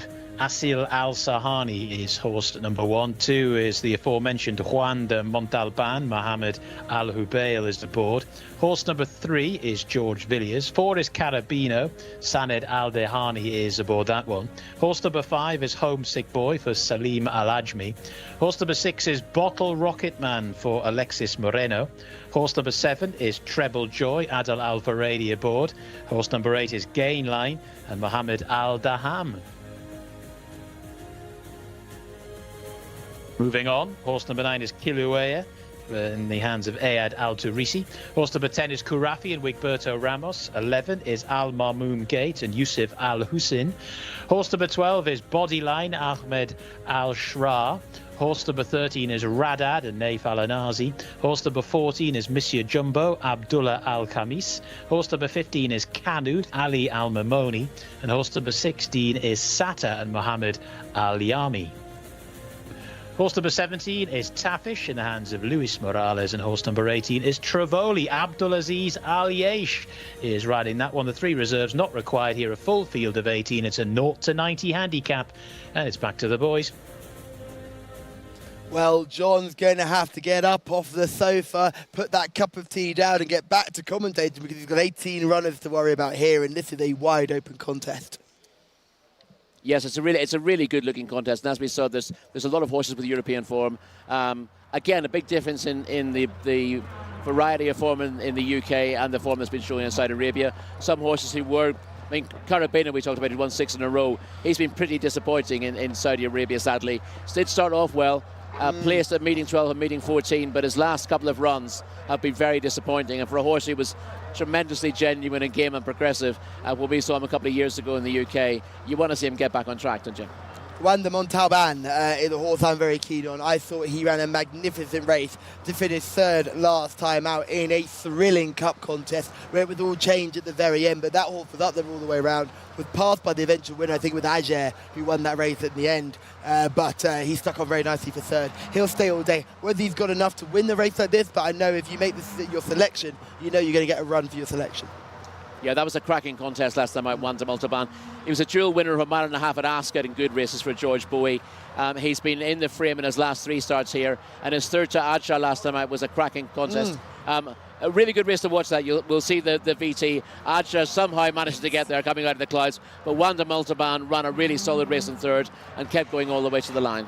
It was an Adele Alfaredi masterclass for sure. That horse was just timed to absolute perfection, and I'm sure we've got plenty of others to talk about. Bottle Rocket Man is one that jumps out. A disappointing run last time, but they've been consistent before then. Yeah, fourth in the Jockey Club Cup is the really eye-catching run from Bottle Rocket Man, but a little bit disappointing either side of that, and we'll see if he can bounce back here. We're just seeing a horse come through in front of us now. This is Homesick Boy, who's just out of order, unfortunately, so you're going to have to hold still and wait until the line comes back around. But Homesick Boy is horse number 5. More lightly raced compared to some of these, with only 7 starts in Saudi. Yeah, he was very moderate in the UK. Had a rating of around 50. He's rated 85 here. He was placed in open races last year. A little bit disappointing on his return, and he's had a break since then. And on balance, he looks high on the weights. What do you make of a horse like Gainline, horse number 8, 2 wins from 27 starts, but has just been steadily improving with each start here? I mean, 8th in meeting 12, but 3rd in meeting 17 in a decent contest. 3rd in a strong contest last time out, but again, we'll see the VT of that. I thought he made pretty laboured late gains that day. He didn't particularly catch the eye. He's got solid place claims on the pick of his form, and he's kept good company, but there might be others with a bit more toe for him. For those who know these horses from Britain, tell me, who was the best of these in the UK? Oh, that's a good... I don't have the ratings to hand. I'd say Wanda Multiban, who's the highest rated here, probably was the best of them. Carabeno got very close to that mark, having started off from a mark in the mid-50s. But I think Wanda Multiban was just about the pick of them in the UK. Bodyline, 4 wins from 19 starts, 13th, 12th and 17th this season. Would need a massive turnaround in form to get involved here, surely? Yeah, I mean, again, he had good form for Sir Mark Prescott, but he hasn't done particularly well of late. He's been out the back in his recent forms and his recent races and seems badly out of form. I remember really fancying Canood, horse number 15, the US bred runner. It ran twice. It's done very little here. The 17th last time out was really disappointing. Never quite got into the race at all. That came very quickly after his previous start in meeting 24, so maybe you can put a line through that. And he was a dual winner over this trip at Meydan, or close to this, 2,000 metres at Meydan. Trivoli was a horse that we saw very early on whilst we were here in King Khalid Racecourse, but we look at number 1, skipped 2 from 6, 13th last time. Yeah, won a mile maiden and has also won an open race at this trip as well, so has chances, Skip. Has the biggest head you will ever see on a horse there, totally out of proportion. Here's Wanda Multiban, certainly had the chance. Yeah, we discussed him already. His form is really solid, and he kept on strongly last time out to be 3rd in a better race than this, so should be high on your short list. Good, strong walker, though. Eats up the ground with his walk and will certainly have a chance. Number 3, George Villiers. What do you make of this horse? 6 wins in the career, but none here in Saudi. Yeah, he won for John Gosden, for Satish Seymour and Bhupat Seymour, but his recent form has been disappointing, I'm afraid. Carabeno, the horse we mentioned earlier, put up a hell of a winning run. So impressive early on, but began to really struggle here in Saudi Arabia. Yes, this has been twitchy, hasn't been so good. 2 placed efforts, meeting 12, meeting 14. He was 2nd and 3rd. Looked like he was building up to something, but he's been out the back in his races since, and that's a little bit disappointing from Carabeno. Looks fit, and you can see a clear poverty line, but certainly not a massive paddock eye catcher. Doesn't look the loosest of movers. One who is a much looser mover is Homesick Boy, who's now back in the right order. Yes, he was placed in open races last year, as I said, but I think that a mark of 85 seems to flatter him a little bit. Bottle Rocket Man is number 6. You gave this horse a quick mention. Tell me more. Inconsistent, but a repeat of his 4th in the Jockey Club Cup will give him a big chance here. Unfortunately, his other races either side of that are a little bit less impressive. Breaks from stall 17 as well, won't make it easy. Treble Joy is horse number 7, who's a maiden from 10 starts over here. Yeah, and also a maiden in the UK for Mark Johnson, and also ran a couple of times for Gary Moore. 5th in a course and distance, open at meeting 17, behind Gainline. So it has form to find with Gainline, and this is Gainline. What a link there, Rory, if you see Gainline. Not a bad performer, 3rd last time out. Yeah, a repeat of that run on paper would be good enough to go very close here, but as I said, I thought Gainline made hard work of making late progress. Kilaua is horse number 9, 1 win in Saudi, and that came back in meeting 1. Yeah, meeting 1, he was a maiden winner over 2,000 metres. This is a tough ask on paper. Karafi is horse number 10. 3rd at Jcsa Awards, handicap in meeting 24. That's a solid run. Disappointing in meeting 30 since, though. but you like to think that horse could get back to that level of form and be a danger here. Al Mormoon Gate is horse number 11. 1A handicap over 2,000 metres at meeting 20, and could do better. Looks to be a horse who's improving quickly. I was impressed with how he won last time out, although he showed signs of temperament as well. This is a horse with a lot of potential, but he did come off the bridle briefly at halfway and needed a reminder, but then won easily in the end. So it'll be interesting to see whether he moves more sweetly through this. Definitely has potential. Bodyline is 12 and Redad is 13. Talk to me about Redad. We've not mentioned this one yet. We haven't. His win has come at 1,600 metres. I think this might be a little bit too much in terms of trip. Monsieur Jumbo with a really nice Caravaggio. I love Caravaggio. I think they're gorgeous horses. Well, this horse shouldn't be a stare at the trip, but he's improved for stepping up to it in his last couple of starts and ran really well. Ran on very late to be second last time out, but looked like he thoroughly enjoyed the trip. His form in the UK tended to be over 7 furlongs in a mile. This is Canoed, needs to pick up from where he's been so far. Needs to find his Maidan form from last year, which is good enough, but hasn't really found it here. Sarta is horse number 16, unexposed really here, has only had 11 starts. Only had 11 starts. The win came last time out, but that last time out was in March, so the layoff is a worry. Tafish is horse number 17, 2 wins from 8 runs. Were those wins here? 2 wins from 8 runs, I think at Riyadh, but this is the first run of the season, so that's a little bit of a question mark for Tafish as well. Trevoli, rather, I should say. Yes, Trevoli is the horse in short now. This is horse number 18, just striding out now. I was quite taken with the third place last time out. Certainly a horse who would have a chance of snucking right at the bottom. 54 kilos on his back, should have a chance. Yeah, had been struggling for him a little bit, but stepped up at meeting 27, has had the right kind of break between that and here. And Trevoli, as you said, is one to bear in mind, this Son of Outstrip. Naif Alanazi just in short there, hoping to get a winner on the board. He's struggled really since we've come here. He was flying when the feed started, when we were doing this English language feed. I think he rode 4 winners on the first day of the feed, and then has since not quite lived up to that sort of hype. So hopefully the horse can run better here. This is over 2,400 metres. It's 2 bends. We can see from our presenting position they start down a chute on this final bend that we normally see. Tactically, did that bring in any extra elements, one more bend to run around? It means there's more time for things to develop, so you can actually ride horses from off the pace a little bit, and that's the way I'd expect Al Mormoon Gate to be ridden. And it's how, when he won his race last time out, he came from off the pace that day and was deliberately settled towards the rear of the field. He broke perfectly well.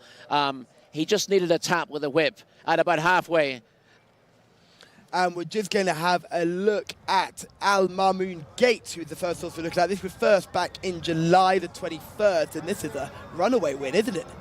Yeah, this is a really impressive performance. As I said, he did need a reminder turning into the bends, but once he got that, he cleared right away from the field, having been held up early on, and he's ended up stretching right away for a very impressive success.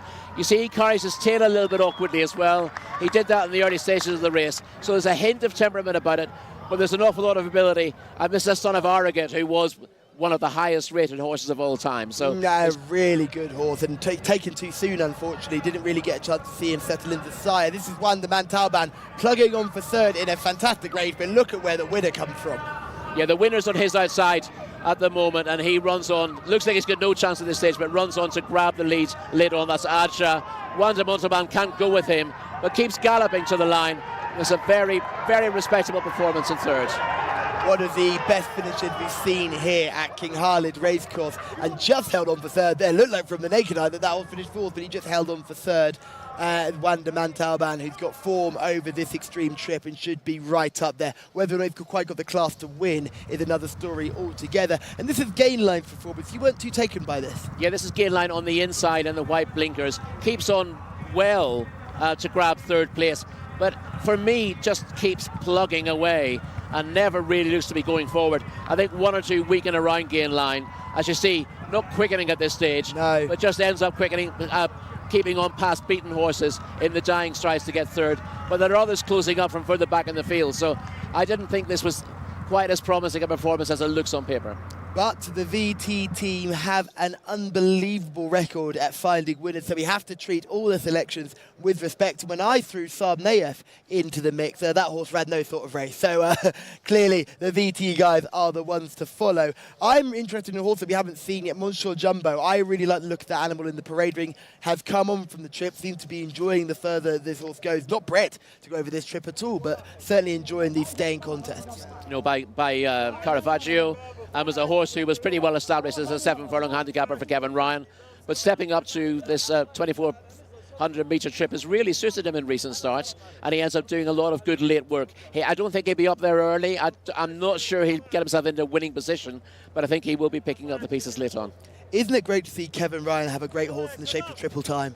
I thought it was magnificent when that horse won at Ascot. They're a lovely family. I see Amy quite a lot when we go around the race courses in the UK, and his son as well is big into the establishment back at home as well. They do a magnificent job. They're always polite. They're always friendly. If you're ever at Ripon, if you ever get the chance to come over to the UK, if you're not watching from the UK, go to our northern race courses, Ripon being one of them, and you get a lovely atmosphere there, and you can certainly see why they run such a fantastic team. And they've got a really good horse in the shape of Triple Time. And they may have let a really good horse go in the shape of Monsieur Jumbo, who is really relishing stepping up in trip. Isn't it fascinating to see a horse who was literally established as a 7-furlong run-of-the-mill handicapper who's now gone and thrived going further in distance? Yeah, well, you do get that occasionally, and of course, once a horse has established his trip, it doesn't tend to get tried when it's a mature horse over further. But every now and again, you get a horse that will change hands. I've seen 5-furlong sprinters turned into hurdlers with a degree of success. Not very many of them, but a few of them end up doing it. And if you get a horse who's adaptable enough to take to a different kind of training, then they can prove themselves in a different regime. So it's interesting to see. I always think when you talk about breeding, Red Rum was bred to be a 5-furlong sprinter, ends up winning 3 Grand Nationals. So Indeed, sometimes we could just get these things wrong. Personally, for me, my selection is going to be Monsieur Jumbo, number 14. I do like the look of Al Mamoun Gate, though, but I'm just a little bit concerned about the immaturity. I think this might be a bit too much of a contest. But yes, I'm going to go for Monsieur Jumbo, number 14. What's your selection, Rory? I'm going to go with Al Mamoun Gate. As I said, I've got slight concerns about his temperament, but in terms of ability, I think he's got an awful lot of it, so I'm going to stick with him here. Absolutely. So you are going for number 11. I am going for number 14. Let us know who you like in the comments. Keep watching on YouTube. Keep liking and subscribing. Let us know how you get on with your selection there. The gorgeous number 14 there. I absolutely love that horse. We've got to hand over to the man in the sky, though. John Blance, who do you like?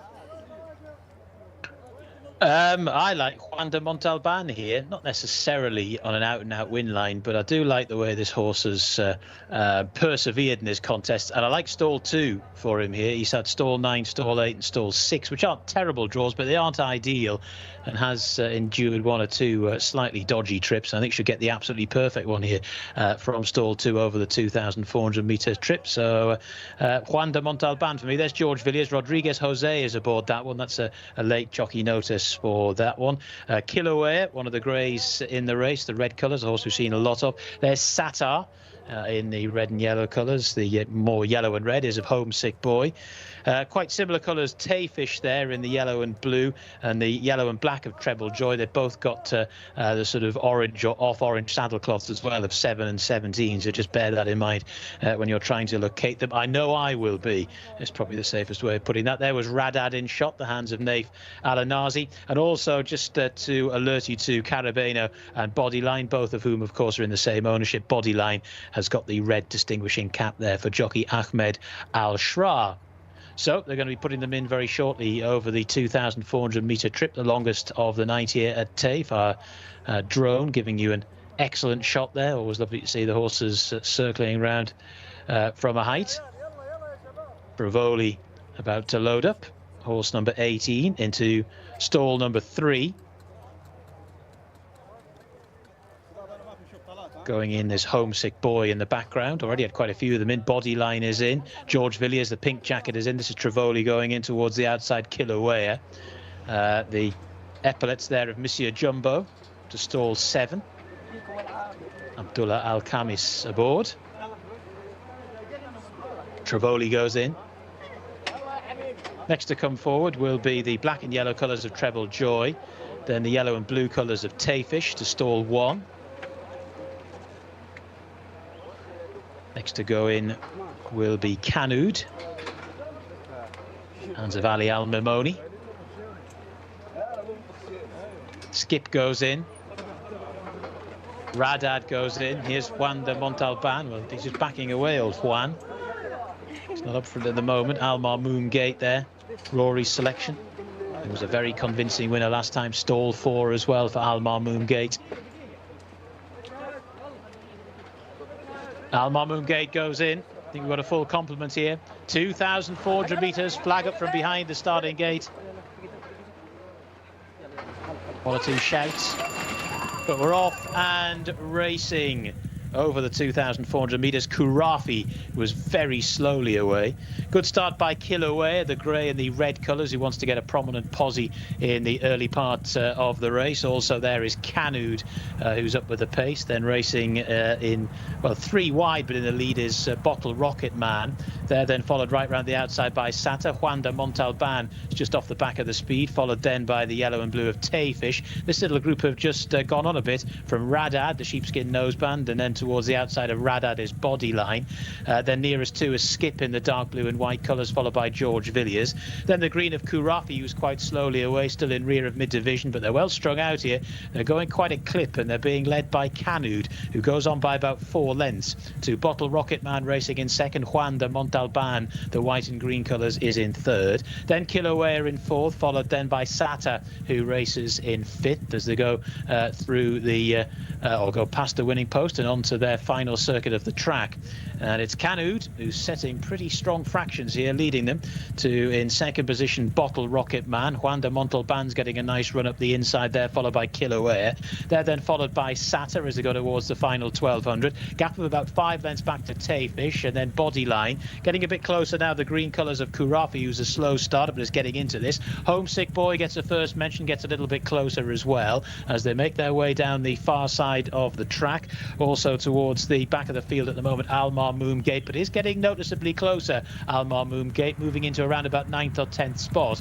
So they haven't hung around here, and it's still Canud who leads to Juan de Montalban up the inside. Kilauea is now making headway right round the outer. In between the pair, we've got Bottle Rocket Man. Now trying to stay on is Tayfish. Then right up the inside, Al Marmoon Gate, who continues to weave its way through. Then right round the outer, we've got Treble Joy getting a bit closer. Monsieur Jumbo is also getting into this too. So they start to make the turn for home. Canud the leader. Kilauea in second, bearing down on a long-time leader. Then into third is Al Marmoon Gate, who's travelled well to get there but still has work to do. Then right round the outside, the yellow colours there of Treble Joy getting a little bit closer, and Monsieur Jumbo as well as they make the swing for home now. It's Canud being challenged by Kilauea, but here comes Al Marmoon Gate, who continues to build that momentum down the centre of the track, and it's Al Marmoon Gate that now goes on. He was a convincing winner last time and looks like he's going to be so again here, and racing up towards the line. Al Marmoon Gate has absolutely spaced them. Could have been named the winner a long way out. Al Marmoon Gate coasts over the line. A very easy winner.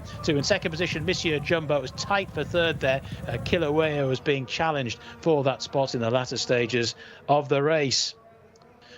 One for Rory there. Good work from him, and indeed the VT department. We always like to big up the VT department here at Saudi, and it's Al Marmoon Gate, who won easily last time out, gave them a bit of a toweling. Then, well, history has repeated itself here and has even afforded himself a sort of drift towards the centre of the track, and that still hasn't stopped him winning by a very large margin. Monsieur Jumbo got into the race late and has finished there in second. Kilauea has boxed on okay, but one or two of those early speed horses, perhaps unsurprisingly, have got a bit tired in the closing stages. Canud has tried to stay on from setting those really early fractions, but 11 3/4 lengths, the official margin then, from horse number 11, Al Marmoon Gate, who was just far too good for them in the latter part of that race. Al Marmoon Gate wins. Monsieur Jumbo in second. Canud has held on for third there. Kilauea has finished in fourth. That was the 1, 2, 3, 4. Hats off to Rory, and indeed to Callum, who flagged up Monsieur Jumbo as well. They had to send out a search party for my selection, but the boys in the studio keeping the high standards up, and we can get back to them now.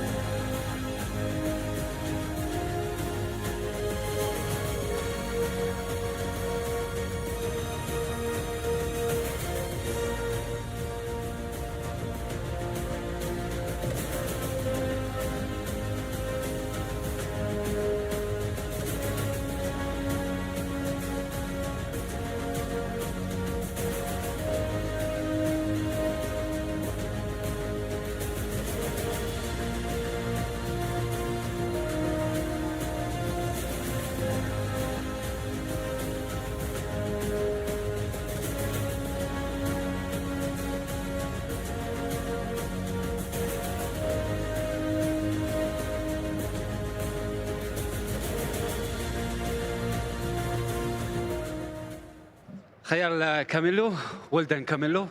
Tell me about the race. Yeah, thank you very much. Thank you to Biden Al Subai and Jose Al Sayi, because he ride this horse, but he not lucky today. He fell down, but Abu Ali, he told me ride this horse, but mashallah, it's nice horse. He's a little bit lazy, all the time, all the way, giving, pushing, but he respond very good. He's nice horse. Well done. Thank you very much. A winning spare ride for Camillo Ospina, and we do have to send our condolences to Yusuf Al Hussein. He would have been on board this very talented horse, and he looks very smart. Yes, Yusuf took a spill early on the card, so bad luck to him. But Camilo Ospina riding at the top of his game at the moment. This is a very smart horse. Now, I said he showed signs of greenness or temperament last time out. Looked a bit more professional today, and clearly just learning on the job. But very, very well bred. And for a 3-year-old to be beating these horses the way he has by almost 12 lengths, he has to be a very, very high-class performer. And we talk about the breeding. Just tell people who maybe don't know anything about Arrogate just how talented this horse was and how much of an impact he's had on the thoroughbred breed, despite only being in stud for only a short period of time. Yeah, he was only in stud for a short period of time, and his racing career really only took off over about 13 months. He didn't really arrive in time for the Triple Crown in the US, but from the autumn onwards and through the following winter, he was absolutely untouchable. And he ended up getting a rating very close to what Frankel got. He obviously raced in the same colours as Frankel as well. He's a slightly controversial horse in that because he missed some of those big races, and because he wasn't on the scene for an extra year to kind of prove himself.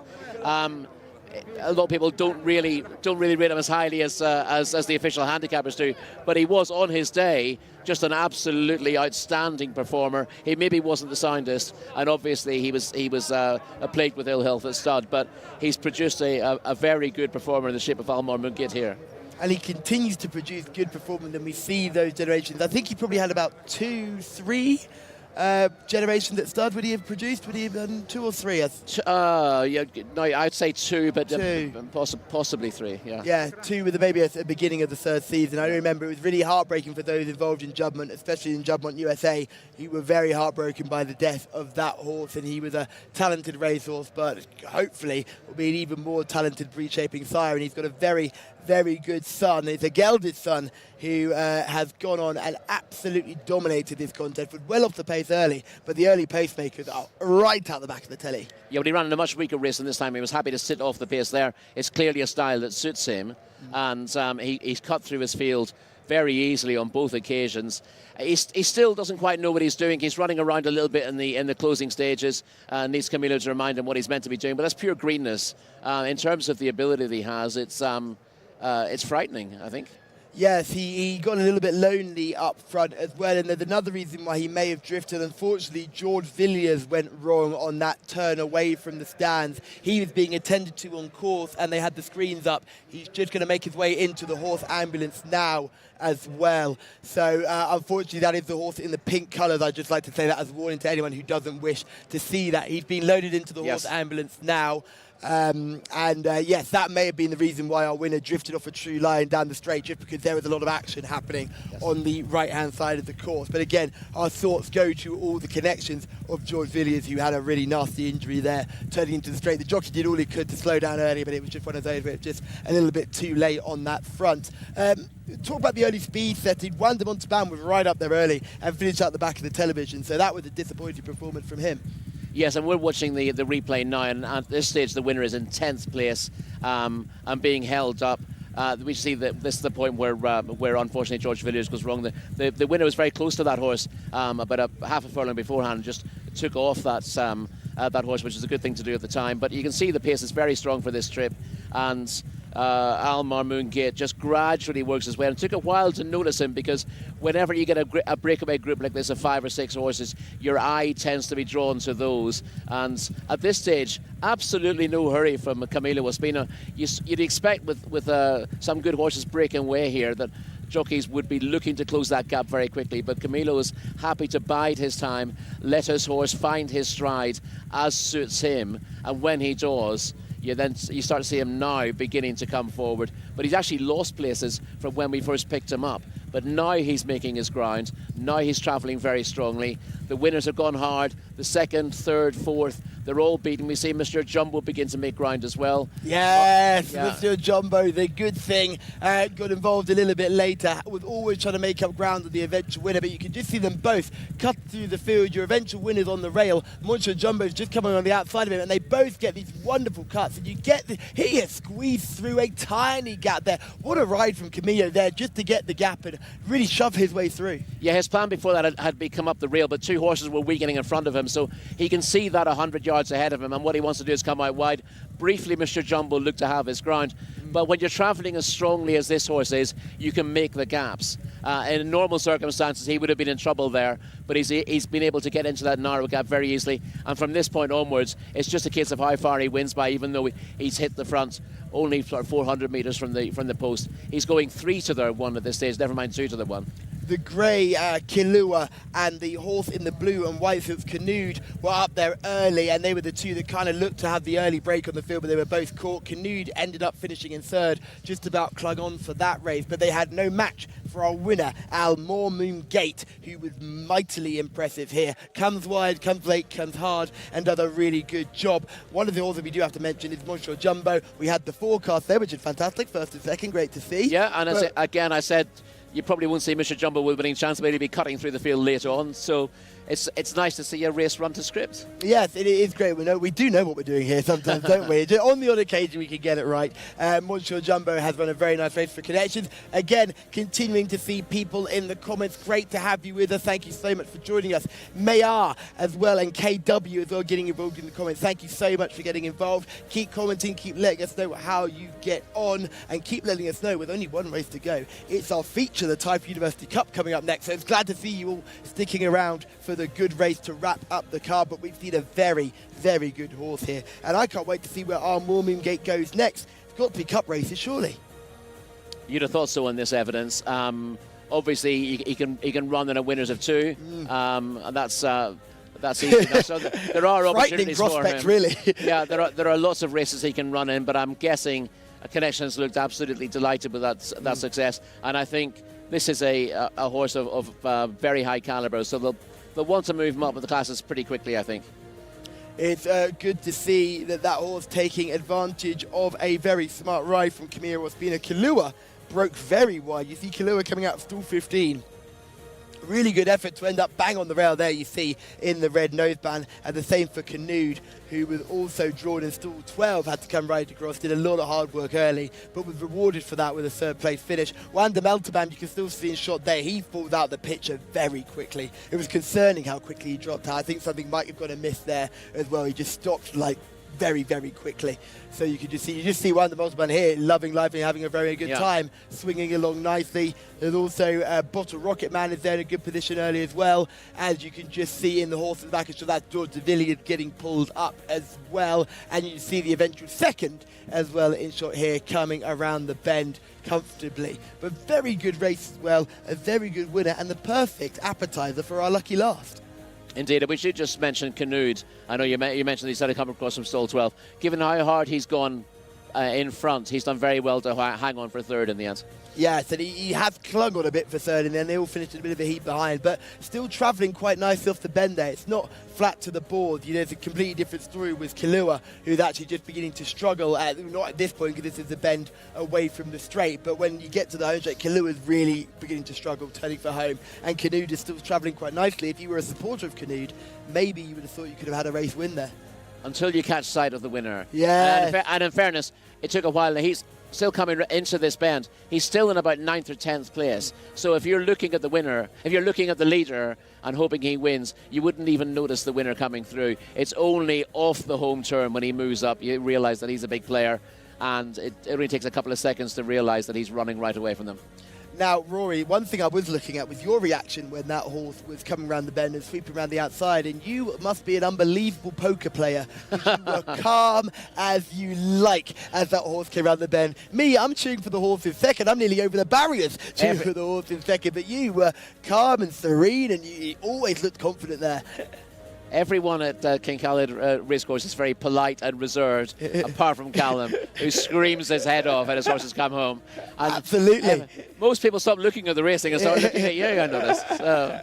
Well, that's because their horses have already beaten you. You should have seen some of the celebrations we've seen earlier on as well. We've seen headscarves go flying, we've seen phones go flying, we've seen race cards go flying. They really do know how to celebrate big wins here, and I'm sure we'll get a big celebration as we line up for the last. But yes, I do like to roar mine home, and occasionally I feel like it works. For Ritz Al Jazzy, I feel like if I said nothing, wouldn't have won. So I feel like you get behind them a little bit, give them a little bit of extra, get up and go, and hopefully you can win. And there's first and second in shot there, but the first is a mile clear, and the first is a very good horse. Look out for that runner at Riyadh, maybe in a cup race here at King Khalid Racecourse, hopefully before the season winds out here. But certainly a horse for Riyadh and a horse for the future, and one that I cannot wait to see hit the track again. Write it down in your notepads, because that was a very good horse.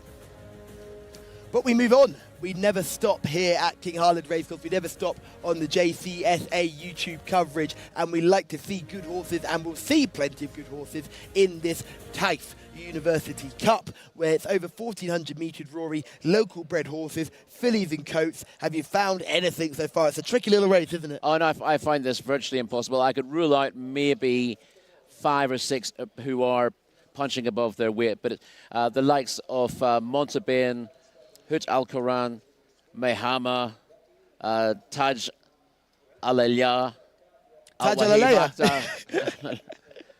Al-Mazraj, all have very similar chances on paper, and I find it's this is the first cup race I've been here for.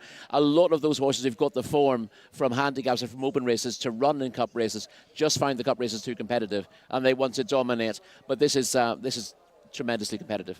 Really competitive, wide open contest. The man to take us through the runners and riders is John Blance. Thank you very much, chaps. Yeah, the 9th and final race on the card. Al-Hawi is horse number 1 in the hands of Thurb Al-Timyat. Horse number 2 is Motabain Mohammed Al-Sharima aboard. 3 is Hut Al-Korain. That's the mount of Luis Morales. Mehama is next. Camilo Ospina rides that one.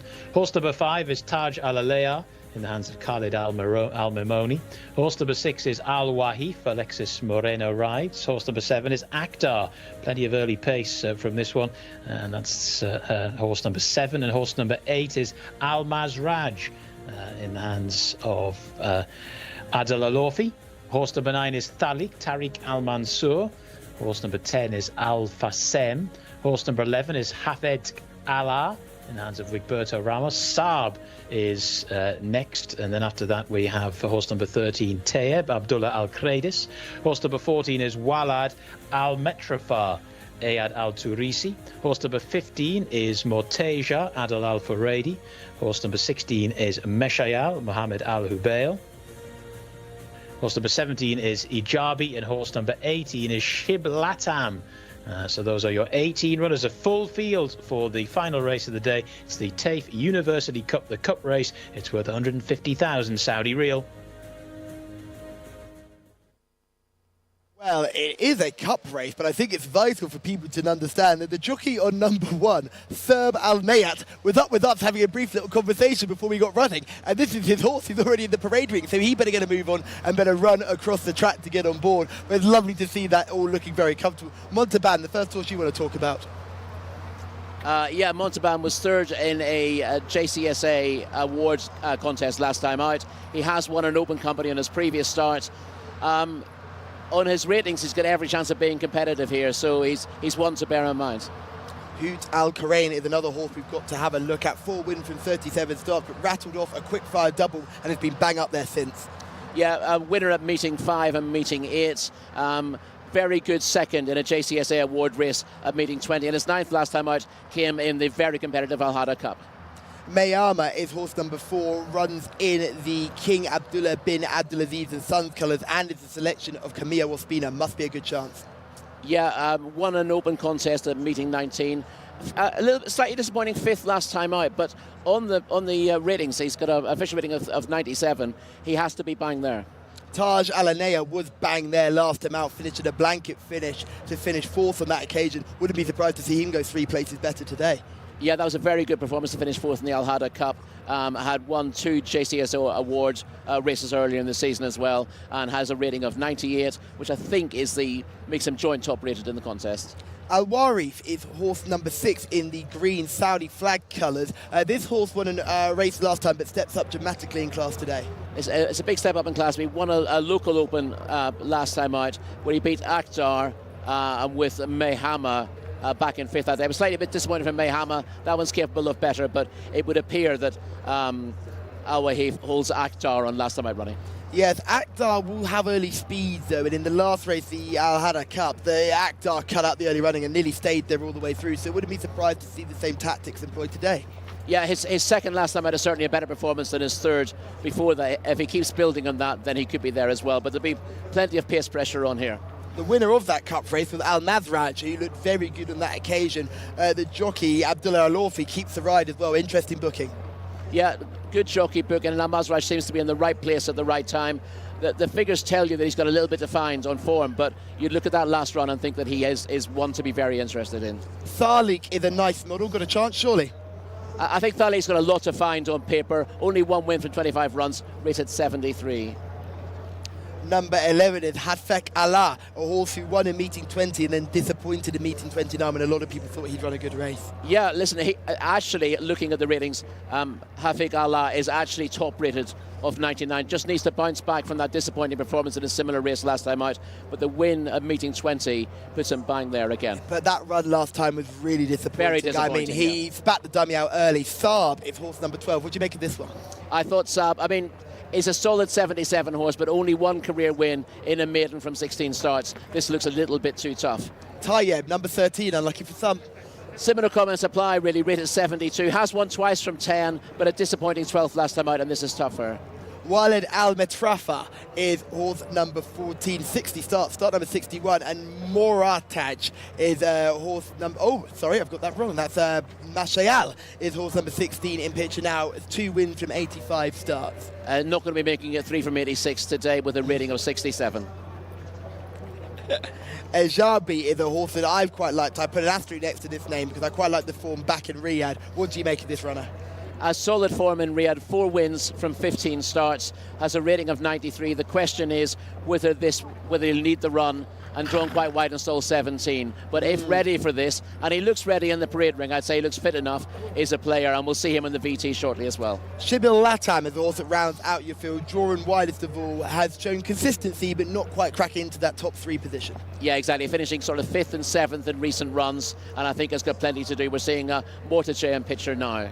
Yes, there is more to Jay in picture now. Really strapping type of a horse, beautiful grey type. I'm sure our producer absolutely adores this one. He's a sucker for a grey. And there we see Jimmy George in the parade ring, enjoying his time here and hopefully finding plenty more buyers for Tattersalls sales as we come into that time of year. Have you ever got yourself involved in a yearling or a horse of any type? I have. I bought myself a potential race mare / broodmare at Ascot sales about a dozen years ago. Sadly, didn't work out. She was a lovely mare though, a beautiful mover, and probably would have been up to at least making the frame in a bumper, but she sadly went wrong in an accident. Oh, what a shame. I've got a yearling going through, I've got a foal that I'm a part of going through the ring at Doncaster in late August. Okay. Freddie, he's an absolute star. He's a fastnet rock. He's going to be plenty of early speed. He's got a beautiful neck on him, and hopefully, if anyone's interested in going to the Doncaster sales and wants to get involved with Freddie, he's been consigned by the National Stud, the English National Stud, so please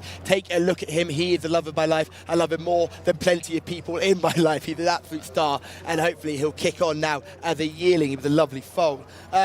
We'll get back to this field. I think Taj Al Aliyah, Akhtar, Al Mazraj, Hadfek Allah, they all featured in a similar race last time.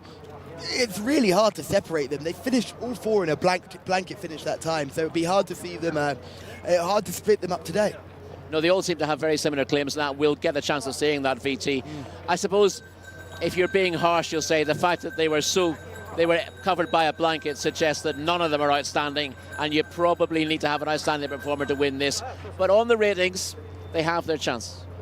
What do you make of Mayama, the number 1 choice for Camille Ospina, who will be looking to go one better than last time, and you've just touched off? Well, Mayama can't win on that last time out run when 5th meeting 25 when behind Al Wahid. But you get the impression that Mayhama is a better horse than that. Has only had the 6 career starts, but just a career best when winning an Open in meeting 19. I'd like to see it come forward for the latest run, and certainly deserves his place there. Yes, I think if they can find the form that they saw in meeting 19, I think he got run out of things in last time out, and that was a little bit disappointing. But 5th isn't too bad of an effort, but this is so open. I'm just trying to find any sort of class element to it, because I think all these horses are very much in the same bracket. Is there any one that strikes out as a little bit classy, just like we saw in the last race? Something that could be a little bit of a class difference. Again, you've got to rely on the ratings to a large degree. You've got, just running through this, Motabin is rated 98, Hood Al Korain is rated 98, Mayham is rated 97, Taj Al-Lelia is rated 98. Hadfek Allah, 99. Hadfek Allah is rated 99. And then we have 93, Ejabi. 93. Ejabi is 93, and that's a really interesting one because it's the one that doesn't tie in form-wise with the others, but could be very interesting on his first start at this track, having won 4 times in Saudi before today. And the wide draw is another concern for Ejabi. I was really keen on that. It got the asterisk, but it was just this little moment where I'm going, first run up at Taif. But we've seen cup races, we've seen good Riyadh horses come to cup races and bolt up first time up here at Taif, so it's not impossible. It would just be a concern that a lot of these horses are red hot race fit. Some of them would be over raced, but as we can see, we're just going to have a look at the 3 horses we talked about a lot. This is Akhtar, Taj Al-Anaya and Almaz Raj, all fighting out the finish last time out. Yes, Akhtar in front at the moment in the red cap, and you'll see Taj Al-Anaya with the black cap coming through between horses, and Almaz Raj comes through to win the race, and he's in the red colours in the middle of those two, coming home strongly here. But as they begin to close up again as the line comes, and they finish within about half a length of each other, so really good finish. But can you say that any of them was outstanding? How do you split them? This is Alawif, who is finishing first here at the beginning of August. Connections will be hoping for the same thing again. I think this is Akhtar getting beaten, isn't it? Yes, it is indeed. You see Alawif coming down the outside of the field in those green colours. This looks a decent enough performance, but as I said, the handicapper says a few pounds more needed at this level, but has won quite easily. But I think this is a tougher race. The previous race we saw footage of was probably stronger, and you see quite a lot of horses finishing within about 8 or 10 lengths there. And this will be real rough and tumble, but this is Ejabi coming from the clouds to finish 4th at Riyadh, and we know how strong Riyadh form is, so this is certainly something to keep an eye on. Yeah, Ejabi we see in the yellowish colours with the black cap, just out of shot at the moment. Desperately trying to stay in shot. Does finish strongly down the outside. We'll pop back into our picture as the line looms. That was an eye-catching run to finish 4th, and this is definitely an interesting player. We thought he looked very fit in the paddock. The question is, with horses coming from this kind of layoff, is whether they're ready for it. I suppose the biggest worry with him is stall 17 over this trip. I've got so many angles looking at this. Just Mayama, I keep getting drawn to Mayama, thinking that run meeting 19, if we can repeat that form, will be banged there. Hoot Al Korain is a horse that showed early form and is now just beginning to turn in the wrong direction. Al Mazraj, are you crazy, going against a horse who won a cup race last time? Hadfak Allah, that last run had to be poor. Like, surely there was something that went wrong that day.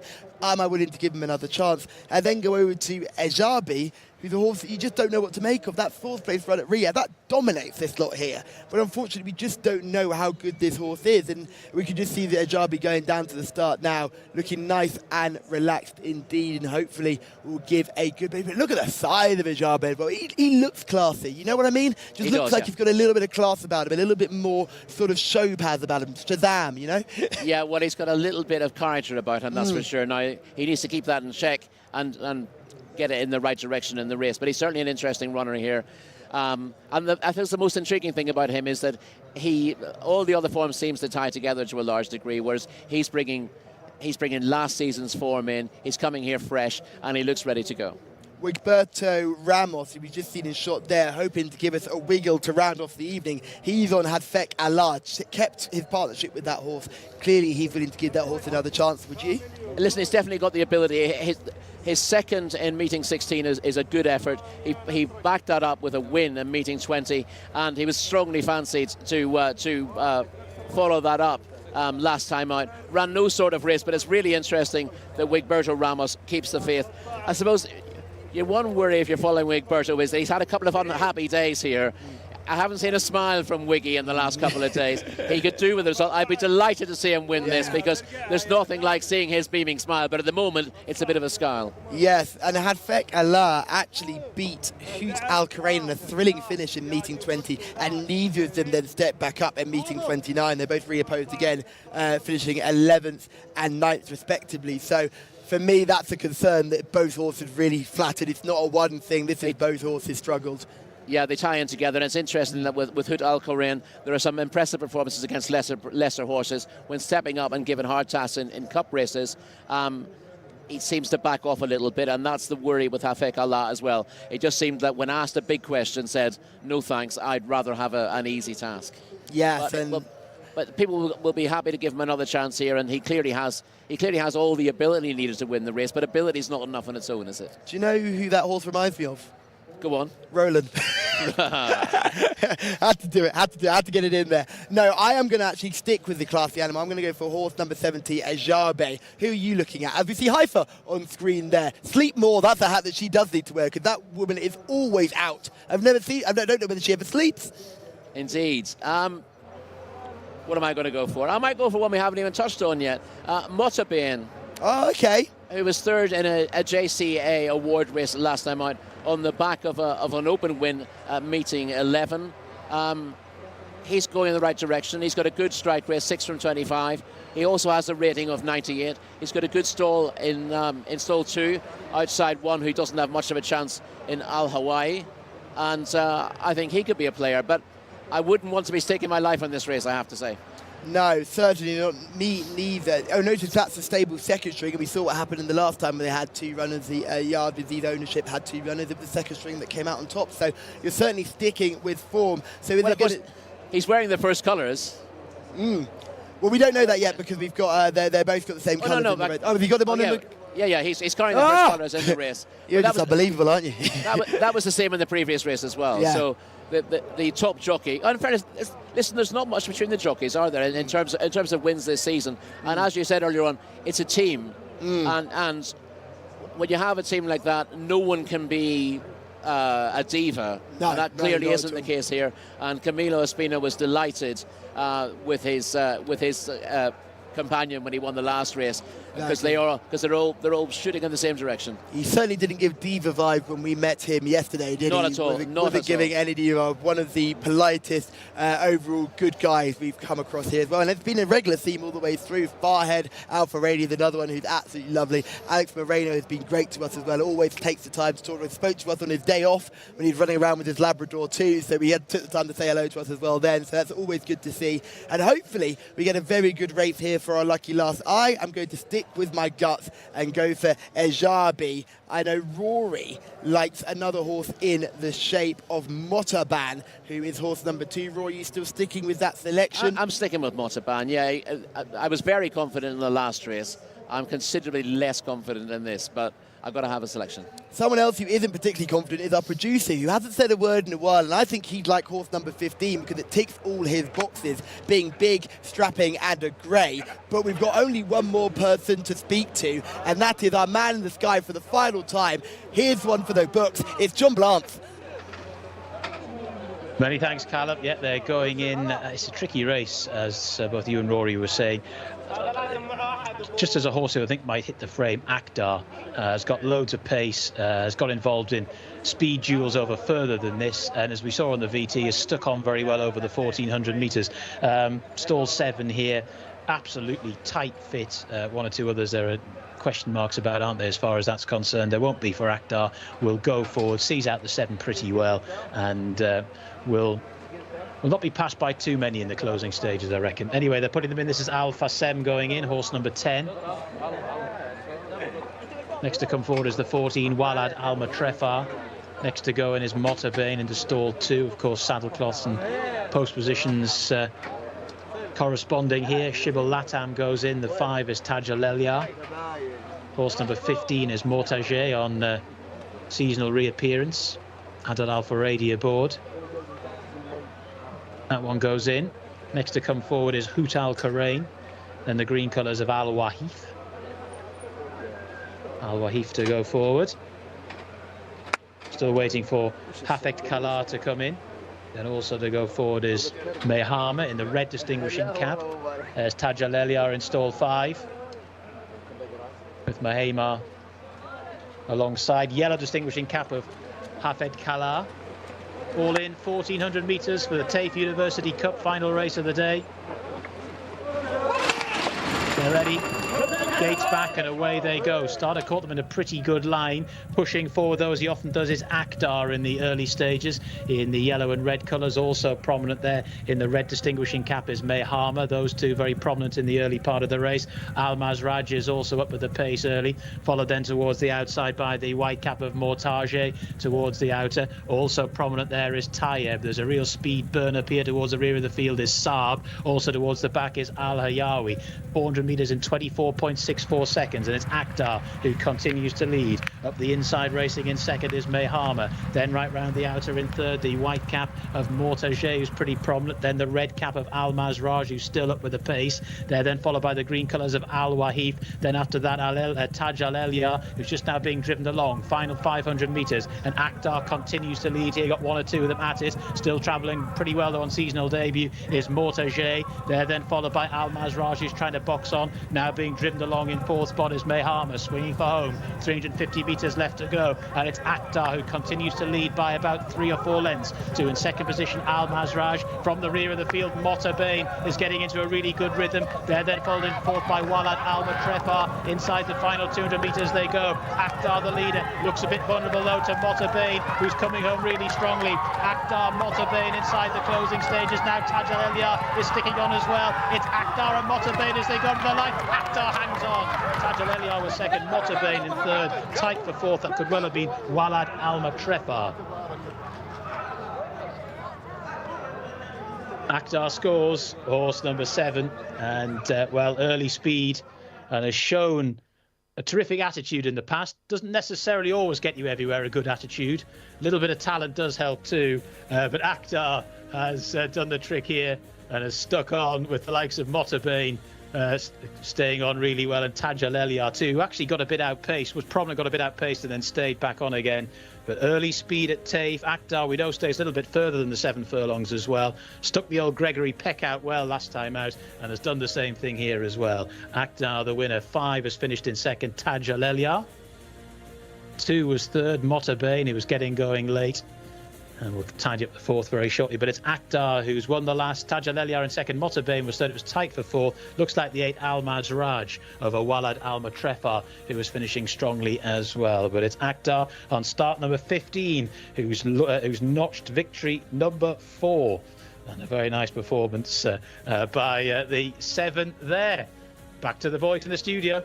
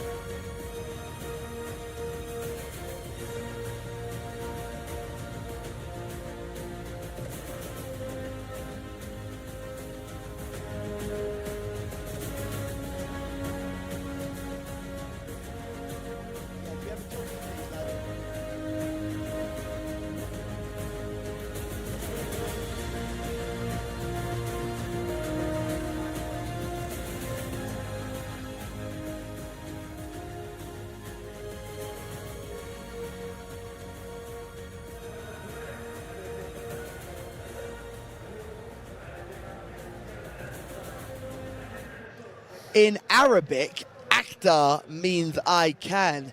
And John Blanc can tip up some winners. He's done really well there, sticking with Akdar, sticking with that cup race form that has come straight to the fore again. All those horses who were involved in that finish last time, involved in the finish again. Yeah, absolutely. I thought I was going to run him down there with Motaban. With about 400 metres to go, but that horse, having come from the rear of the field to throw down a challenge, just get tired with 150 metres to go and had nothing left to give. But Akdar got tired himself, but he stuck his neck out. He is very game, and as John was saying in commentary there, it takes you a fair way, that kind of attitude. You've got to have the ability as well, but this horse has got them both, and he stuck his neck out and got the job done. And I mentioned your poker face early on. That was smashed to pieces. There was no poker face there. There was a genuine bit of fist pumping going there as you were willing on your runner Montaubain to get home, but unfortunately just couldn't get there. Estejan, if you was me, had no chance without pace early and plugged on late, but certainly he didn't give much of an impression. Will come on from that run, but take nothing away from the winner, Akdar, and Taj Al-Alaya, who again had finished second, having finished fourth last time in a bunch finish. Yeah, Taj Al-Alaya didn't really look like winning the race, but ran on strongly between runners later on to grab second, with that pace looking booked for Motaban most of the way up the straight. He seems like a horse that thrives in that busy finish environment, doesn't he? It does seem that way, yes. Yeah. If we just see the winning rider giving everyone a salute. Oh, this is Yusuf Al Hussein. We thought Yusuf would step down after taking a heavy fall, but congratulations to Yusuf, who has absolutely ridden that to perfection. Maybe took a break to prepare for this ride and then sees another winner come out the way, but he's done enough here, Yusuf. Well done to you, Yusuf. Good effort. Excellent. Good to see that, because Yusuf obviously missed a winner in the last race because of that spill earlier on. I assumed he might have been signed off for the day, but he's come back to get that last winner. So that's a really nice thing to see for Yusuf to get the winner he deserved on the day. And it was great to see the celebration as well, because he was willing that horse over the line, and he stands up in the stirrups and gives a proper punch in the air. He's really pushing. The jockeys here really show their emotion after the race, don't they? And they come over and they show it to the camera as well. Some of our jockeys back home are a little bit stony-faced in victory. Some. One or two obvious exceptions who hog the limelight, but it's nice to see the winning jockeys show what it means to them and allow us to share that joy as well. And I think it's got a very Hong Kong feel to it as well, when a lot of the guys who aren't the big names, if they get a big win, it means so much, because it is so hard to get winners when you're not a big top name here. The winners have been spread out all the way through the week. We don't see one rider dominate or one trainer or owner dominate, but it is clear to see that if you're Camille or Spina, you're going to at least have 3 winners a week. If you're Yusuf, you need every winner you can get. And with the fact that you missed out on a winner in the last race and comes back here, not perturbed, does it all from the front, sets all the fractions, comes off here like he's on rails and absolutely punches out to win. It's magnificent. What a ride. If this was anyone else riding, we'd be singing his praises, certainly. And we always say, if Wigberto Ramos rides a winner, if Camilo rides a winner, if Alexis Moreno rides a winner, we talk about how good they are as jockeys, as a matter of course. Well, this was a superb front-running ride on Akdar by Yusuf Al Hussein, and he deserves all the credit that's going for this ride. He's absolutely delighted, as you can see again on the replay, and we're delighted for him. And connections are clearly delighted, and there is Yusuf just collecting his prize as well, the University Cup, the Taif University Cup, a 1,400-metre race which had so many stories and so many angles. I can't wait to dig into it. But look at that. That's a really happy Yusuf as we bounce away from the star. And Akdar does exactly what Akdar does and hits the lids hard and goes to the front and gets that rail. Yeah, John was saying it's an ideal spot for a horse like him. Not the easiest draw for a lot of horses, but Akdar was always going to get himself out well. The only two who didn't get away particularly well were Al Hawel on the inside and maybe Alphasem from stall 10, but after 200 metres he's worked his way across Akdar from stall 7 to get to the rail. No one's going to match him for speed at that stage, and he looks pretty comfortable. They're not hanging around, as a famous commentator would say, and he holds the lead from a group of 5 in behind him who are looking to stalk. But even at this early stage, 1 or 2 of them are looking in trouble, and you're looking to see where the dangers are going to come. You look for Motabain. He's well back in the field with the green cap, mostly white colours. I would say in about 10th or 11th place here. He's just about to pass the horse in red on his inside and launch a challenge towards the outer. That looks like it's going to be a decisive challenge, but you can see the distance he's got to make up, and he's had to use a lot of horse to get there. And Akbar despite being tired himself, having made all the running, has managed to find a little bit more. And then we see coming through between horses towards the end, Taja Lelia in the black cap, who is such a reliable performer in these races. Once again, coming between horses to grab second place right on the line, with Al Masraj filling fourth in the red colours. Yes, Taj Al-Anaya is a real gutsy type, but he didn't do enough to just get the better of our eventual winner, who was mightily impressive. Akhtar was very, very good. Who, Rory, was your highlight of the day? Well, we had to wait a little while. That was a tremendous race, the final contest. But the second last race gave me my highlight with Al Marmoon Gate, who's a horse who showed a lot of ability when second on debut, won a maiden race last time out, actually, and then looked a real superstar in winning by, I think, 11 3/4 lengths in what looked a very good open race. Let's have a look at that race now, and we can just see him. He's wide as the picture with the noseband on the blue, the 2 shades of blue silk, and just powering away and doing it really impressively. And I think we've seen a very good horse here. And we often do here at King Khalid Race, because there's often one horse that sticks out, and this is a Rory's rock star, shall we say. A very good horse and a very good performance. Yeah, this was an open race. Sometimes there can be a gap in the level of abilities, but you had half a dozen horses rated 90 or close to that, and this horse was rated 90 after his romp last time out, but that was against much lesser opposition. Here he's shown exactly how good he can be by beating a much stronger cohort of horses in exactly the same style by the same sort of margin, and the sky could be the limit if he can keep him right. And you keep watching this performance and you think it's quite a farcical victory in the end, because he's just pouring it on. And the further he goes, the better he seems to get. He doesn't get the easiest passageway. We talked about the rail being where the speed was and where all the winners were coming from. But this horse comes right down the middle of the track, and clearly the double harrowing in the middle makes a difference there. Well, we see Canood on the inside, who's cut out most of the running. He's gone very hard and does tire late on, but he stays on for third, but is set up perfectly for Al Marmoon Gate, who comes wide off the bend. He was held up maybe 10th or 12th place on the early stages, didn't move forward early, took his time, only started moving forward coming into the apex of the bend, and he hits the front coming out of that bend quite a long way between those 2 points, and really powers away in the last 200 metres. To put that distance between himself and the second in that space of time, he has to be an exceptional performer. And he does it without any pressure from the whip. He does it whilst drifting out to his right, because there's a lot of action going on the bottom bend. So he does all of that whilst doing a lot of things wrong and still looking quite babyish. Are you real right when you say the sky's the limit, because we've not got to the roof of this horse yet at all? Yeah, he did plenty wrong last time. He got a bit lazy mid-race and had to be given a reminder, but he's won very impressively. He's an exciting one. Yes, and it was a very exciting horse indeed. Rory, you've been here for 3 days. Talk to me about how you found things so far and how you're preparing to do it all again next week. I'm really looking forward to next week. It's been a bit of a baptism of fire for me, if you like. Straight into the action on Thursday. It was a bit of a culture shock. Felt yesterday, despite the huge fields, went nice and smoothly. Today has been tremendous racing, but also hard work. And I'm looking forward to getting stuck into this, getting to know the form book a little bit better, getting stuck into these horses and really enjoying the job. Well, if it makes you feel any better, Tom Collins also was a little bit quiet early on, and then when he got to the second week, he started firing in the winners. So you've got plenty of time to start picking winners. I've been here for a few weeks longer as well, so I've got plenty of experience. I can kind of see how these things work. But what's great to see is how much you're getting invested in the Arabian races as well, because that's something that I know can be quite challenging if you're just starting coming over here. Exactly. This is different sports to it is at home. So you've got the basics, but you have to learn about different culture and a different style of racing. And I'm enjoying that new job.